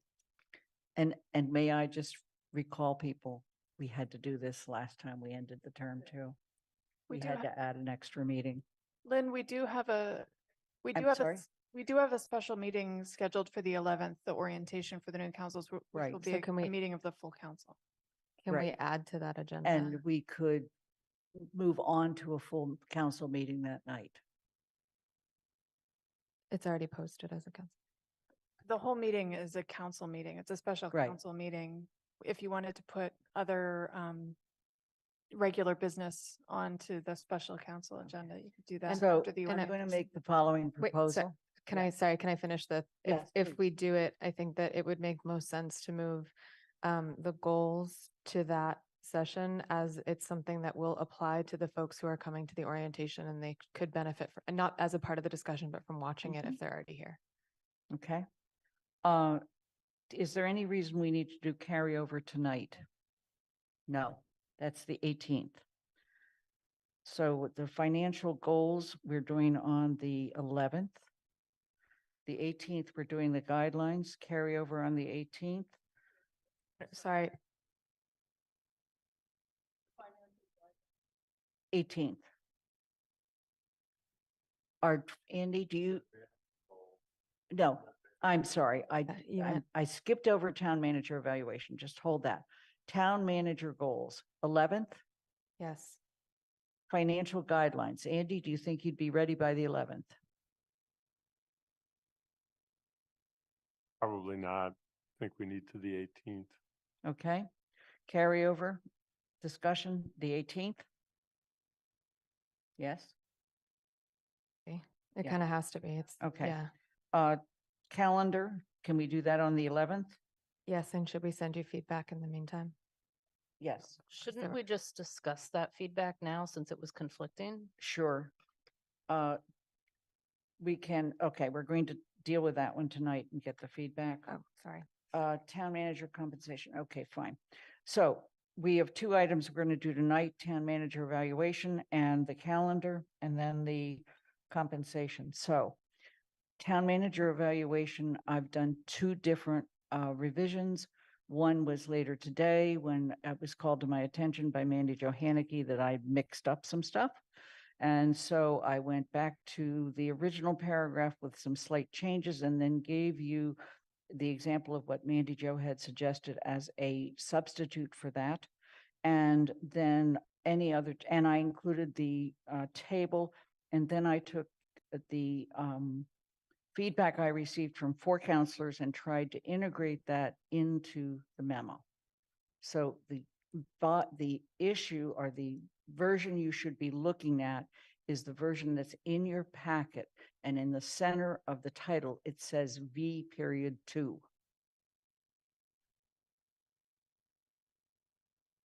Now, we can handle this one of two ways, see if there's any specific comments, but you could also send me any additional changes and we could adopt it on the 11th, as long as it does not impact the town manager's evaluation discussion, compensation discussion.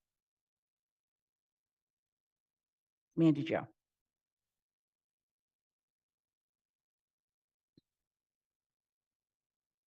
I had suggested in my feedback to you, and I know it's not in here and it's not in here for a reason, but that's why I'm going to bring it up tonight. That's fine. that the evaluation memo delete what on version 2 begins on page 5 and runs all the way to page 25.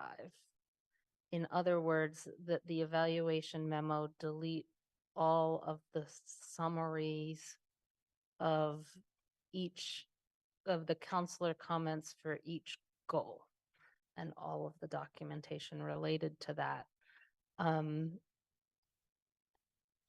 The reason I suggested that deletion, and I'd like the council to consider it, is because summarizing 13 individual counselors' comments and making sure they are comprehensive summaries and accurate summaries takes not just a lot of time from someone doing it, but also will take a lot of negotiation time here in the council meeting to make sure we're all happy with each of those. I believe there are 13 different goal summaries there. And the manager 2 weeks ago stated himself that he reads our individual comments closely and takes them to heart. And so I feel like the evaluation can be just as effective if it's the ratings and a couple of summary comments within the memo itself, and then a reference to, for more information on why we got to the ratings we got, reference all of our 13 individual comments. So I would suggest we delete the bulk of what is in here and concentrate on the first 4 pages and changes to those pages. I just want to point out in the revision memo, it would only be the first 3 pages. Because it would be everything starting with policy goals and beyond. It goes to page 4 on the document that on the PDF that we have. 2 lines are on page 4. Okay, I'm probably looking at. You might be looking at the non-tracked, the clean sort of version of that. So that, yeah. Thank you. So but on a clean one, if no matter which one, it would, from policy goals on, it would not include, based on your suggestion, it would not include the summary of the ratings, and it would not include an attempt to summarize. It would include the summary of the ratings, that's in the memo. Right. But it would not include attempt to summarize the comments the counselors made at all. And so you would get rid of all of those summaries and all of the repeating of what those goals are. You would leave the evaluation process information that begins on the document that's in the packet for me, page 26. Yeah. Okay. So Mandy Jo did send that suggestion to me. I felt like that was a larger change than and would need to be discussed. And so let me just say, before you is a version 2, which incorporates changes to all parts of the existing memo. What Mandy Jo is suggesting is that we would only do the first part and the very last part, which provides links and summary of methodology. Dorothy. I disagree. I made my individual comments because I'd assumed that they were going to be just part of a summary. They're not meant to be standalone comments in any way. So we were told the process was going to be a summary of it, and that I think should not be changed at this point retroactively. I also don't think that I want to spend a tremendous amount of time, more time, on the town manager evaluation. I think that we have done that. People have spoken, people have written. And, if we're going to just fight over every single thing, then, I am leaving the council, okay? Other people have to think that they can stand it, that they can put up with these kind of meetings that go on and on and on. And I'm very satisfied. I haven't seen Lynn's latest document. I printed it out, got the other one, the wrong one, I guess. But what I've seen was fine. And I think the town manager is smart enough to be able to figure out what we were saying and what we meant, and to know that we value his work and had some suggestions, but that we're not going to go after with nit, little point. So I would like to just do this quickly. Thank you.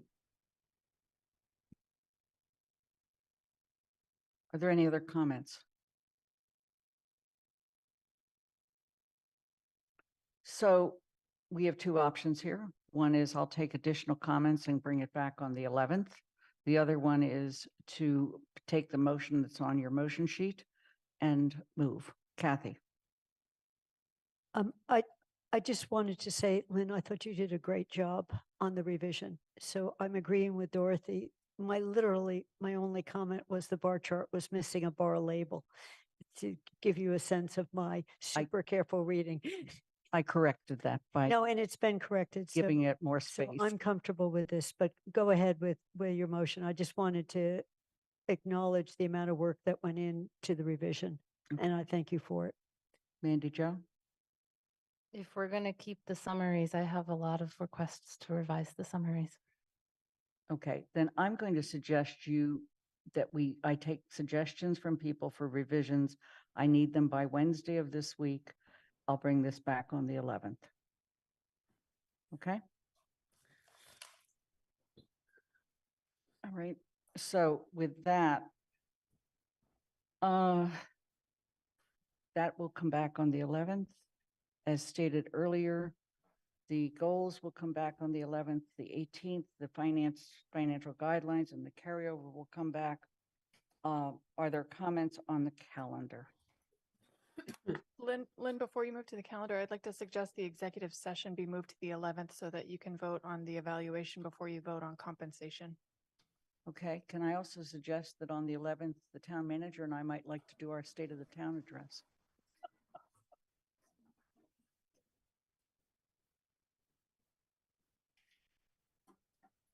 Not that we spent any time this weekend on it, but that's okay. Paul, you okay with that? You know what? Look at it this way. The new counselors coming in will get to hear it. Okay. All right, calendar. Comments. Anna, was this a raised hand and a raised hand? Both Okay. of them. All right. April 22nd is the first day of Passover. We should not have a council meeting on the first day of Passover. Right. And June 17th is Eid. April 22nd is a legal holiday, so that one feels pretty clear. Eid al-Adha runs from June 16th through, I can't remember the last day, but Can you hold on a minute? I'm First sorry. of all, I know. could we see the calendar on the screen? But I And had my notes. Do you second mean of no one else all- had my notes? Second of all, would you speak a little slower? Yeah, I can. Thank you. It's possible. Okay. I'm tired. Okay. So starting over, reading my notes more The slowly. 22nd. April 22nd is the first day of Passover, which That's is a legal holiday. Right. June 17th is one of the days of Eid al-Adha, which is 4 days. So it's, I believe, maybe less pressing than the first day of Passover, but still could be recognized as we're considering our calendar. Those are the two holidays that I noted. I was not looking for other things as I went through. Okay. Jennifer and I did, Jennifer, excuse me, Athena and I did realize that there was a mistake by doing the 22nd of April. And the 17th of June, I'm going to just ask, is that a holiday people feel we need to avoid? I'm sorry?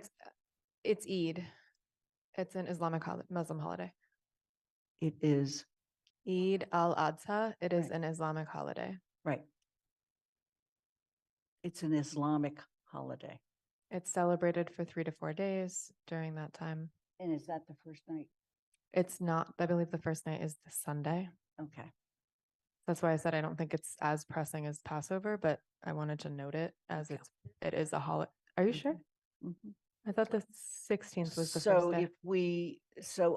if we move April 22nd, we would either go to April 8th or we would go to April 29th, or we would only have one meeting in April, which seems a little not reasonable. So is there a preference on April 8th or the 29th? The 29th is the second to last evening of Passover. And That's a problem. right, it's day 8. Okay, so It's day let's- 7 it would be, because let's- day 1 is the 22nd. Well, evening 1 is the 22nd. Day 1 is the 23rd. And so evening 8 is the 28th. Okay, so it may, I make 29th. it April 8th. What's wrong? Pat got disconnected.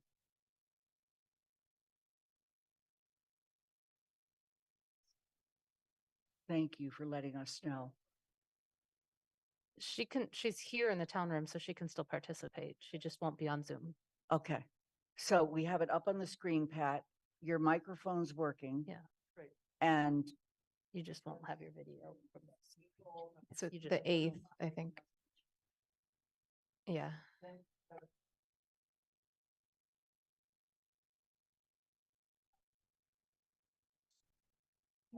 Yeah.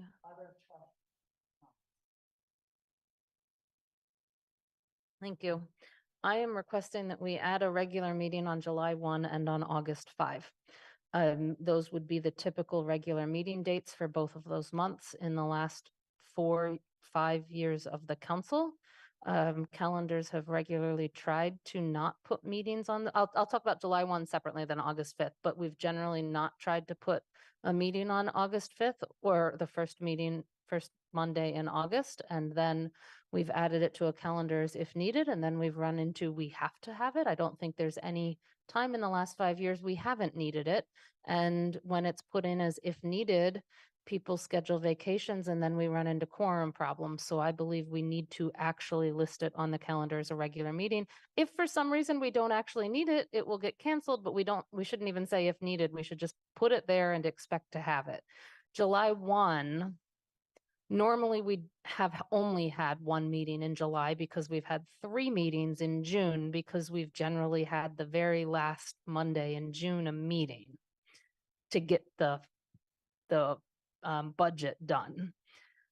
That meeting's listed as special meeting if needed on June 24th. I would, as a precautionary measure, list July 1 as a regular meeting and just have us assume we're having one of those two, but not both of them. June 24 or July 1 depends on whether the budget's ready on June 17 as I to would whether you do the suggest we 24th or keep- July 1. Yeah, I would suggest we keep June 24th and get rid of July 1. Because June 24th, we can still pass the budget. By July 1, we have a little problem. Right, which is why we normally have 3 in June and 1 in July. Yeah, so I would eliminate July 1. That would be okay with me if with the change of regular meeting on June 24. Are there other comments? I'm looking for hands. Mandy Jo, you still have your hand up. All right, with this calendar, then I am going to make a motion. Trying to get something off the agenda. To adopt the 2024 Town Council meeting calendar as presented. As amended? Okay, you're right. It was in the packet. All right, as amended. Is there a second? Second. Are there any other questions or comments? Then we'll take a roll call vote. I believe we're starting with Anika Lopes. Yeah, you do. Yes, sure. You can even bind the next council in this case. Michelle Miller, you need to vote too. Aye. Dorothy Pam, you need to vote too. Yes. Pam Rooney, Yes. you got to live with it. Kathy, you have to live with it. Yes. Andy, you have to live with it. Yes. Jennifer, you have to live with it. Yes. Alicia, you have to live with it. Yes. Shalini, you can bind the next council. Yes. Pat, you have to live with it. No. Aye. Anna, can you live with it? I Lynn Griesmer's and I, Mandy Johanicky. Aye. Okay, it's unanimous. Thank you.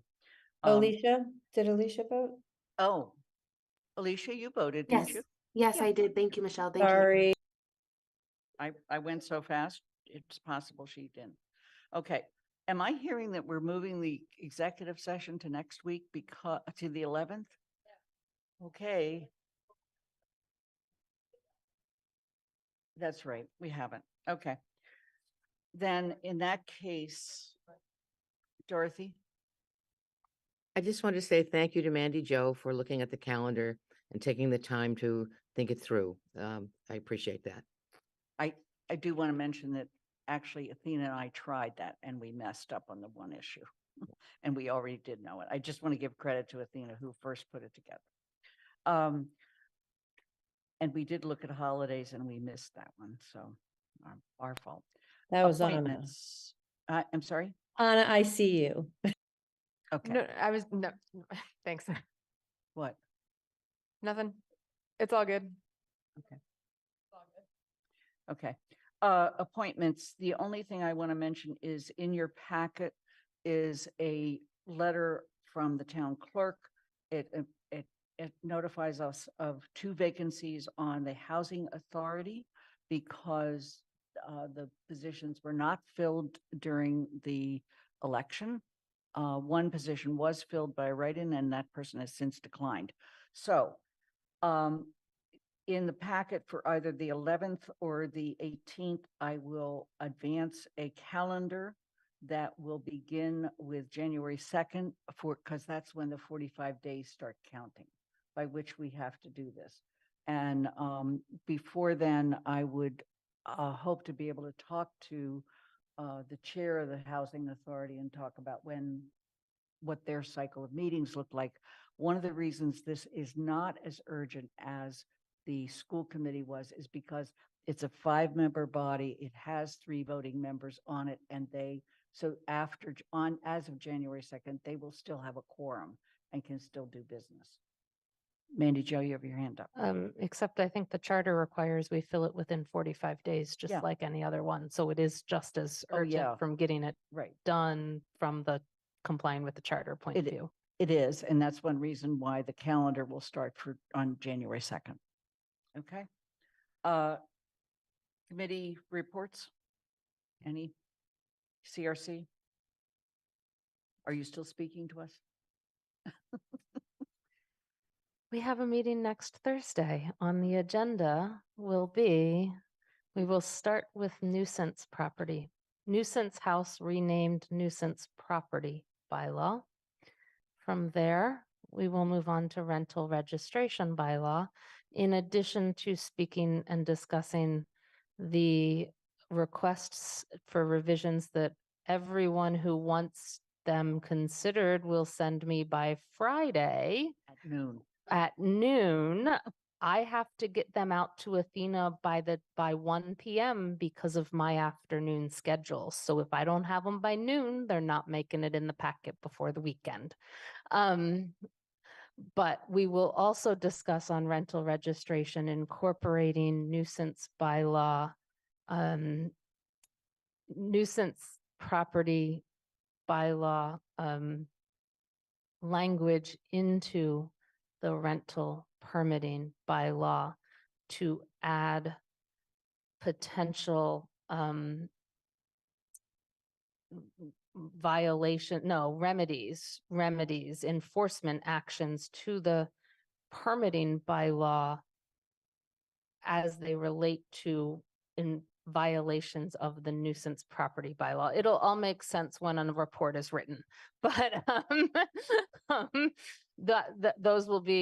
will be part of the discussion of rental permitting on the 14th. After that, we will move to the transition memo. Solar bylaw will not be on for discussion on the 14th. It will be pushed to the next council committee. Right.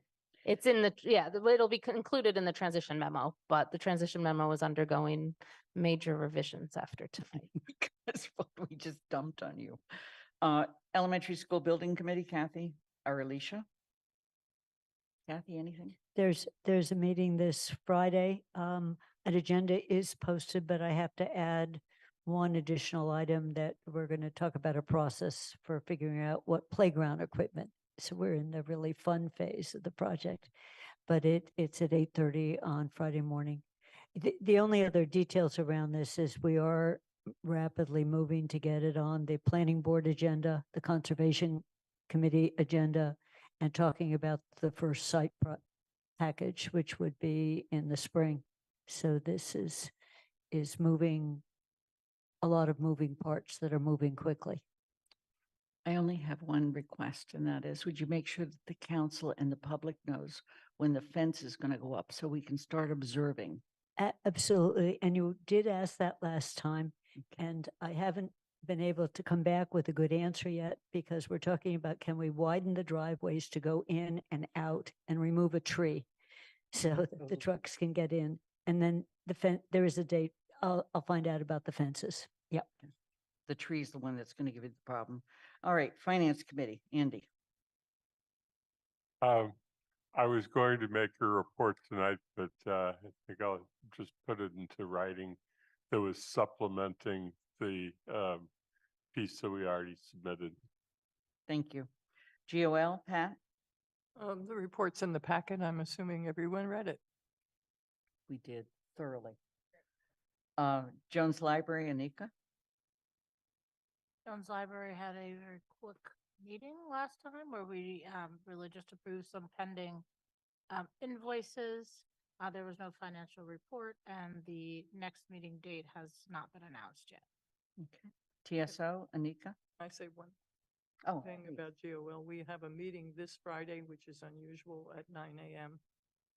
And we're all, yes, and also on the 13th at a regular 9:30 time. Okay.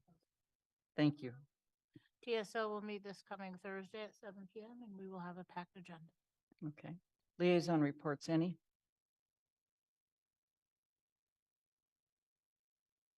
Okay. Paul? You have a written report. If there are any questions or comments, I'm open to them. And that's the only written report for the month of December. So you could still ask questions next week or the following week. Okay. Topics not reasonably anticipated. We're not doing an executive session. Are there any counselor comments? Yes, Jennifer.